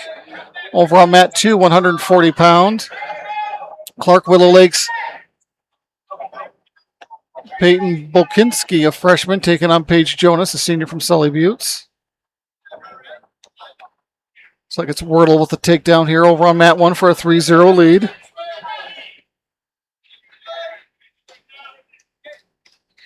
And Jonas will get the takedown over on mat 2.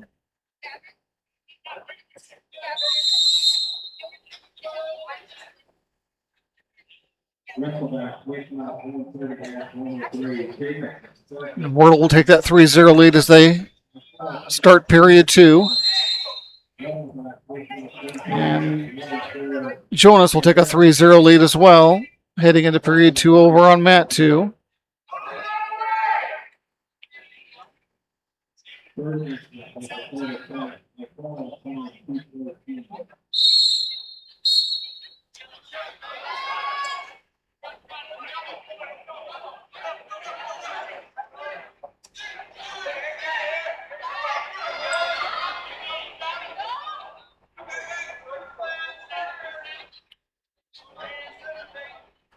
Wordle with a reversal to increase her lead to 5-0.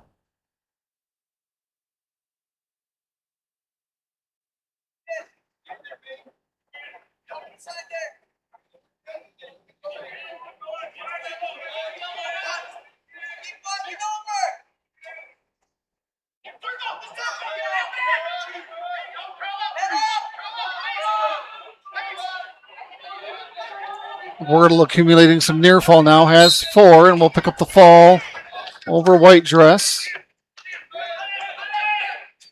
Jonas with another takedown. She increases her lead to 6-0 with a minute to go in period 2. Jonas looking for a fall. Going to pick up 4 more for near fall, increase her lead to 10-0.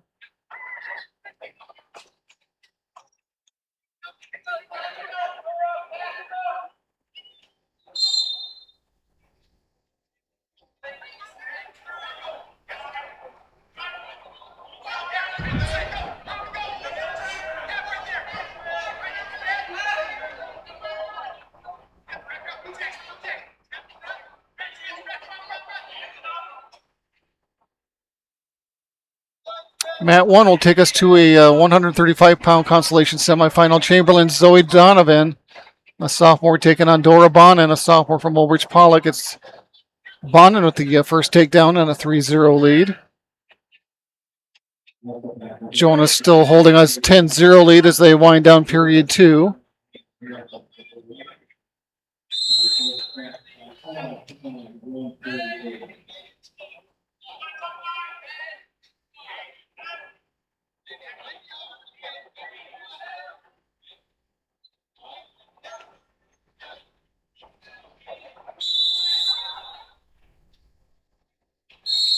And Bonin will take that 3-0 lead as they head to period 2.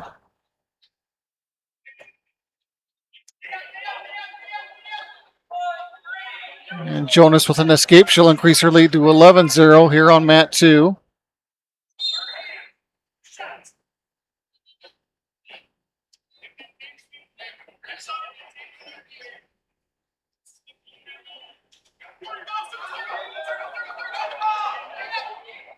Bonin will get 2 more after a reversal to increase her lead to 5-0 on mat 1.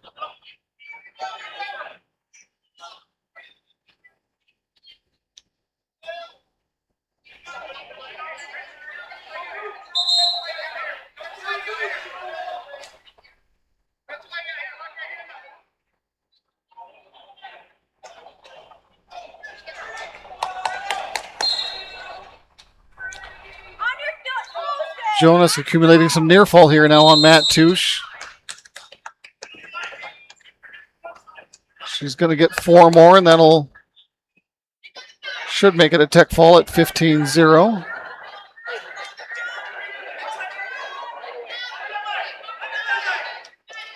Bonin and Donovan over on mat 1, still 5-0 Bonin. A minute to go in period 2 there.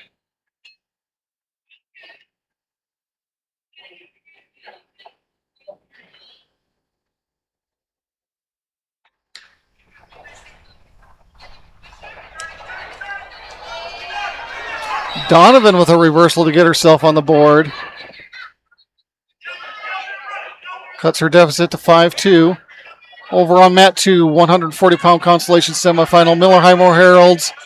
Macy Jonke, an 8th grader, taking on Catherine, Walking Bull from Chamberlain. Jonke going to pick up a fall. Make quick work of Walking Bull.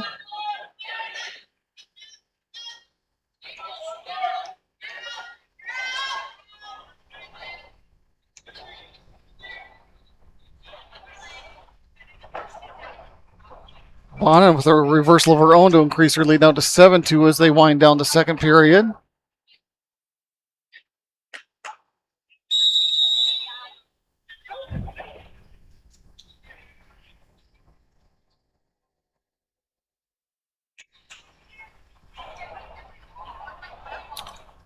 Action on mat 2, 155-pound Consolation semifinal. Sturgis Browns.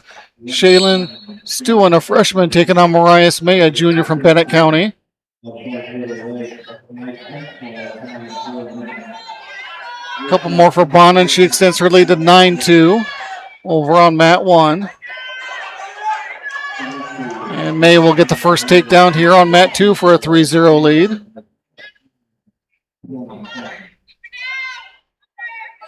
Donovan with an escape to cut it to 9-3 with a minute 30 to go.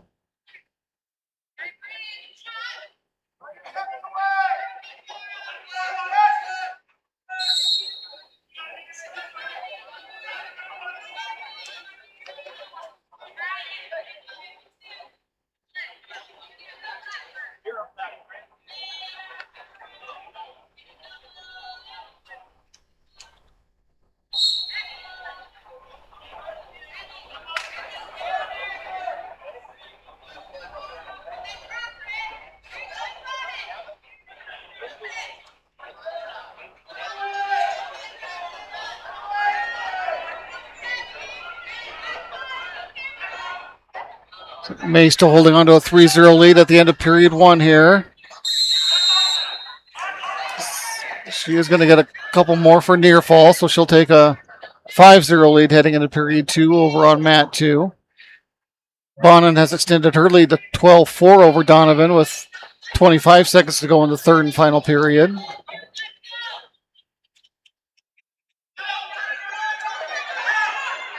Donovan with a late reversal for...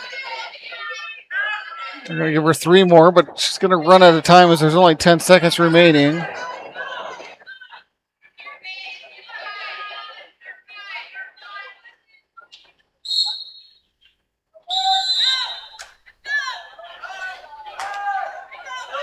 So Bonin over Donovan via decision, 12-7.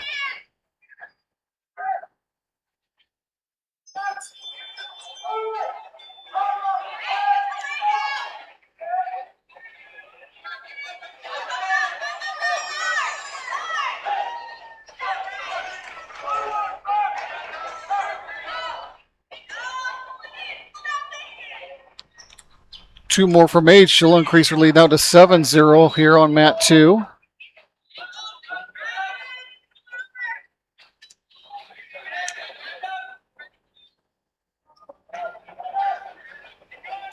Action on mat 1. 145-pound Sally Buttes is Cheyenne Fuller, a senior, taking on Evelyn Gill, a freshman from Timberlake. It's Fuller with the first takedown. And another 4 for near fall, it looks like, so she jumps out to a 7-0 lead quickly.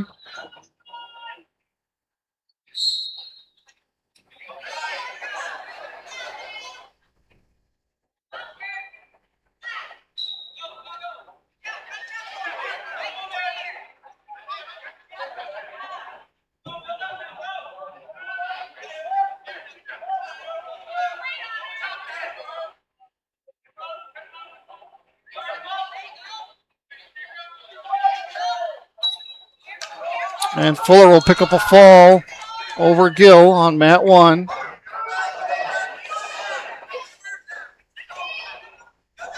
Looks like May accumulating some more near fall points as well over on mat 2.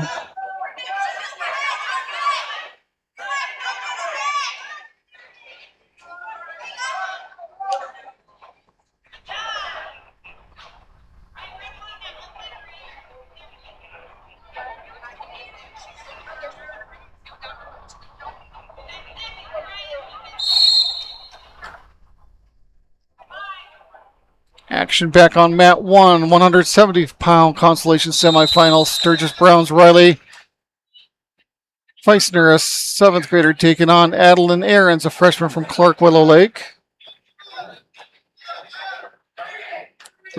Feisner with a takedown and a 3-0 lead.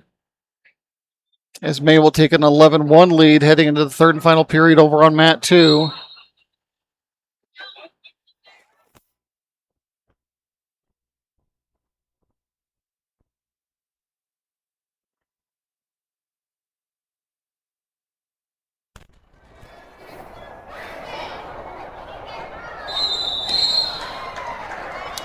And Feisner will pick up a fall over Ahrens. I believe. Maybe I got that backwards. Hold on here. I did have that backwards. That's going to be Ahrens with a fall over Feisner.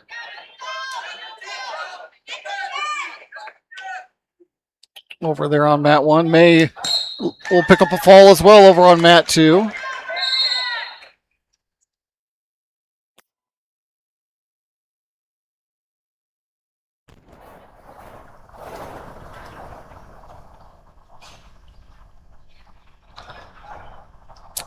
Action back on mat 1 at 170-pound Consolation semifinal. Lakota Tech's Sapphire Lauren Chandler, an 8th grader, taking on Mackenzie Montoya, a freshman from Todd County.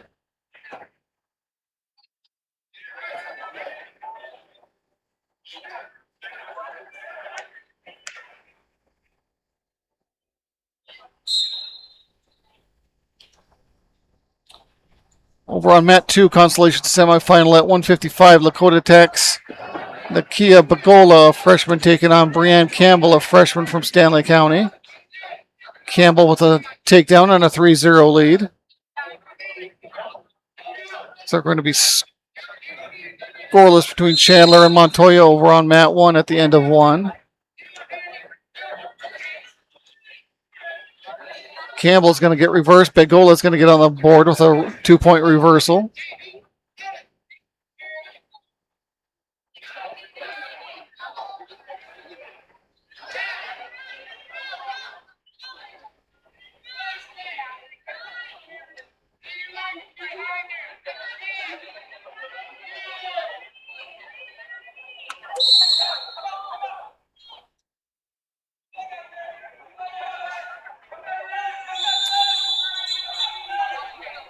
So Chandler earned a 4 near fall, and Montoya with a reversal. Montoya now in a better position and will pick up a fall. As Campbell will take a 3-2 lead heading into period 2 over on mat 2.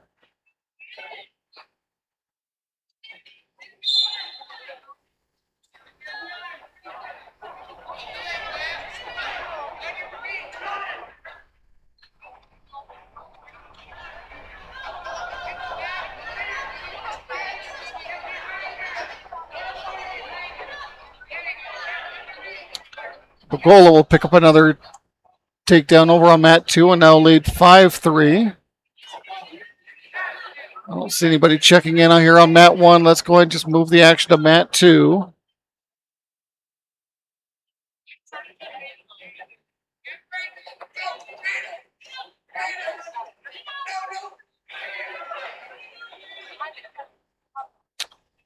A reversal by Campbell will tie things up at 5 apiece with a minute 10 to go in period 2. Looks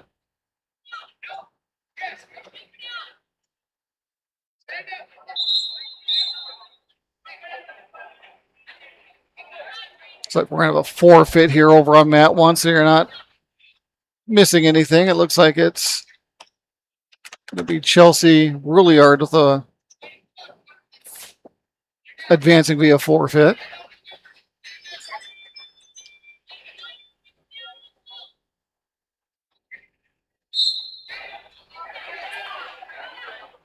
(6-5) Begola now, as I believe Campbell was penalized on a penalty point.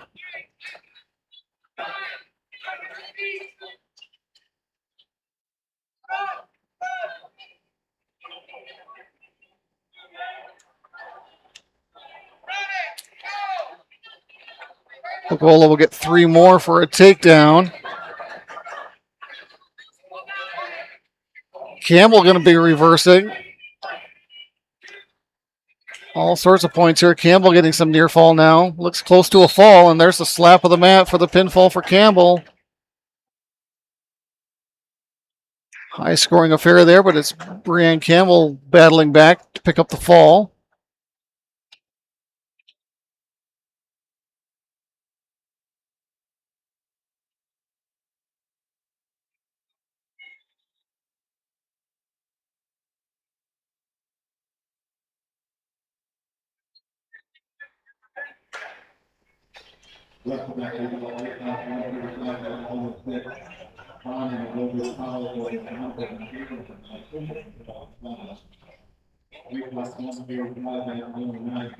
Looks like we'll just have another lone match here on mat 2.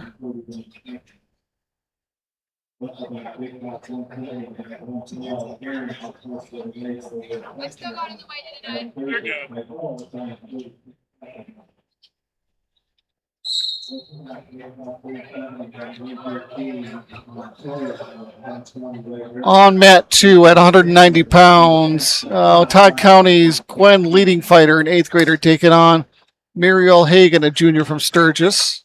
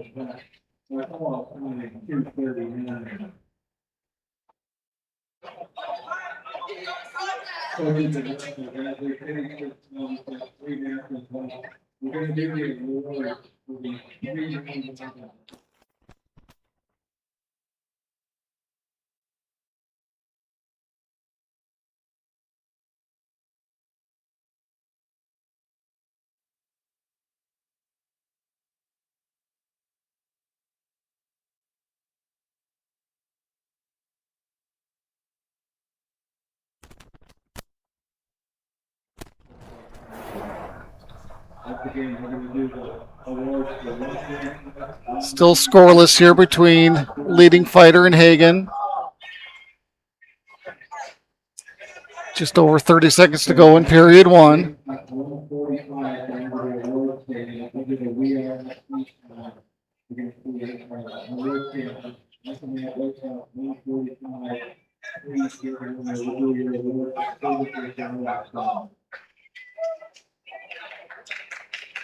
And looks like Hagen will pick up the first takedown.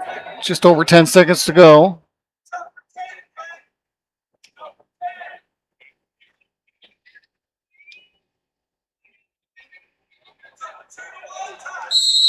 And Hagen runs out of time before she can turn that into a fall, but she will take a 3-0 lead heading into period two.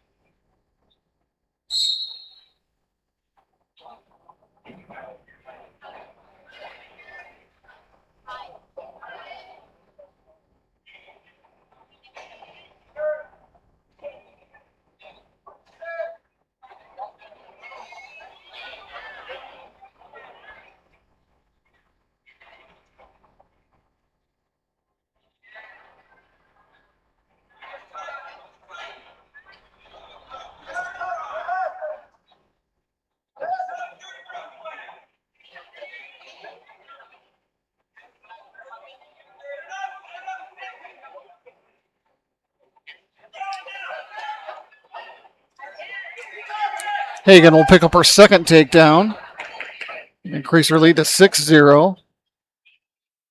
Just over a minute to work with now in period two.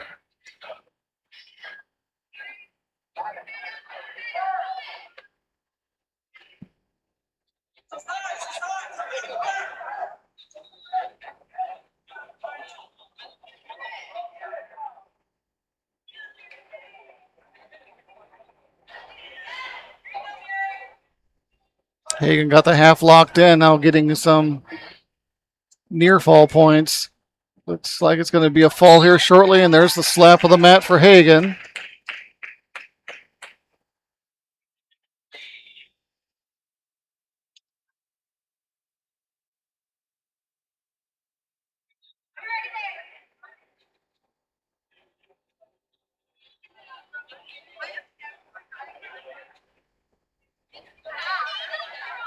As we'll stick here on mat two with more action.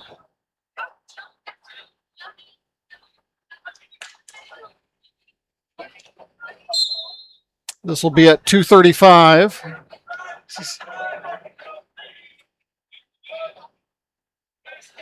Takedown for the Lady Falcon here once my competitors come up here.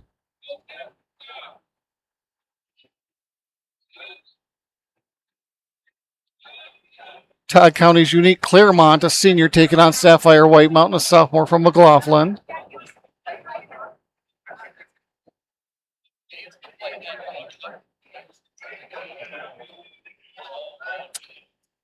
Claremont has White Mountain on her back and will make quick work of White Mountain and pick up a fall.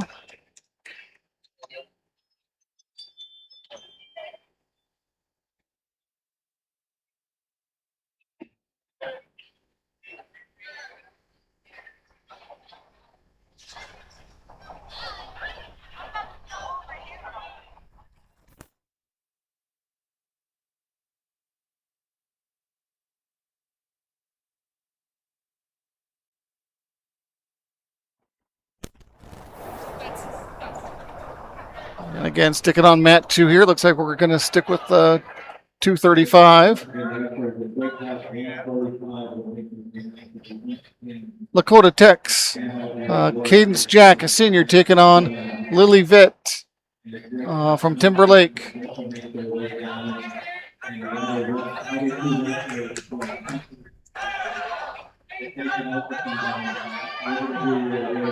No points awarded yet. Vet will now get the 3-point takedown.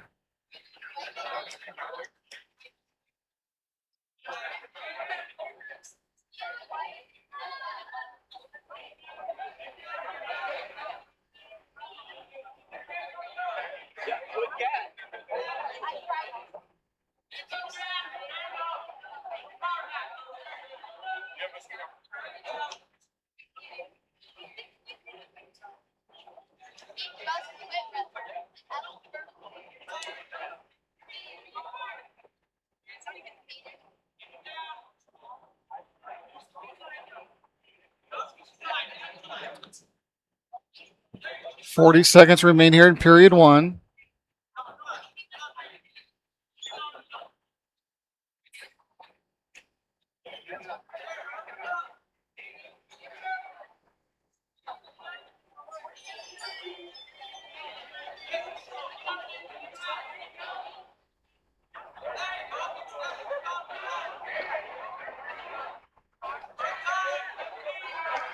Vite trying to turn Jack, but Jack doing a good job remaining on her stomach. Under 10 seconds to go.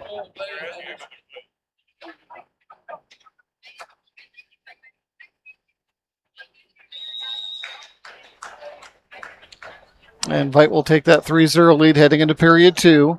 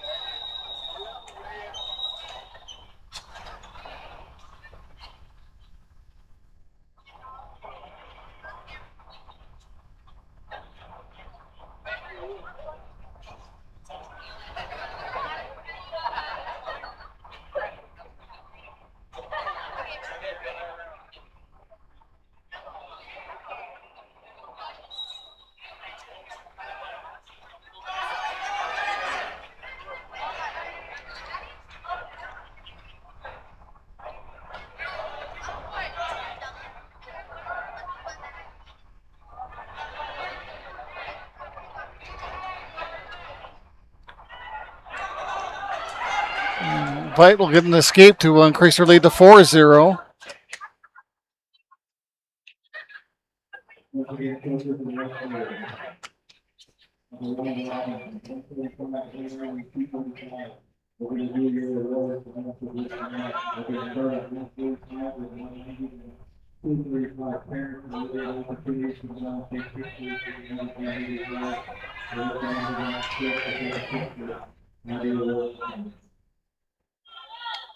Just over a minute to go in period two. Vite with a 4-0 advantage.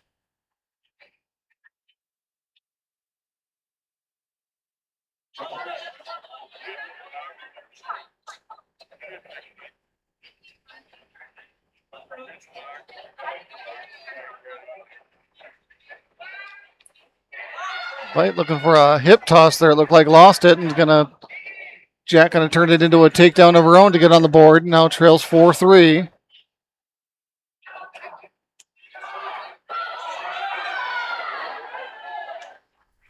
Jack has Vite turned now, and she's gonna turn it into a fall. So Cadence Jack comes back after trailing 4-0 to pick up a fall.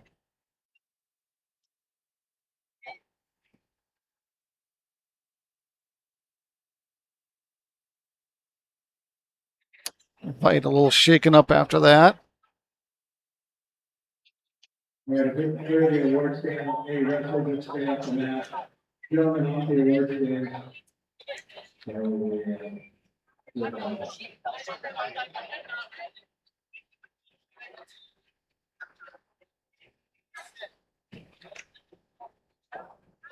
Yes, we'll get on the award stand. You can. And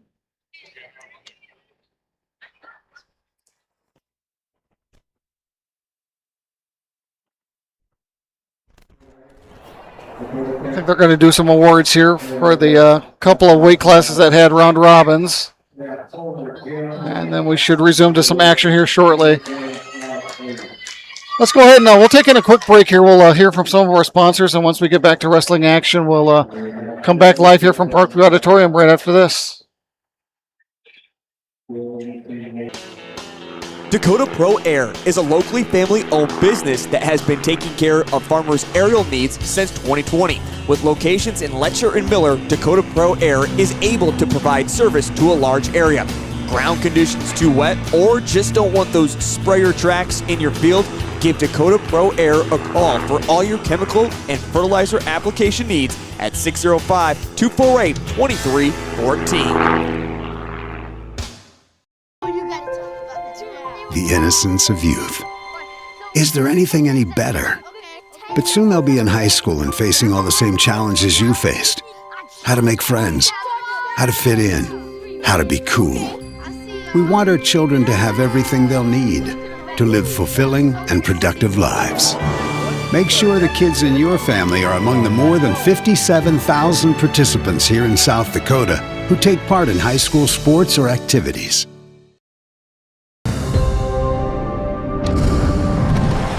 Bank West is rooted in South Dakota. Committed to local success. Just like you. We're all connected. In South Dakota. For South Dakota. Convenient, connected, committed. Bank West. Generational success means different things to different people.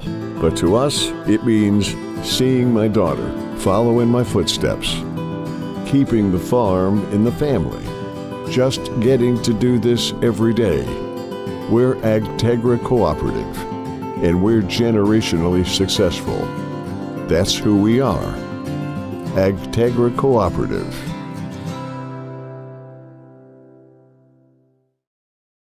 The Corner Station Convenience Store and the Crossing Pub are both conveniently located on Pleasant Drive in Pierce, South Dakota. At the Corner Station, grab your favorite hot and cold beverages and snacks while filling your vehicle up with Cenex brand gasoline. The Corner Station also features a super tunnel car wash to keep your vehicle sparkling clean. At the Crossing, grab a cold beverage and check out their selection of appetizers while watching the Stanley County Buffaloes and Pierre Governors live on their big screen televisions. Best of luck to all area students from the Corner Station and the Crossing.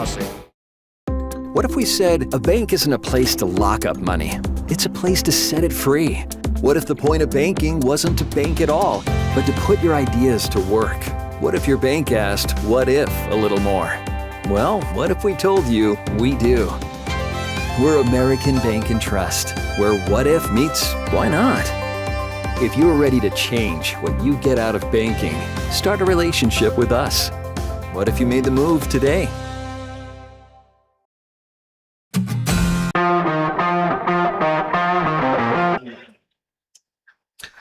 Welcome back to Parkview Auditorium in Fort Pierce. We get ready to resume the 2026 Big Dakota Girls Wrestling Tournament. Looks like we're going to start with 5th and 6th place matches here, and then I'm guessing probably then bring you the 3rd and 4th and championship matches.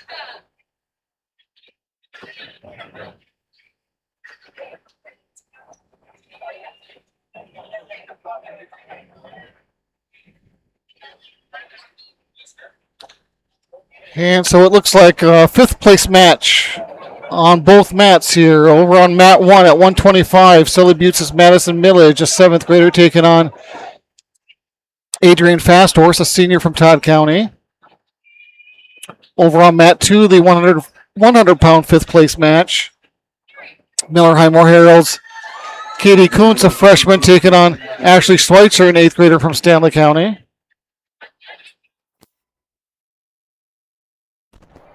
Thank you. Looks like we had a forfeit over on mat 1. Madison Millage might have been injured a bit in her last match.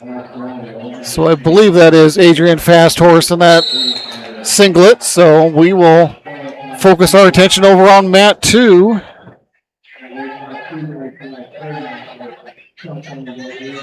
Actually, never mind. Let's go back to our dual screen because they are going to throw a match on mat 1 here as well.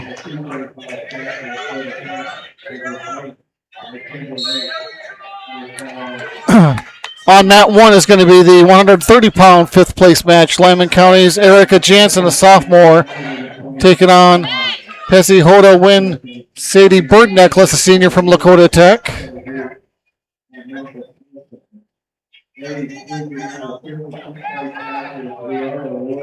Looks like maybe Schweitzer with the first takedown over on mat 2 for a 3-0 lead.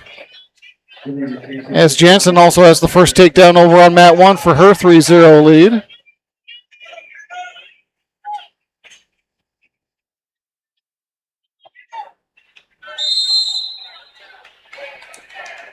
And Schweitzer will take a 3-0 lead heading into period 2.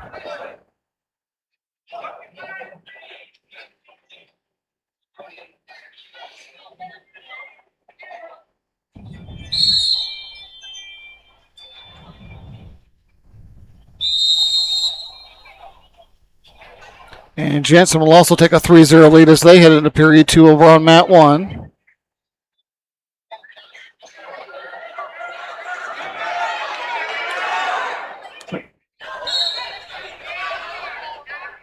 Schweitzer with another takedown.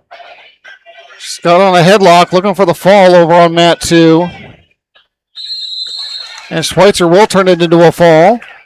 So Elise Schweitzer, your 5th place finisher at the 100-pound weight class.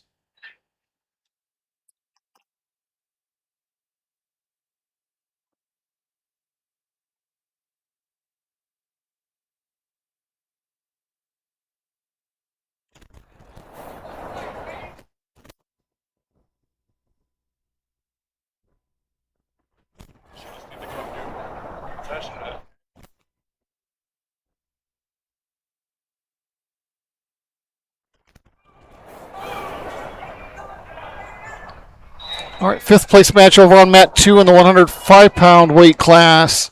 Lakota Tech's one yet to Birdhead, a sophomore, taking on Harper O'Day of Sturgis.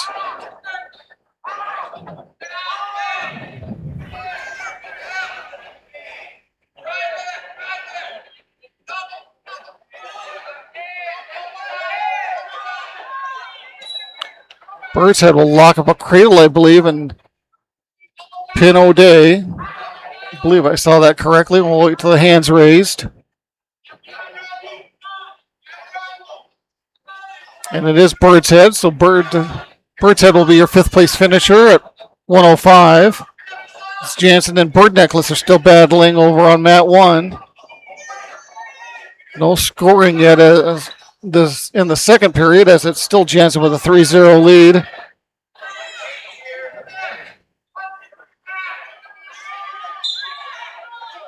And that'll quickly move us to more action on mat 2. As Jansen will take a 3-0 lead into the... Actually, it's going to be 3-3 now, the scoreboard shows. All tied up over on mat 1 as they enter the third period. Over on mat 2, 110-pound 5th place match. Lakota Tech's Solera Thunderhawk, a freshman, taking on Alexis Redbird, a junior from Todd County. It's Redbird with the initial takedown and a 3-0 lead.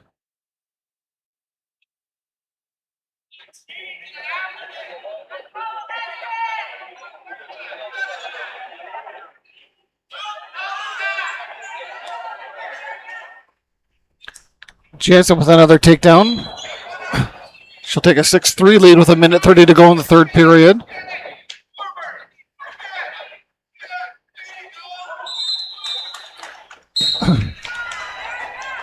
And Jansen will be your 5th place finisher at 1:30 via fall. As Thunderhawk picked up a penalty point for an illegal grasp by Redbird over on mat 2.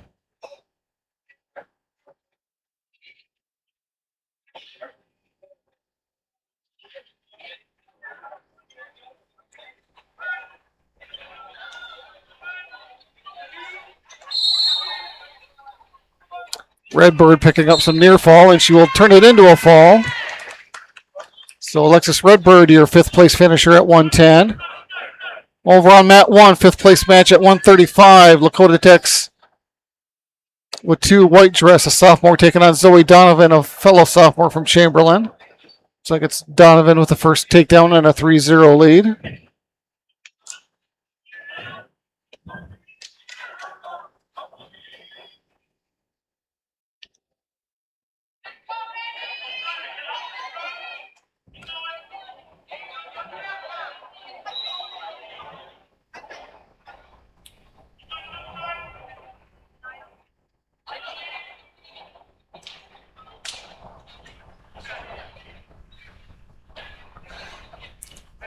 Your 5th place match at 115 over on mat 2. Todd County's Remington Edwards taking on Adelia Ramirez, an 8th grader from Sully Buttes. Donovan will take a 3-0 lead heading into period 2 over on mat 1.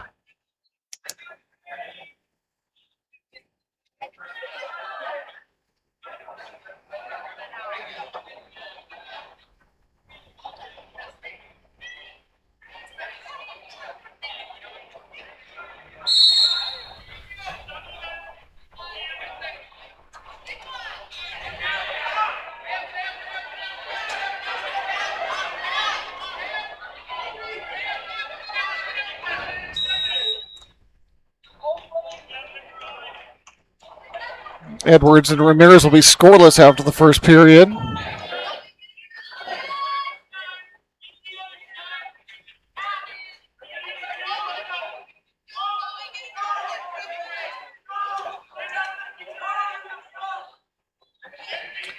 Donovan back to her feet here on mat 1. Let's see if she can get the escape.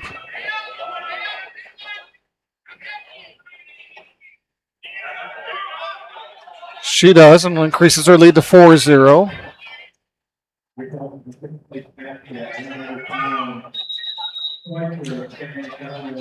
Got an illegal grasp on Edwards, so that's going to award Ramirez a point. The first point of their match over on mat 2. Donovan will add another takedown and increase her lead to 7-0.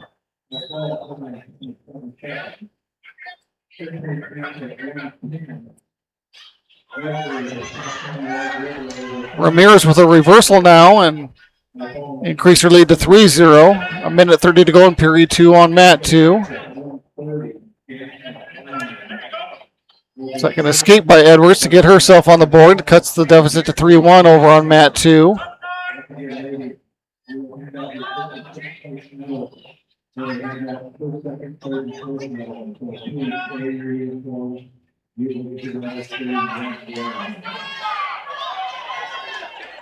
Ramirez will roll through and with another takedown and now leads 6-1. Under a minute to go there on mat 2 in period 2. Donovan will take a 7-0 lead heading into period 3 over on mat 1.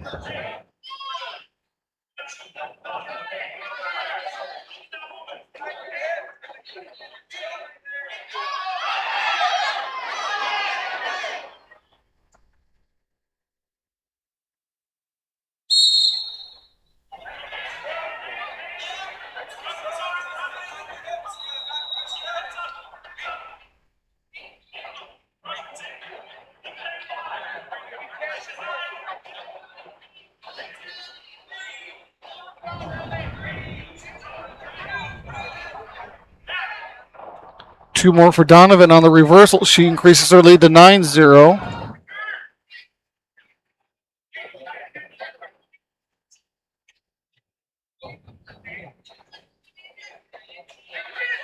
Another escape for Edwards will cut it to 6-2.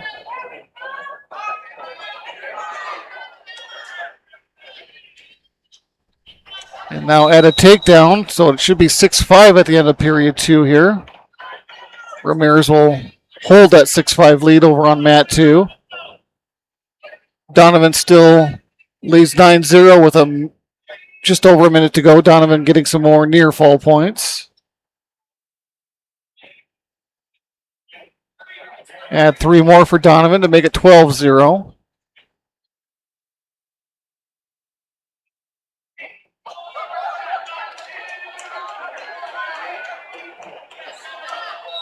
Edwards chooses to let Ramirez up, so it'll be 7-5 now, Ramirez, as they enter the third and final period over on mat 2. Donovan looking for a fall, and she will get it over on mat 1. So Zoe Donovan, your 5th place finisher at 135.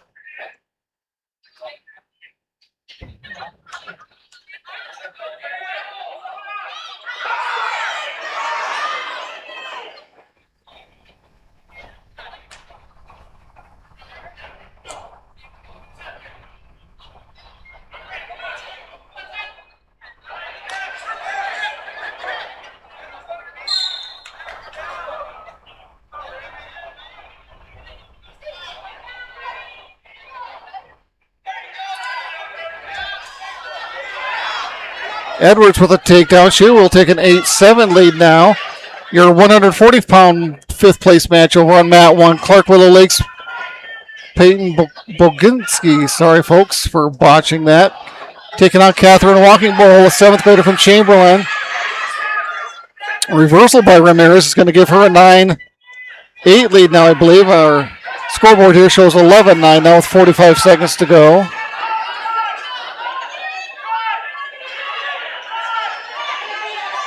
Action all over the place, folks, as Edwards is going to escape.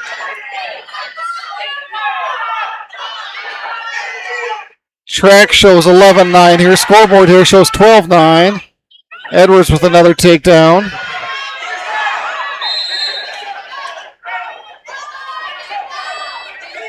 .15 seconds. Edwards with a 15-9 advantage.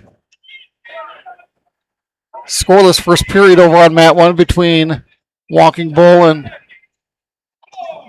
Bokinski.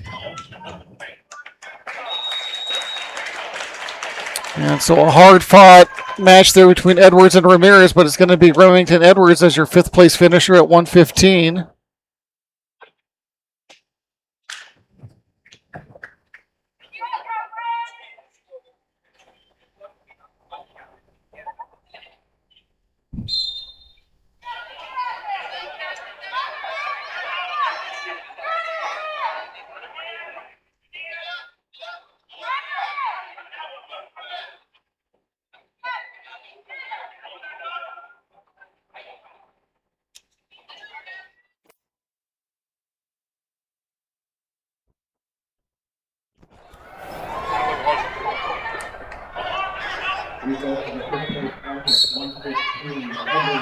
Action over on mat 2. Again, 5th place match at 120 this time. Gettysburg's Taylor Long, a freshman, taking on Bella Willowite, a sophomore from Sturgis.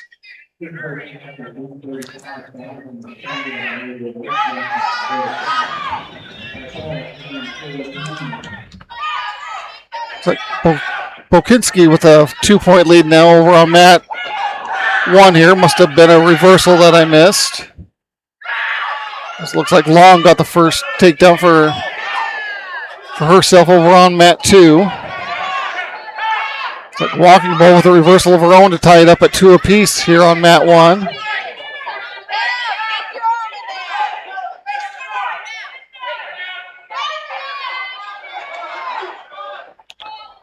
An escape by Willowite will make it 3-1.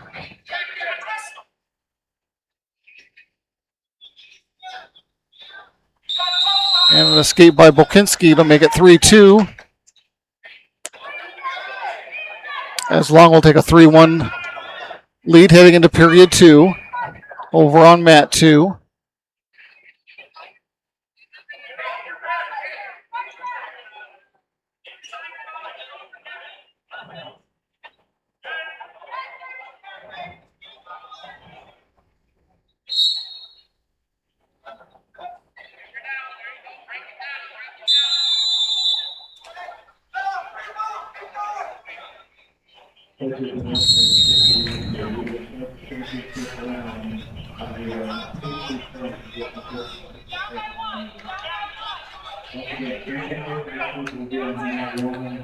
Looks like Bokinski will take a 3-2 advantage as they head into the 3rd and final period over on mat 1. Long still leading her matchup now 3-2 over on mat 2. Bokinski with another takedown. She'll increase her lead now to 6-2. Let's put Walking Bull on her mat. She's going to get a fall out of it. So Peyton Bokinski, your 5th place finisher at 140. And Long will finish off Willowite at 120. So Taylor Long, your 5th place finisher at 120.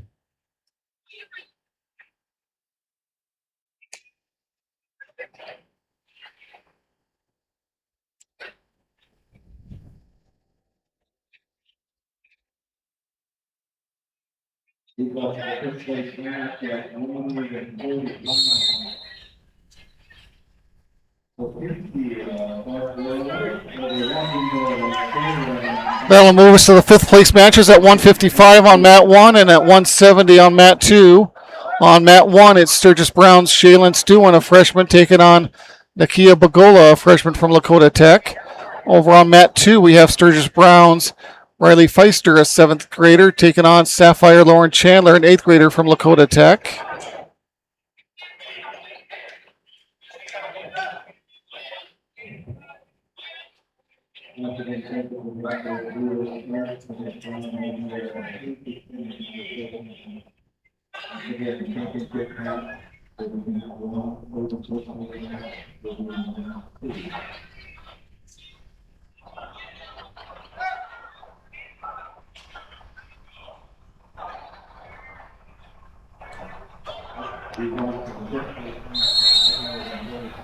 Scoreless on both mats here so far, as both are getting ready to enter period 2.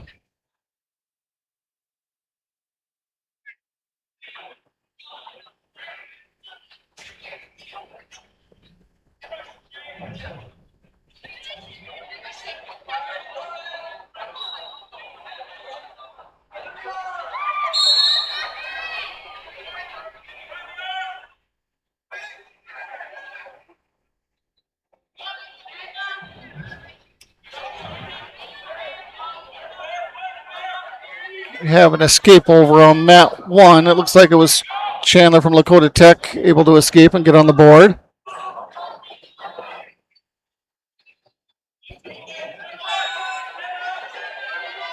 Looks like Stewin with the advantage over here on mat 1, looking for the fall, and there's the slap of the mat. As Shaylin Stewin will be your 5th place finisher at 155.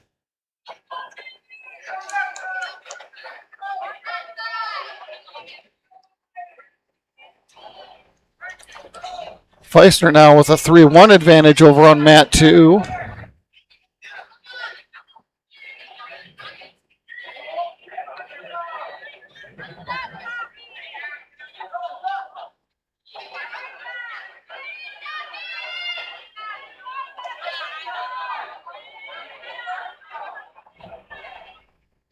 .45 seconds remain.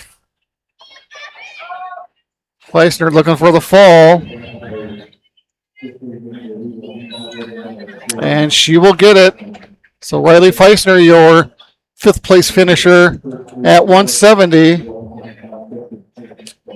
And I believe we might be moving right into the championship and 3rd place matches here, folks.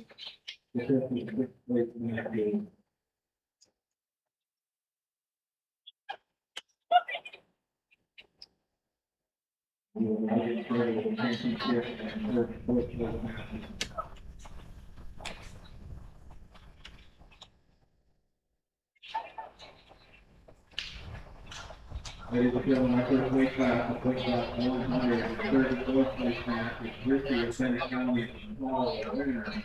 Championship match at 100 Leonard of Service from Kansas on Stanley County. All right, we are ready for our final matches of the evening here, folks. Over on mat 1, your championship match at 100 pounds, Stanley County's Timber Hansen, the sophomore, taking on Jenica Leonhardt, a sophomore from Sturgis. Over on mat 2, your 3rd place matchup at 100 pounds, Bennett County's Bree Rissy, an 8th grader, taking on Jadlyn McCall, a sophomore from Winter.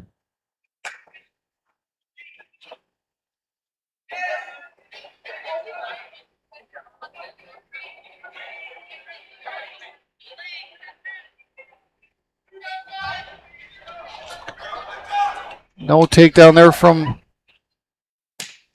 either lady on mat 1. Both back up to their feet.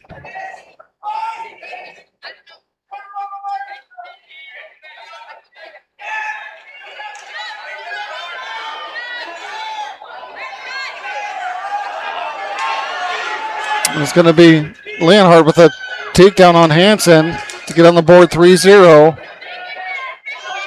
Looks like Rissy, I believe, can't tell for sure.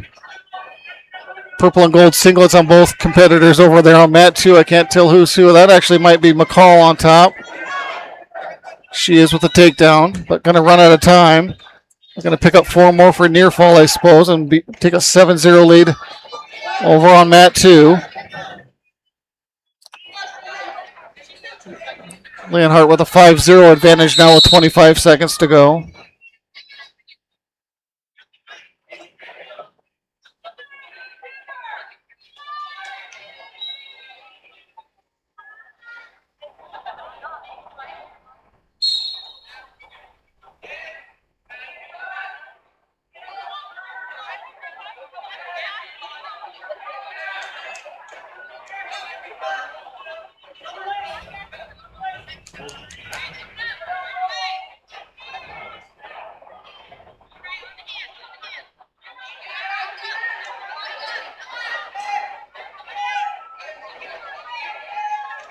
Hansen back up to her feet, but she's going to run out of time in the first period. McCall in control over there on mat 2 in the third place match, currently leading 10-0.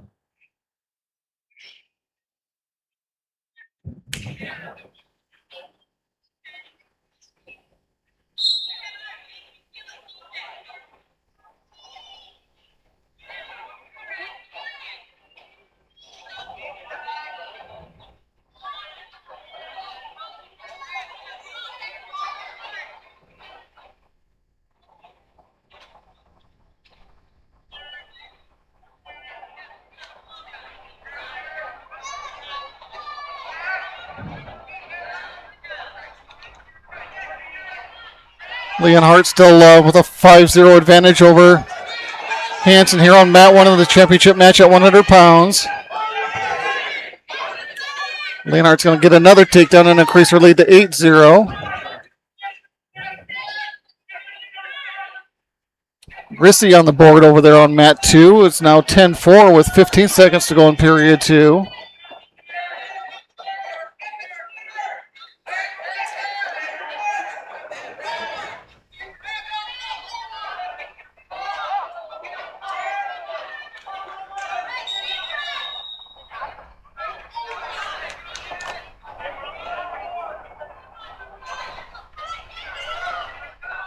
Jalen McCall will take a 10-4 lead heading into the third and final period over in the third place match over on mat 2.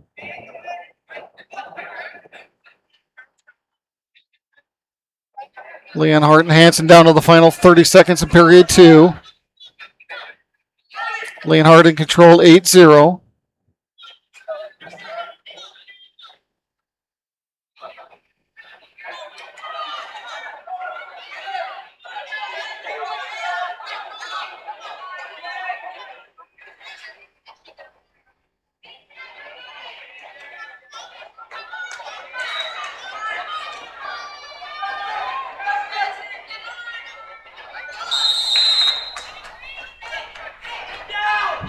And Jenica Leonhardt will take that 8-0 lead heading into the third and final period in your championship match at 100 pounds.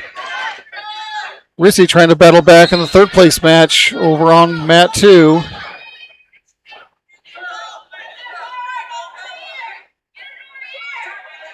McCall still holding a 10-4 lead over in the third place match.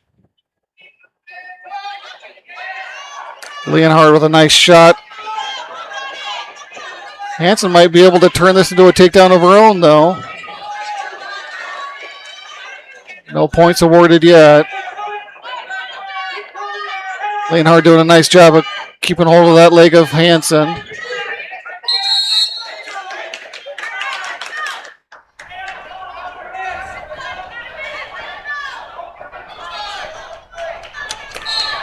McCall has increased her lead now to 12. All points are changing all over the place on the Parkview scoreboard here as Rissy looks like to be back on top.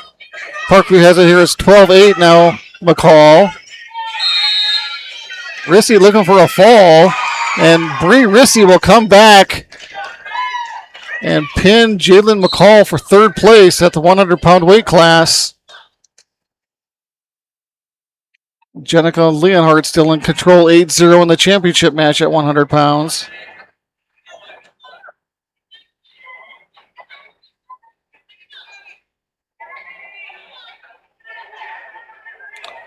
A stalling warning on Hansen now.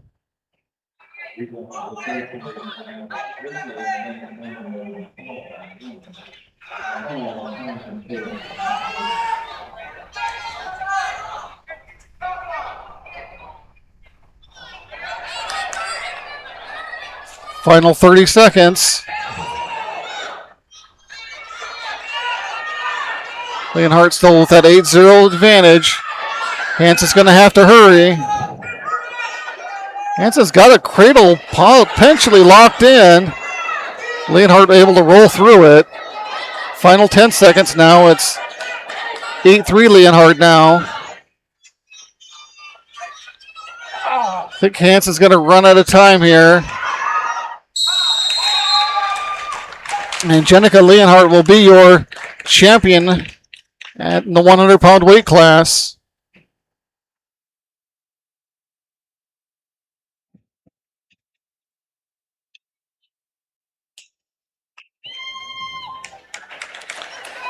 Both ladies gave it their all. Congratulations to both wrestlers as we are underway on mat 2. Mat 2, third place match at 105 is going to be Stanley County's London Allen Hunsaker, a senior, taking on Avery Martinez, an 8th grader from Lyman.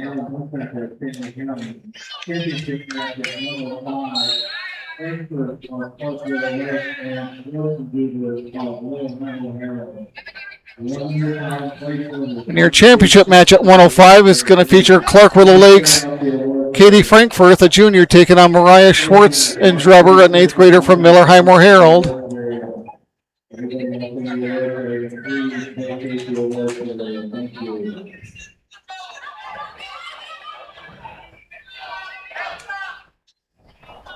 So Hunsaker with the first 3 points over on the third place match.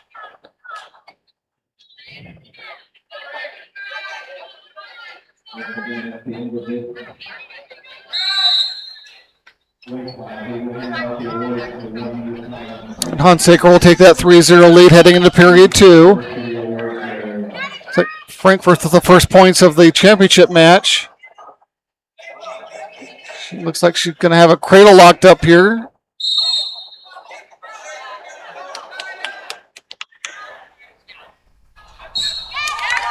And Katie Frankfurth will be your 105-pound champion via fall over Mariah Schwartz and Drubert.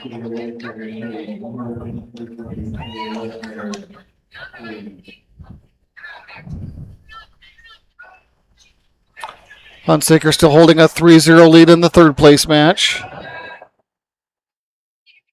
Not sure if they're going to start with this next one or wait till the third place match is over here. I think they're going to wait, so let's go ahead and just focus on this third place match.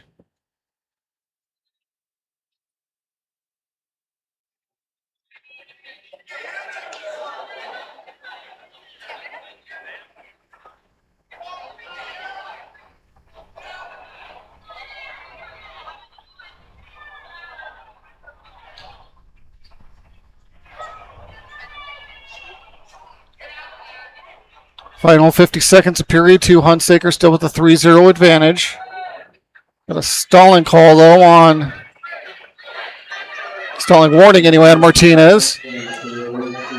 Hunsaker looking for her second takedown, and will get it. She increases her lead to 6-0.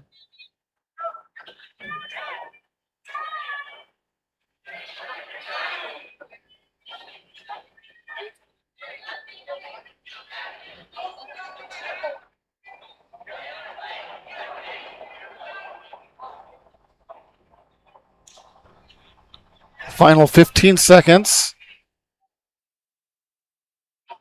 Hunsaker still leads 6-0.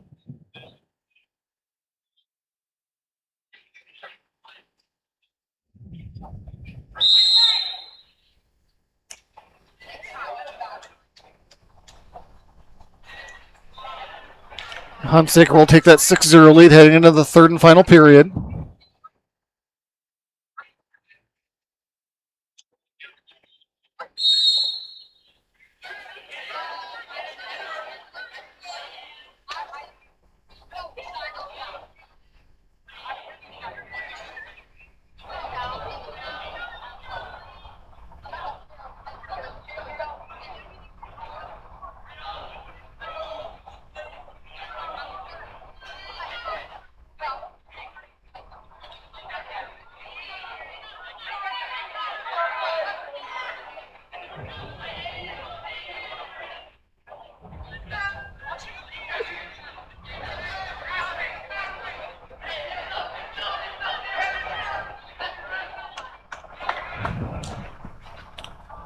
A minute 15 remaining here for Martinez and Hunsaker.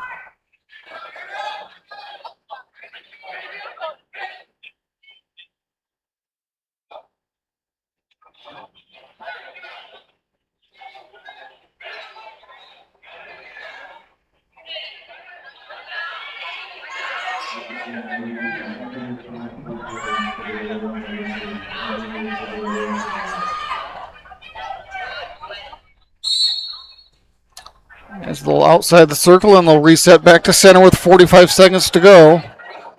Hunsaker still holding on to a 6-0 lead. Third place match at 105.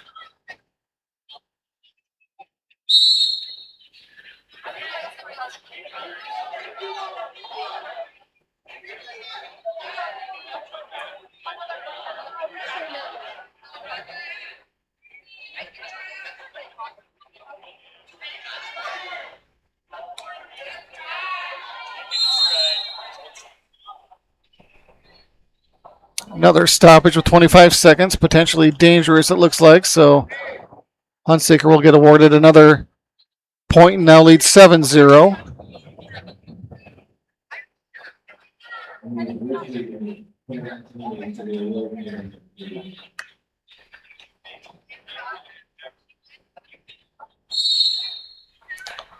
Martinez will cut Hunsaker to make it 8-0. Hunsaker with another takedown to solidify it, make it an 11-0 lead now as she cuts Martinez. Final 10 seconds.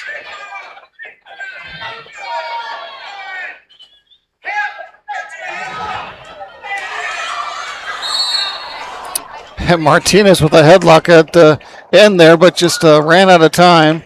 And it looks like Hunsaker will win third place at 105 officially by the score of 11-4. And that'll move us to 110. And at 110, your first place matchup is going to be Sturgis's Annalie Pearson, a freshman, taking on Janie Perkins, a junior from Lakota Tech. And it's Annalie Pearson, the number 1 ranked wrestler at 110. In fifth place, Lee Schweitzer of Family County. In fourth place, Jamie Mahal. Make sure I get back to my double screen here. In third place, Bree Lissy of Bennett County. In second place, Timber Hanson of Family County. And your 100-pound champion, Jennifer Leonhardt of Sturgis.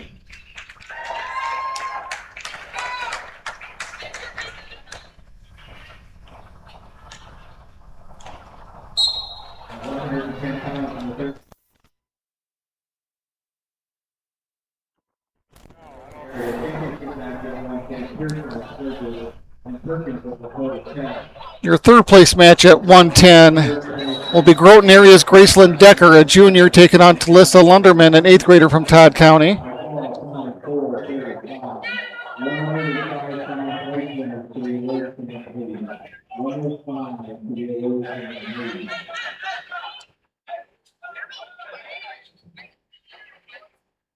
So Decker with the takedown along with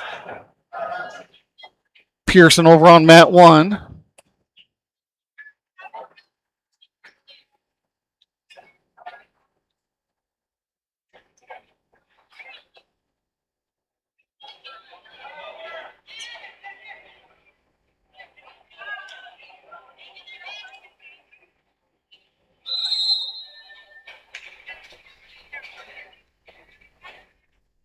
Decker will take that 3-0 lead heading into period 2 over on mat 2.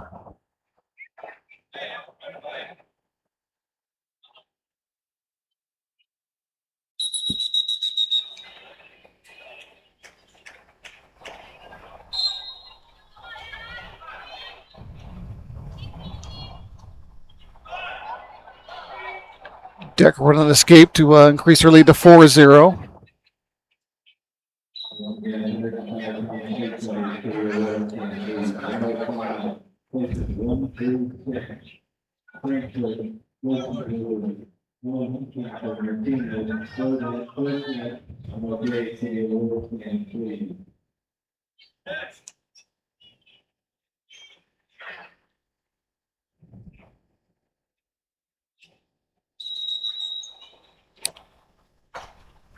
Another stoppage for potentially dangerous as Pearson was trying to get Perkins onto her back.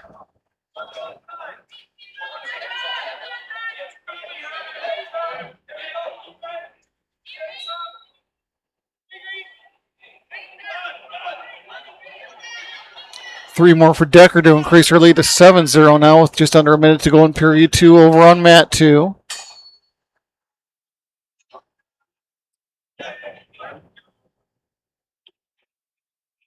Pearson holding a 3-0 lead here over on mat 1 with 10 seconds to go in period 1.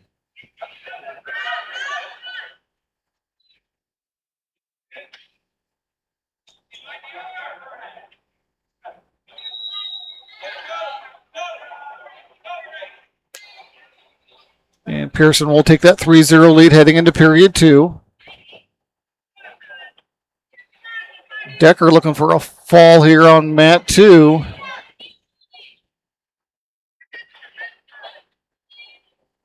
Got Lunderman all twisted up here. Getting some near fall points. Looks like it's going to be a fall, and there's the slap of the mat as Graceland Decker will be your third place finisher at 110.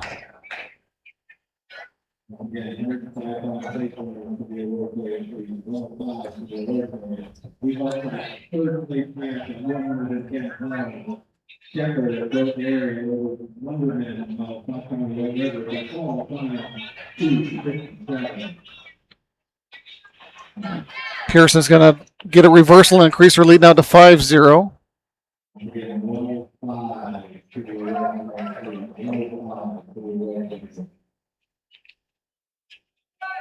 Trying to ride that half to get Perkins on her back, but... And now we got another stoppage for another potentially dangerous.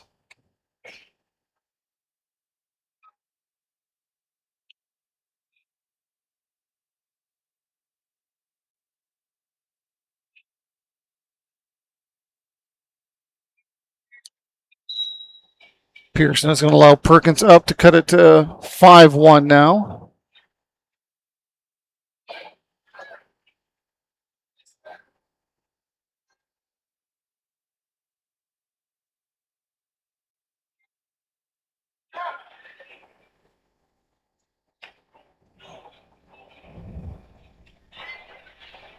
Pearson with another takedown. She'll increase her lead to 8-1 with 45 seconds remaining in the second.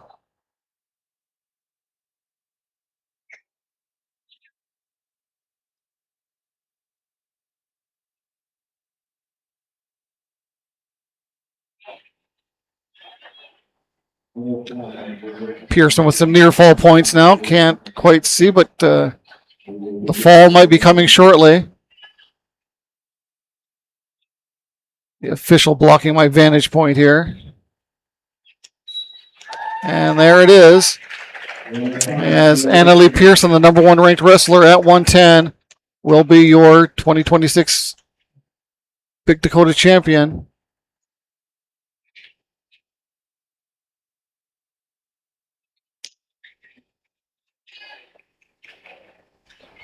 Ladies and gentlemen, on the award stand are your placements at 105. In 6th place, Harper O'Day Perkins. In 5th place,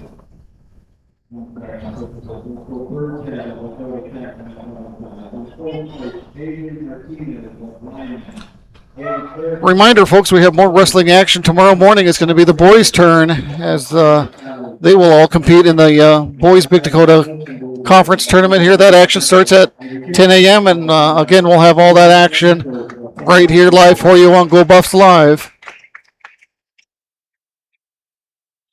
Result of the championship match at 110, Pearson cleared it over Perkins with the vote check by call 23-44.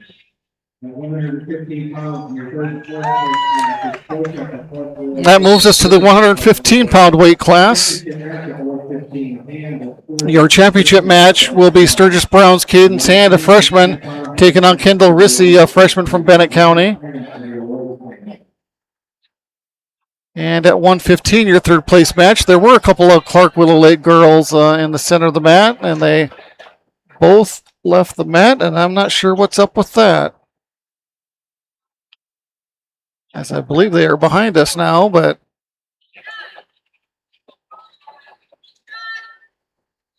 not sure. Can you have a double forfeit? Not exactly sure what happened there, folks, but let's go ahead and just focus on this championship match then, since there's nothing going on over on mat 2. Never seen that before, but first time for everything. As Hand will get the first takedown and lead 3-0.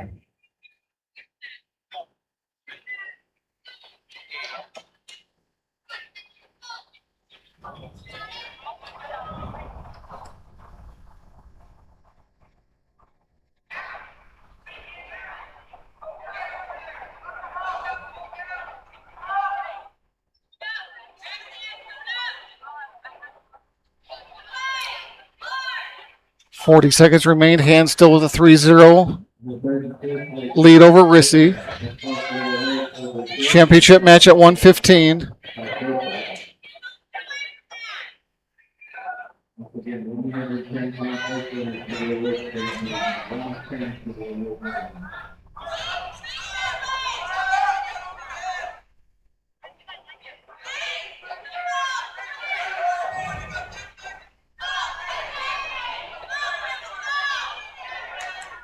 Looks like Hand will take that 3-0 lead as they head into period 2.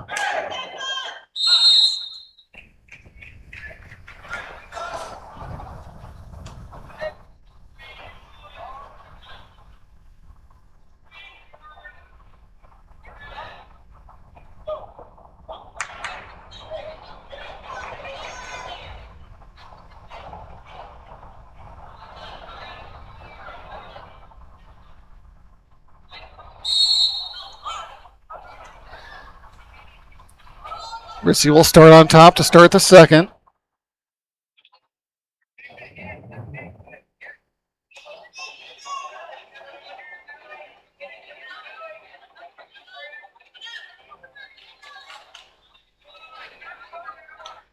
Cadence Hand, the 7th ranked wrestler in the Dakota Grappler rankings at 115.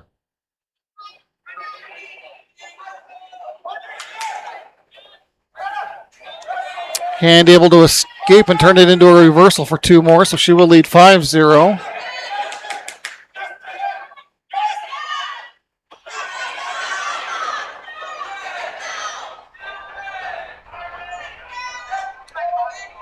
Rissy working on a reversal of her own. No points awarded yet. Just over a minute to go here in period 2. Now they call a stalemate, and they're going to give Rissy a point.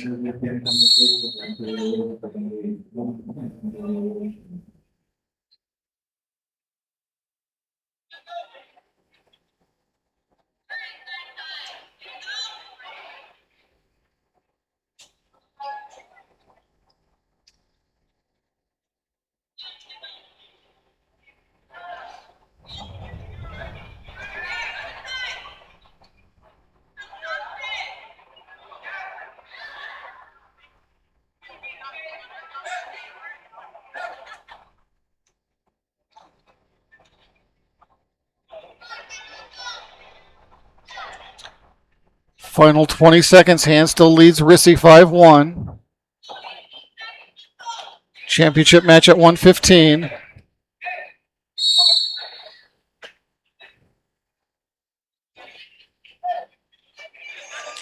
And Rissy going to be awarded another penalty point. Hand will lead now 5-2 in the final 7 seconds of period 2.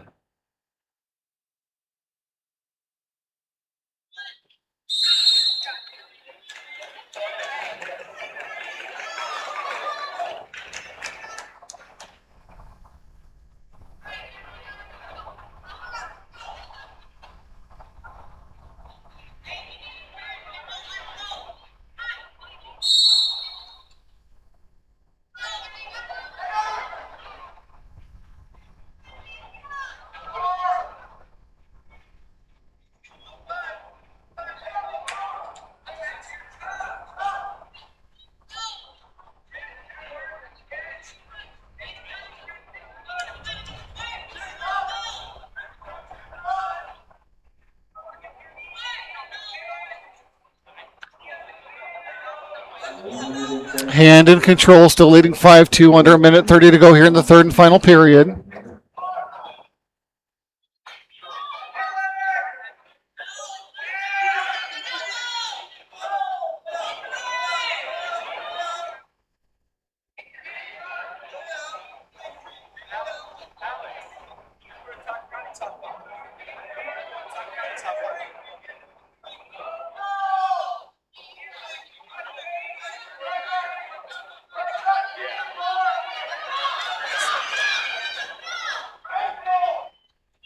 Final 50 seconds.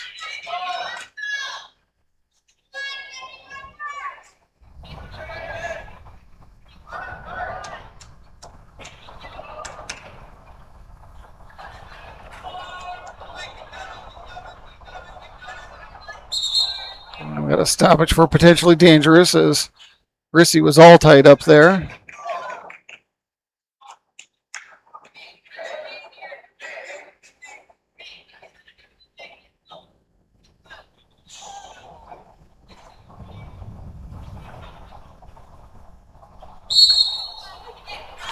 Final 30 seconds. Rissy back up to her feet, but taken right back down.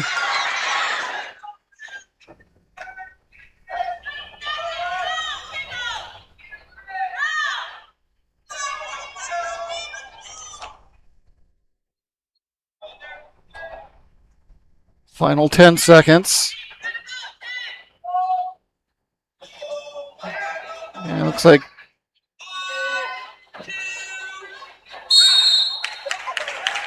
Hand is going to pick up 2 more near fall to officially make it a 7-2 decision over Kendall Rissy, as Cadence Hand will be your champion at 115.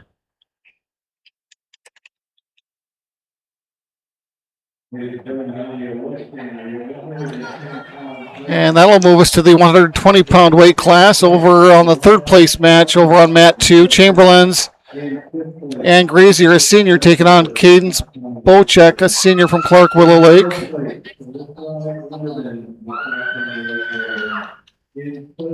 And your championship match at 120 will feature Sully Buttes' Tani Yellowhawk, a junior, taking on Nevaeh Peters, a sophomore from Sturgis.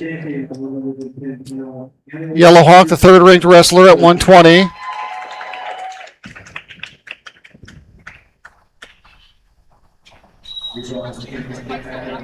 Here. 120 pounds in your third and fourth place match. Wrestler Chamberlain and Bocek of South Willow Lake. Championship match at 120. Yellowhawk of Sully Buttes and Peters of the Sturgis. 115 pound place winner for the Wheelchair League. 115 for the Wheelchair League. Yellowhawk in on a single leg, able to convert it to the takedown for a 3-0 lead and get some near fall out of it at the same time.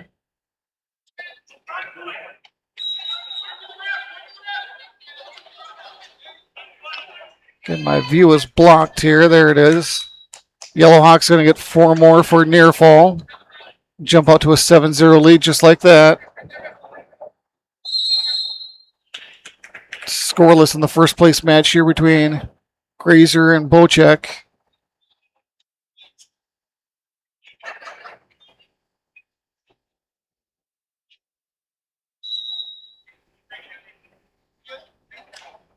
Grazer and Bocek will start the second period scoreless.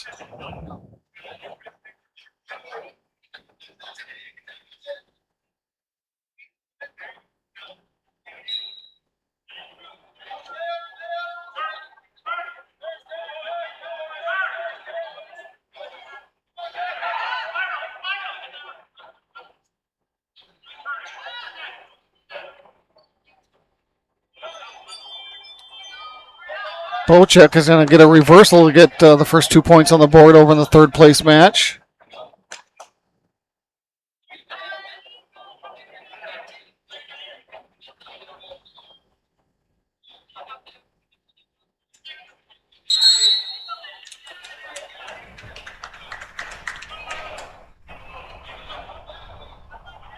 .30 seconds to go here over on the championship match in the first period. Yellowhawk with a 7-0 advantage. Bocek still leads in her third place match 2-0 with just over a minute to go in period 2.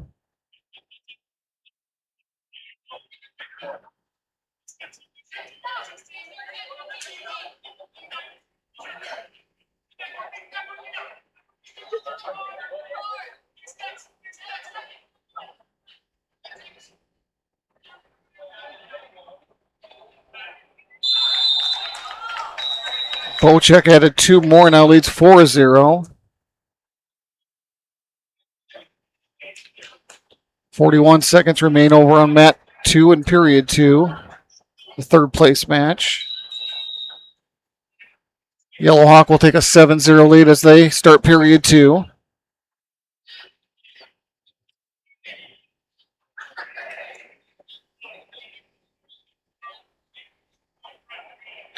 Yellow Hawk won the toss and will start neutral.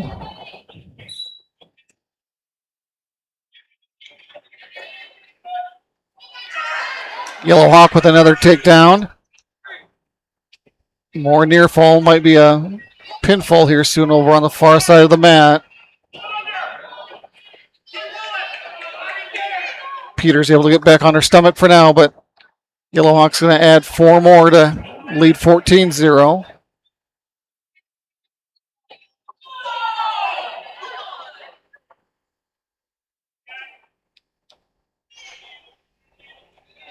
Bocek is going to take a 4-0 lead heading into the third and final period over on the third place match.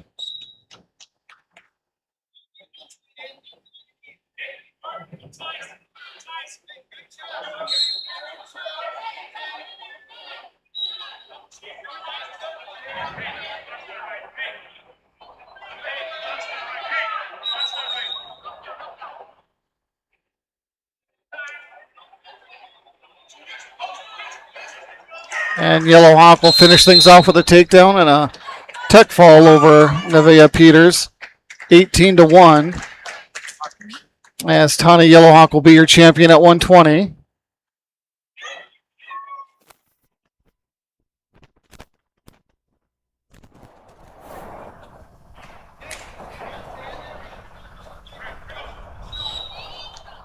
And so let's focus things on our third place matchup here at 120.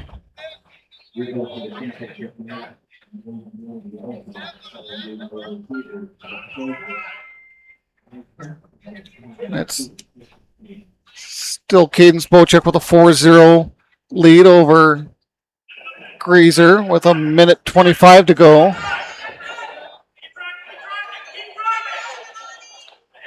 Grazer in on a single leg though.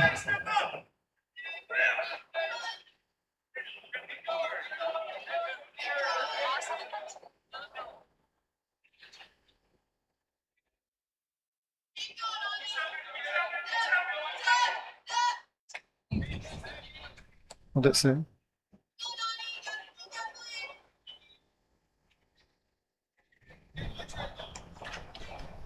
Taco.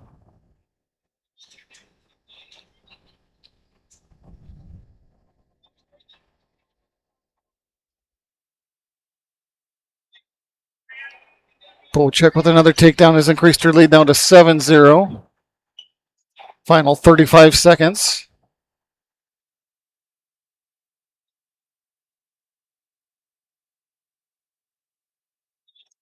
As Cadence Bocek is on her way to be the third place finisher in the 120-pound weight class.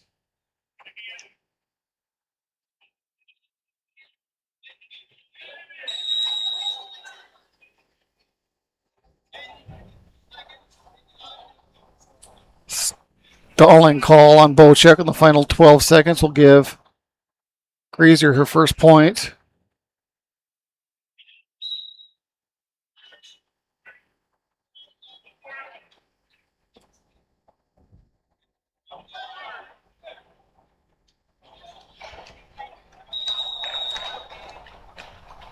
And Cadence Bocek will be your third place finisher at 120 with a 7-1 decision.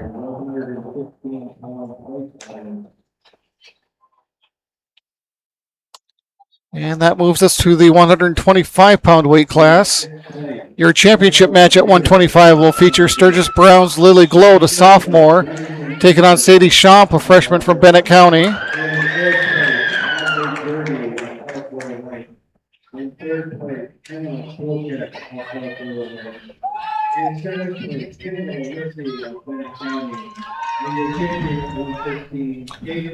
Your third place match at 125 will be Clark Willow Lake's Zoe Nichols, a senior, taking on Aubrey Pickett, an 8th grader from Sturgis. As the third place match is underway. And Gloat and Schomp are ready now as well. Nichols with a takedown over on the third place mat. She will lead 3-0.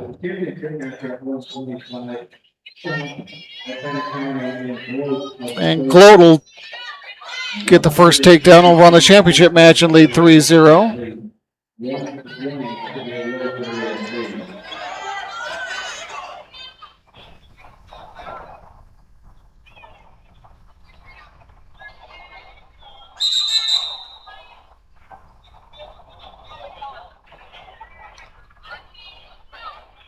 Potentially dangerous between Gloat and Schomp will reset them back to center. Some near fall points for Nichols as she looks for the fall. 2 for near fall, but ends the first period as Nichols will take a 5-0 lead heading into period 2. And Schomp will get a point, it looks like, for that potentially dangerous. So it's 3-1 Gloat over on the championship match.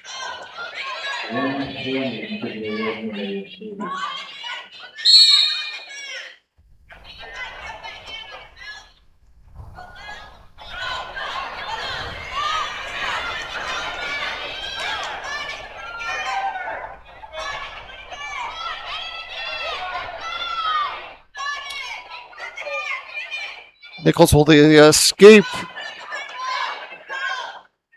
Should make it 6-0 now. Schomp with the escape herself will cut the deficit to 3-2.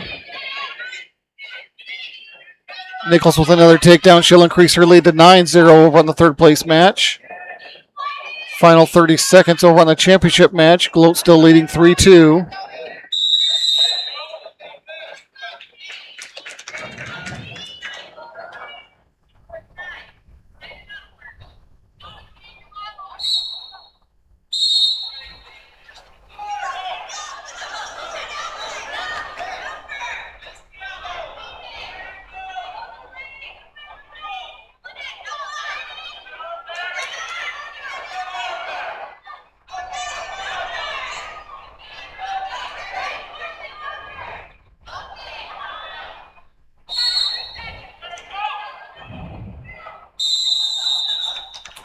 And looks like Gloat will take a 3-2 lead heading into period 2 over on the championship mat.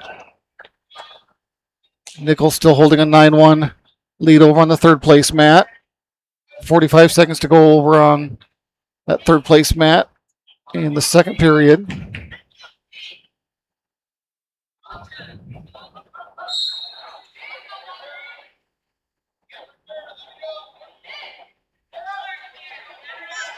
Nichols will cut Pickett to make it 9-2.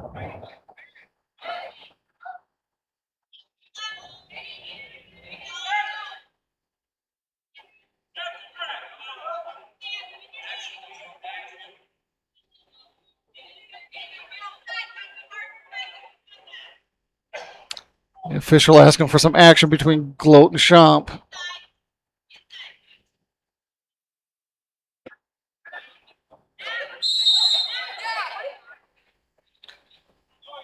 As Nichols and Pickett come to the end of period 2, it'll be Nichols holding on that 9-2 advantage as they head to period 3.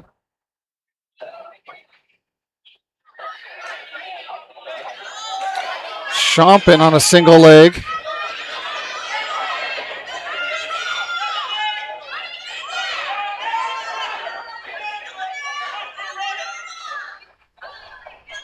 That's Gloat able to reverse things and turn it into a takedown of her own to increase her lead to 6-2.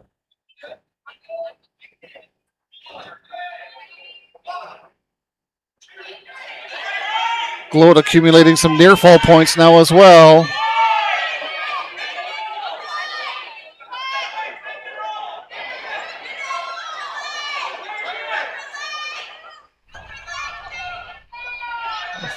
Official taking a good look. Gloat has Schomp in some trouble.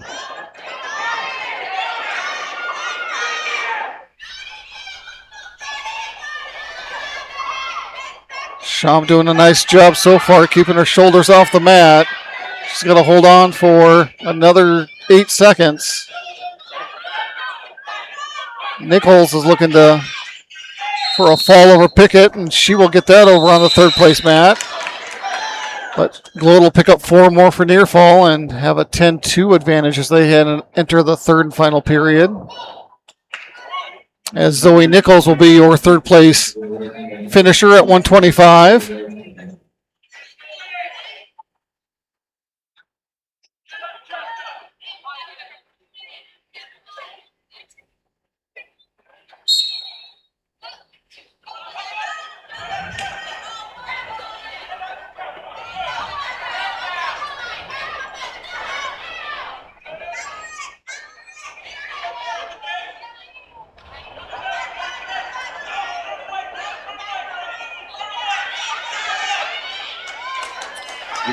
Schomp looking to turn Gloat now.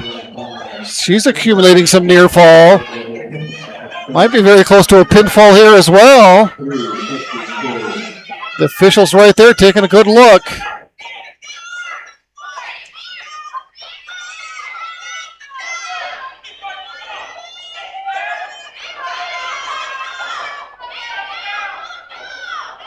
Schomp has Gloat in some trouble here. Schomp currently trailing 10-2. Again, Gloat doing a nice job now this time around, keeping her shoulders off the mat for the moment.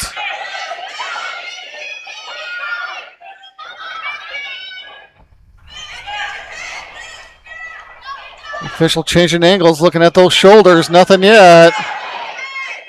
Looks close from here. Gloat almost back to her stomach. Schomp repositions herself. 35 seconds to go in the period. It's a long time for Gloat to hang on.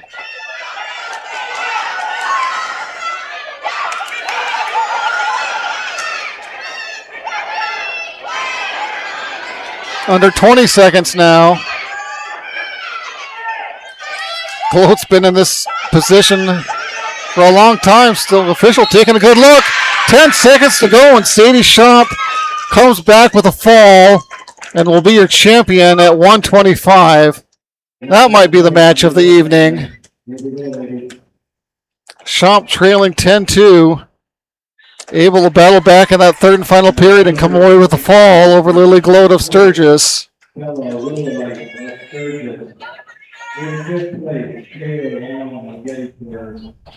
In fourth place, Annie Grasser of Chamberlain. In third place, Katie Wojtek of Clarksville Lake. In second place. All right, your third place match at 130 is going to feature Sturgis Brown's Eleanor Jacobs, a junior, taking on Cheyenne Gardette, a sophomore from Clark Willow Lake. And your championship match at 130 will be Sully Buttes' Kateri Yellowhawk taking on Morgan Wordle of Miller High Moore Herald. Yellowhawk, the second-ranked wrestler at 130. Wordle ranked 8, so a couple of top 10 battle here on your championship mat.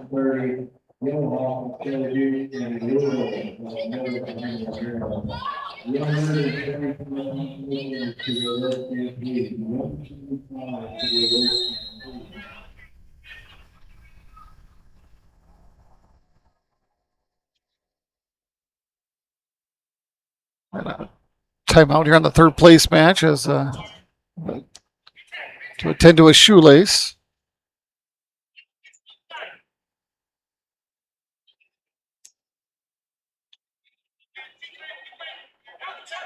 Wordle in on a shot, but Yellowhawk with nice defense, and Yellowhawk turns it into a takedown of her own.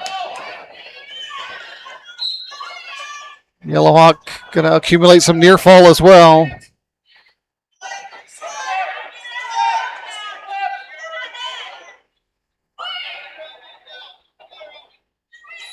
And Yellowhawk will defeat Morgan Wordle via fall to be your champion at 130.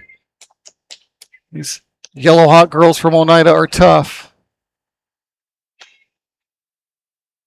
So let's just move things over to the third place match then. As we are scoreless with under 10 seconds to go between Jacobs and Gardette.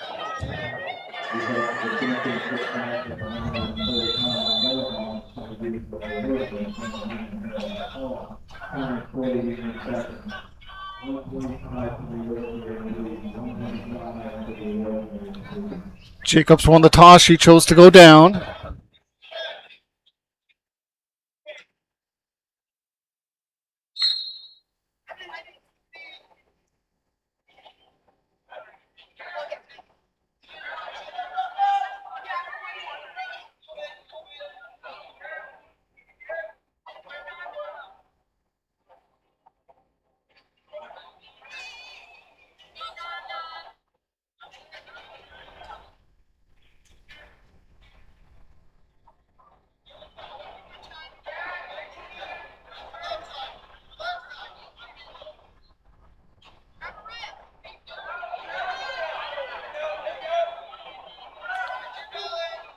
And Jacobs will get on the board first with a reversal and turn it into a quick fall.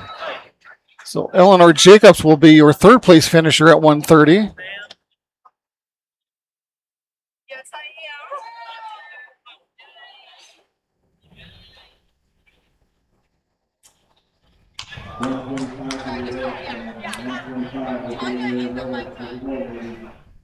And that'll move us to the 135-pound weight class. Your championship match will feature Sturgis Brown's Brooklyn Bayard, a senior, taking on Naomi Miller, a junior from Clark Willow Lake. Another top 10 matchup here at 135, as it's Bayard ranked 4th and Miller 6th.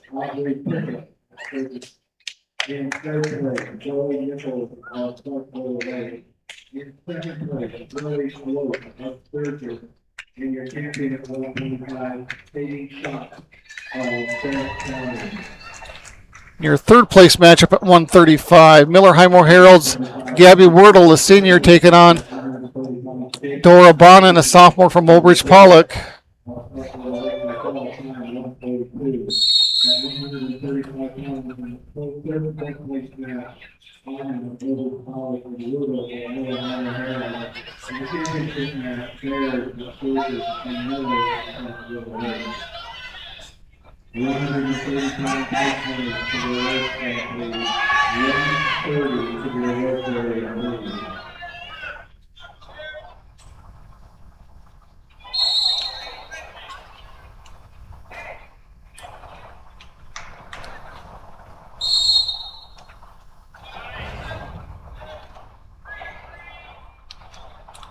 It will be Miller with the first takedown and a 3-0 lead on your championship mat.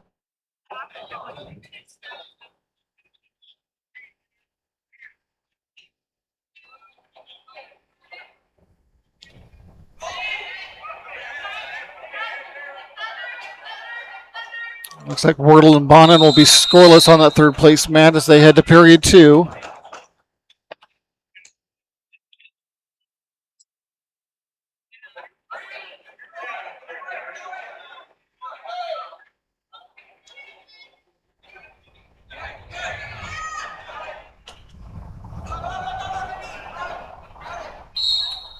Miller still holding that 3-0 lead over Baird. 35 seconds to go. Still period 1 over there on the championship mat. And Baird will get on the board with an escape. Cut it to 3-1.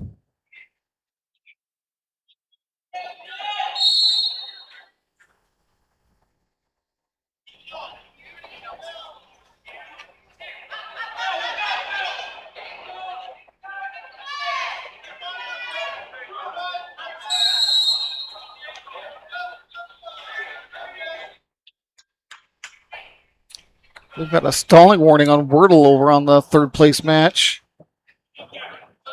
Still scoreless over there.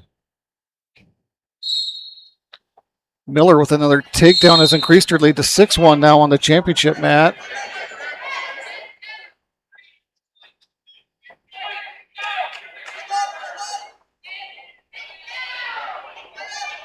As they get ready to start the second period, Miller will hold on to that 6-1 lead.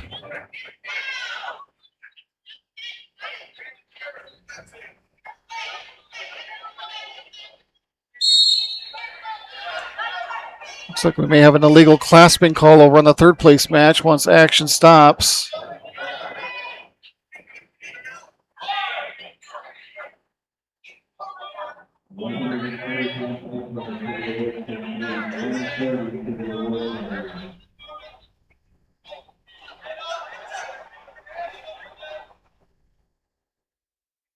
And Bonin is going to get awarded first couple points of the match. Now we got an escape by Wordle to get herself on the board. Bayard in on a single leg now, but runs out of room.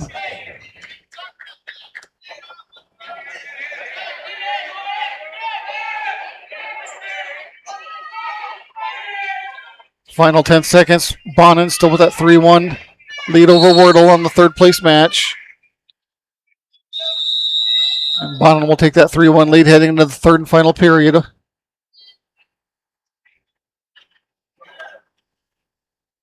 Miller still holds a 6-1 advantage on the championship match with just over a minute to go in period 2.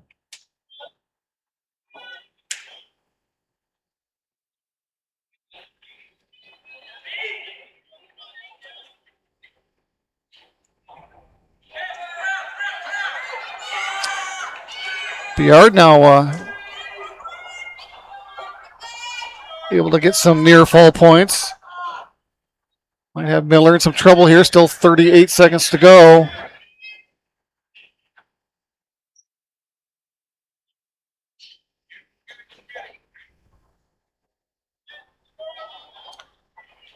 $25 seconds here for Biard to turn it into a fall, and there's the slap of the mat as Brooklyn Baird comes back and defeats Naomi Miller for your 135-pound championship. She was trailing 6-1 until she was able to reverse things and get Miller's shoulders on the mat. We'll run your third place match. It's still Dora Bonin with a 3-1 lead in the third and final period with 1:30 to go.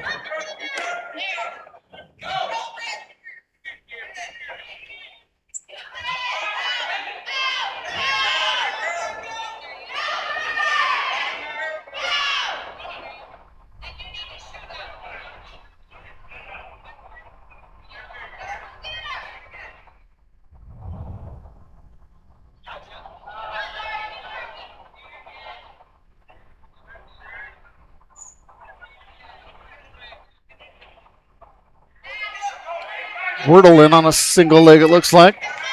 Let's see if she can convert it to a takedown.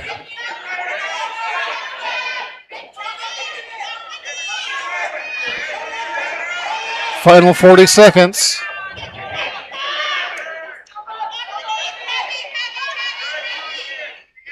Bonin holding on to a 3-1 lead. Down to the final 30 seconds now. No points awarded yet. Now we're going to have a stoppage and start neutral with 26 seconds to go.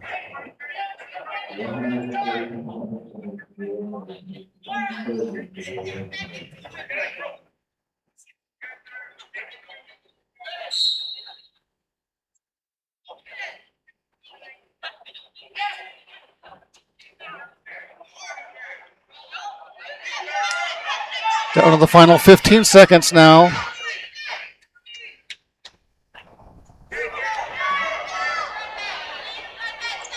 And Bonin's going to get a late takedown here to seal it.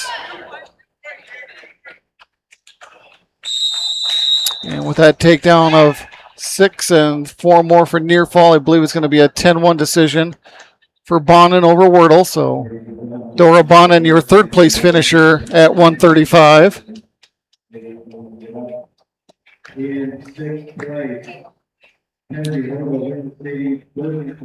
And that'll move us to the 140-pound weight class. Your championship matchup at 140 is going to feature Anya Jules, the freshman, taking on Lilia Meek, an 8th grader from Falkton area.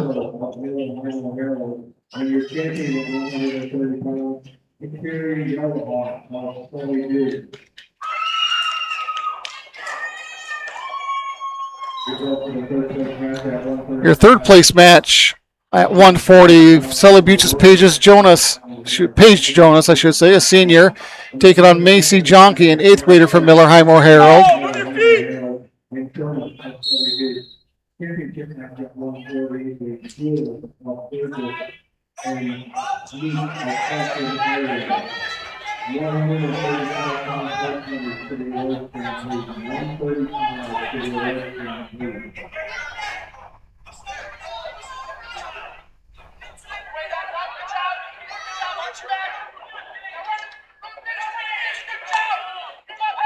And Jonas with the first takedown over in the third place match to lead 3-0.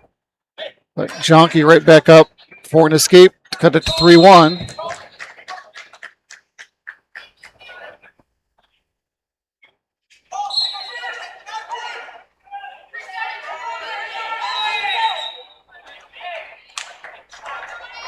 And Jonas will take that 3-1 lead heading into the second period over on the third place mat. Still scoreless between Jules and Meek on the championship mat.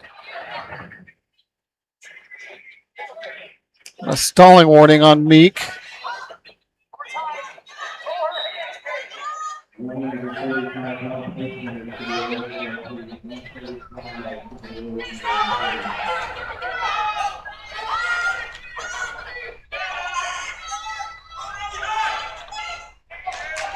Scramble there is going to end up with Jules on top and a takedown on the first 3 on the board. Jonas with another takedown and a 6-1 advantage now.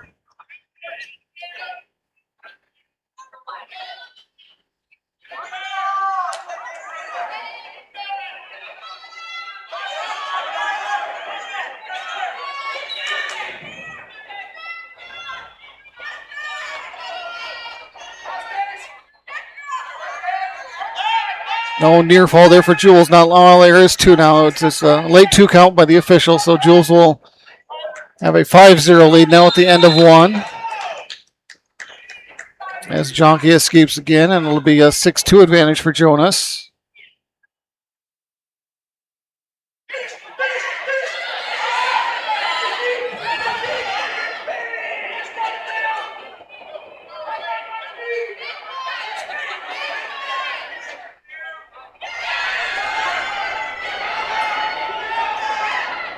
Jonas will convert another takedown for another 3 and now lead 9-1.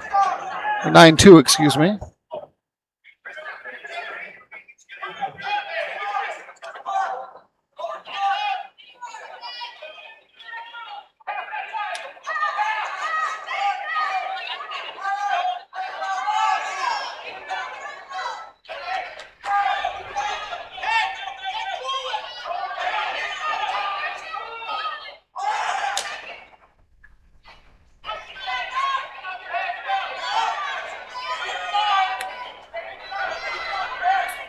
Jonky back to her feet again to make it 9-3 over on the third place mat as they're down to the final 5 seconds of period 2.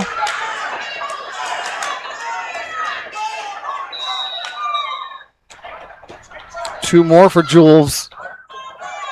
She will now lead 7-0 with just over a minute to go in the second period in the championship match.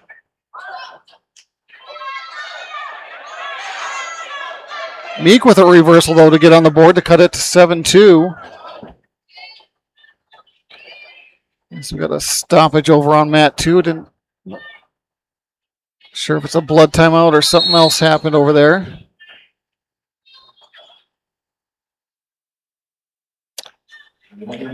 Both ladies actually look to be a little banged up.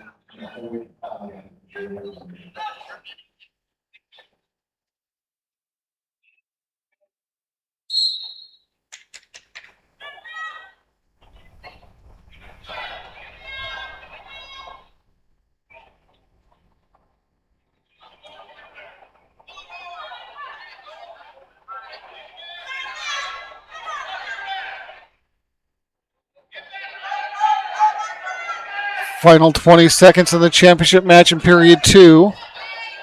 Jules still leads 7-2.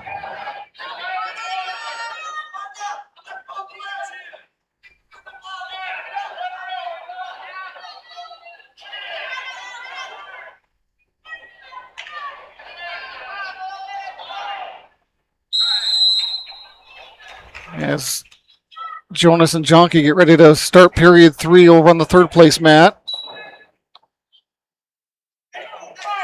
Jules will take that 7-2 lead heading into to their third period over on the championship mat.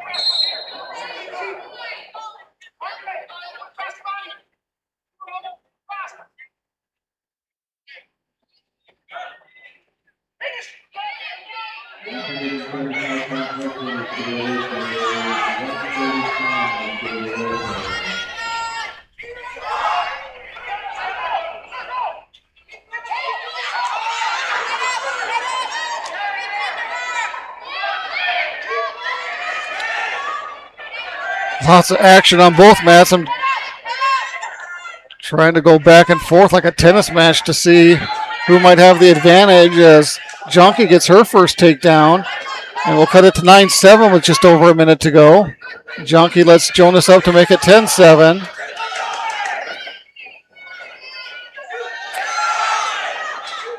Meek with a reversal for 2. Going to cut it to 9-7. That's got a minute to go. Jewel still with a 9-7 advantage over Meek on the championship mat. Jonas leading 10-7 in the third place mat. And a potentially dangerous on the stoppage on the championship mat. And Jonky's going to come away with a takedown, I believe. No score yet. Thought they were back up on their feet, but now she's going to earn some near fall.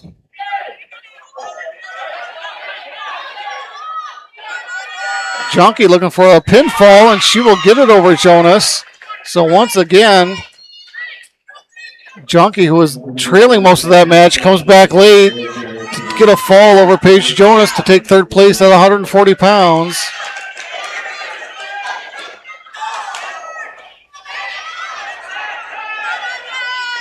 Here in the championship match, we've got 20 seconds left. Jules leading Meek by the score of 10-7. Meek looking for a takedown to tie it. Can she get out the back door? She can't. Still no points awarded yet. Still left. I guess she did turn that into a takedown. Now it's 13-7, and that's how it will end. As Anya Jules will be your champion at 140 pounds.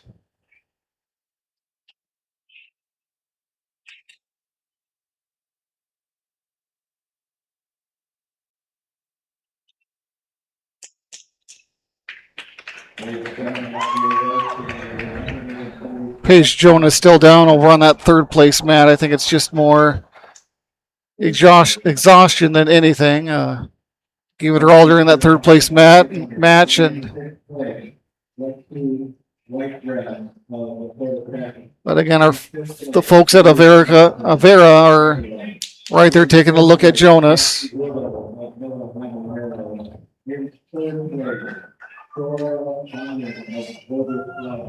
In second place, Naomi Gillis of Consolation, and your champion is 135, Truman Fair of Sturgeon.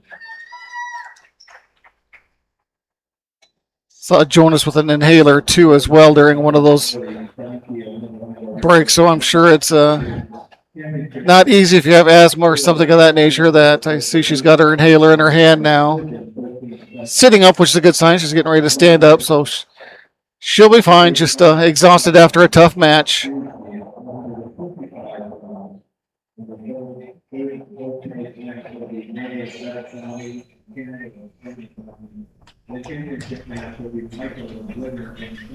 And so that'll move us to 155 pounds. The championship match will feature, let me get back to our dual screen here first. Championship match will feature winners Rachel Michi, a senior, taking on Brianna Aarons, a sophomore from Clark Willow Lake. And your third place match at 155, Bennett County's Marias Maya Jr. taking on Brianne Campbell, a freshman from Stanley County.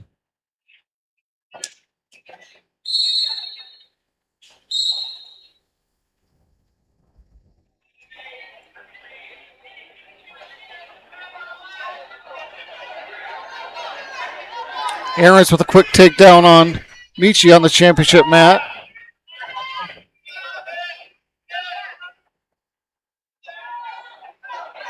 And May is going to get the first takedown over on the third place mat.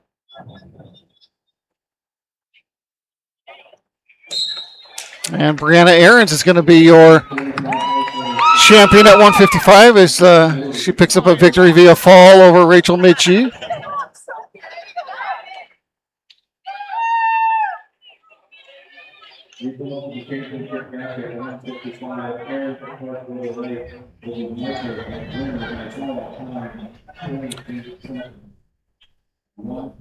So May will take this 3-0 lead over Campbell into the second period.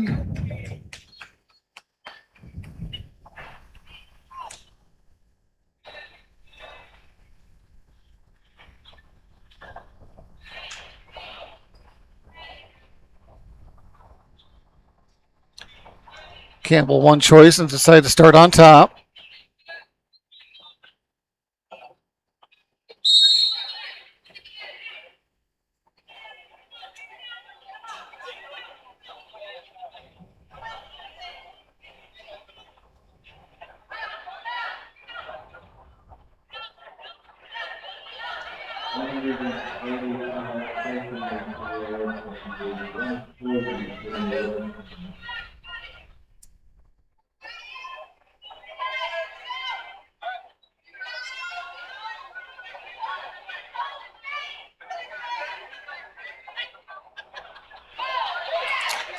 May with a reversal for 2 more and a 5-0 advantage.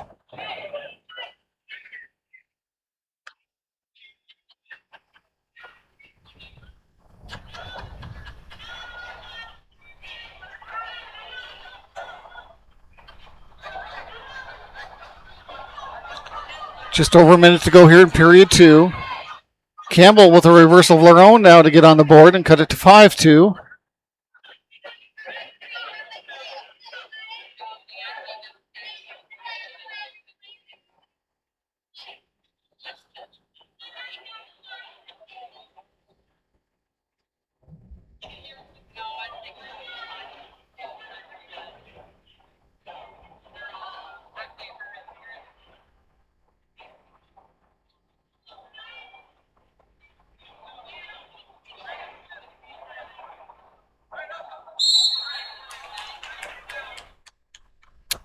And they go outside the circle, so they'll reset back to center. May leading Campbell 5-2 with 26 seconds to go in period 2.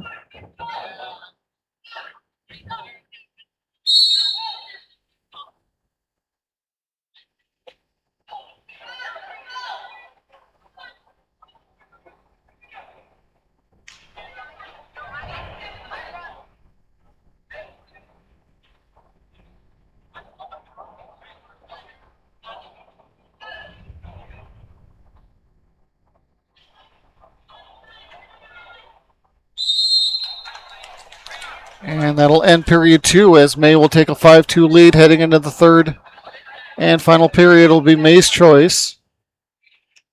And they are going to start neutral.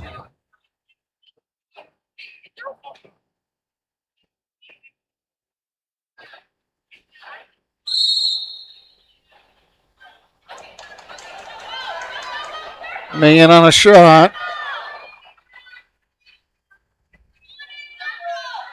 Has a hold of a single leg.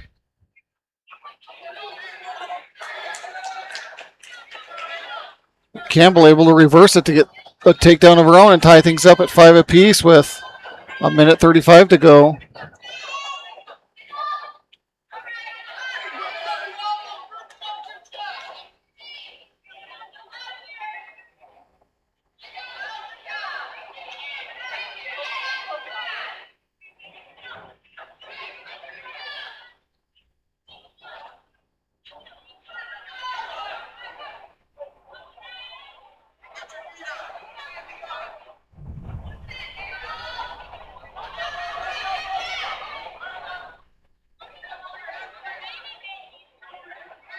One minute now here to go in the third place match. Still tied up at 5 apiece.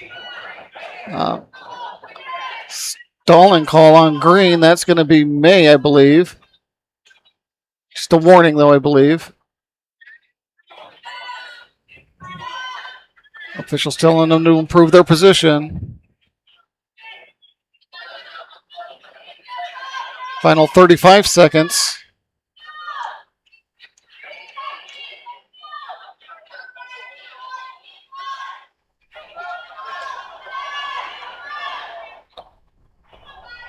Approaching our first overtime of the day, I believe, if this goes into overtime. Final 15 seconds.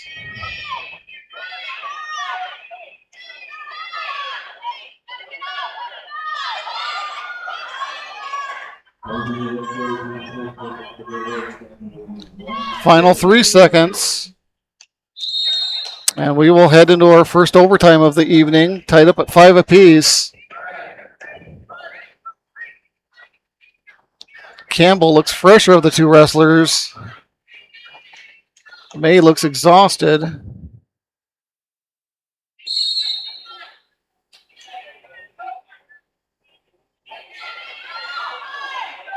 Campbell in on a single leg. Can she convert it to a takedown? She's just about there. No points yet. Right by the edge of the mat. And nothing yet.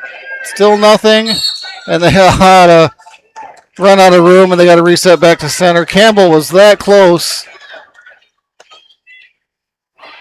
for the takedown.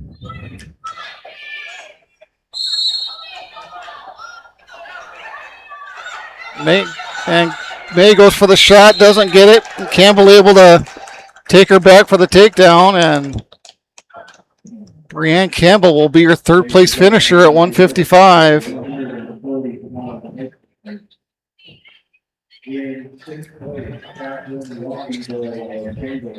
Other way.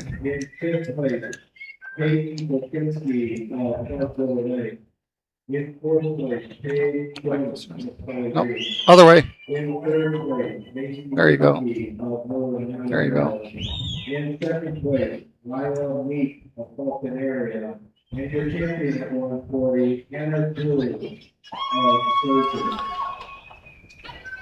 And so that'll move us to the 170-pound weight class. This might be one of the final matches of the evening here, folks, as we had other weight classes that were round robin, things of that nature. Action over on the third place mat. Clark Willow Lakes, Adeline Aarons, a freshman, taking on Mackenzie Montoya from Todd County. Your championship match at 170. Todd County's Amaya Martinez taking on Valoni Walking Bull, an 8th grader from Chamberlain. Looks like it's Walking Bull with the first takedown. And the match, third place match, is already over as Aarons will pick up a fall.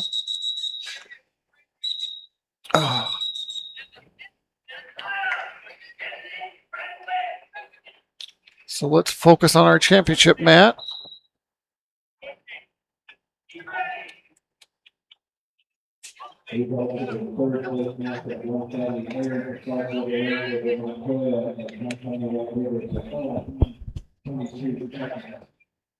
Once again, 155 to the list, 155 to the list.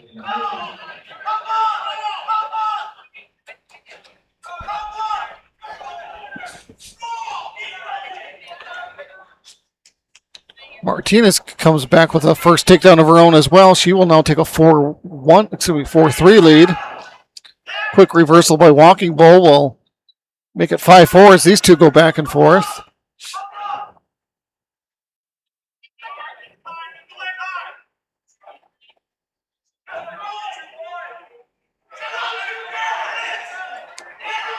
Near fall points here now from Walking Bull.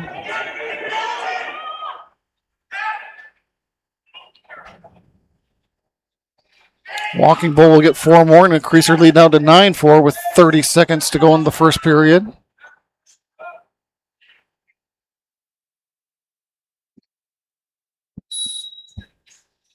They'll be outside the circle and reset back to center.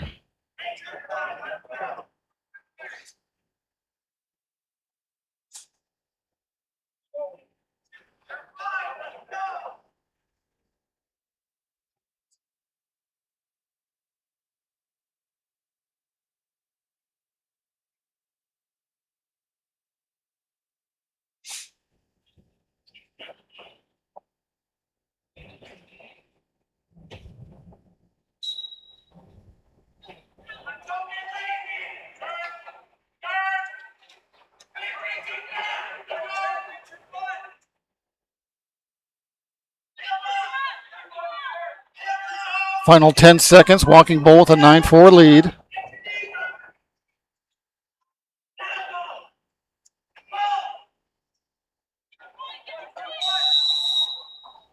And Walking Bull will take that 9-4 lead heading into the second period.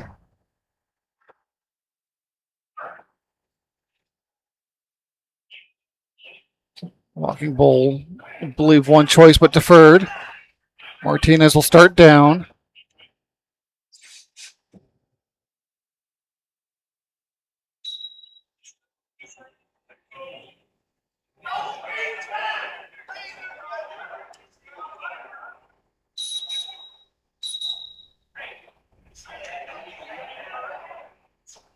Martinez with an escape to cut it to 9-5.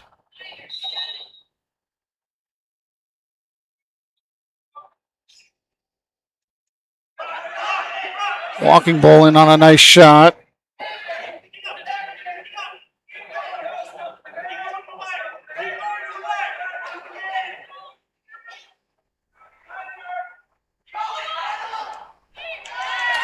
Martinez able to turn things around, has a headlock. She might turn that into a fall, and she does.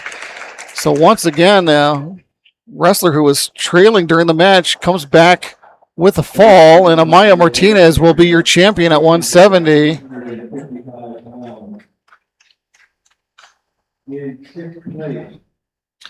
And I think that is going to do it, folks. They don't have any more matches queued up here. So with that, let's go ahead and take a break here. Hear from some of our sponsors, and we'll come back with a recap of the 2026 Girls Big Dakota Wrestling Tournament right after this.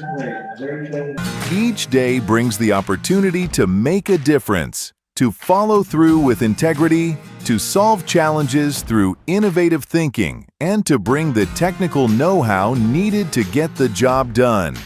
At Wilbur Ellis, this is how we work, standing side by side as local experts who partner with the stewards of the land.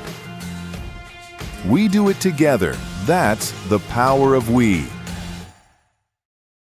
Graham Tire of Pierre is your premier hometown shop, specializing in tires to fit vehicles, from ATVs to large farm equipment and everything in between. At your tire store next door, you can find a plethora of brand name tires that range from 4 to 10 ply and much more. Our highly skilled technicians can handle brakes, heating, and air conditioning. Call us today at 224-8643 or visit us at grahamtire.com. Graham Tire is a proud sponsor of Pierre and surrounding communities' local activities.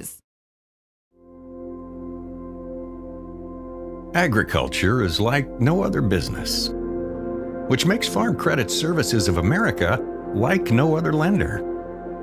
Owned by the farmers and ranchers we serve, our customers have a voice in how we work, a stake in what we do, and share in our success. Discover a lender that works for you at Farm Credit Services of America.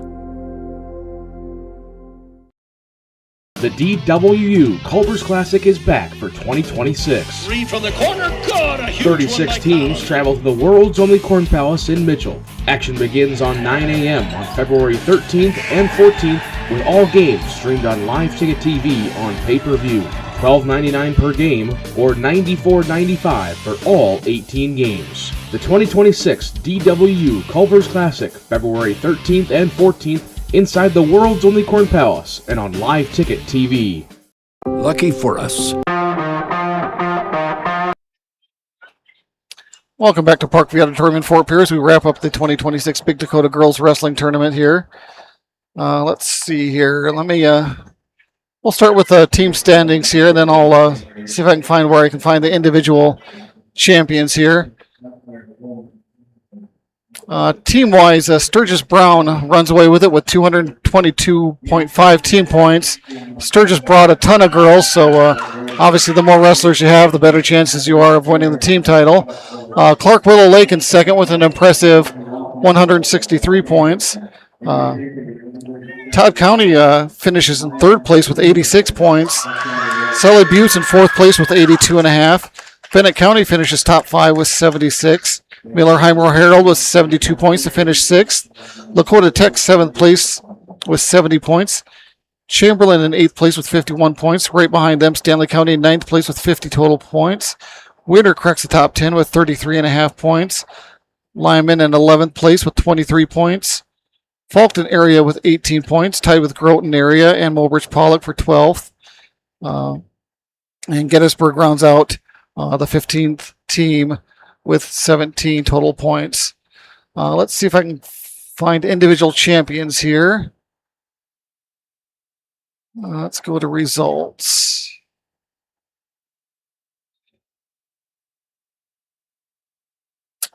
Okay, here we go, I believe. Your champion in the 100-pound weight class, Jenica Leonhardt, with a win over Timber Hansen via decision 8-3. On to 105, your champion was Katie Frankfurth of Clark Willow Lake. I think I forgot to mention Jenica was from Sturgis. Again, Katie Frankfurth at 105 from Clark Willow Lake, defeating Mariah Schwartzendruber from Miller Highmore Herald via fall. The 110-pound category, your champion is Annalie Pearson of Sturgis over Janie Perkins of Lakota Tech via fall. At 115 pounds, your champion Cadence Hand of Sturgis over Kendall Rissy of Bennett County via decision 7-2. The 120-pound weight class, your champion Connie Yellowhawk of Sully Buttes over Nevaeh Peters of Sturgis via tech fall 17-1. Your 125-pound champion Sadie Schomp of Bennett County over Lily Gloat of Sturgis via fall. 130-pound weight class Kateri Yellowhawk of Sully Buttes over Morgan Wordle of Miller Highmore Herald via fall. 135, your champion is Brooklyn Biard of Sturgis over Naomi Miller of Clark Willow Lake via fall. 140 pounds, Anya Jules of Sturgis over Lilia Meek of Fulton area by a decision 13-7. 145-pound weight class. This is more of a round robin. Looks like your first place winner was Cheyenne Fuller of Sully Buttes. Your 155-pound weight class, your champion Brianna Aarons of Clark Willow Lake over Rachel Mitchie, a winner via fall. 170 pounds appears to be a round robin. Your first place winner there was Amaya Martinez of Todd County. Your champion at 190, which is also a round robin format. It looks like your first place winner there, Marielle Hagan of Sturgis. And to round it out at 235, also on another round robin format, your first place champion, Unique Claremont of Todd County. So congratulations to all the ladies this evening. And one last reminder, we have more action tomorrow as it'll be the boys' turn, as it'll be the boys' Big Dakota Conference Tournament right here from Parkview Auditorium. We will get things kicked off at 10 a.m. And once again, you'll be able to catch all that action right here on Go Buffs Live. So with that, I'm Brian Minning. We'll be with you tomorrow as well. And with that, safe travels to all the teams as they, I'm assuming they're heading back tonight. And we will see you tomorrow morning. Good night.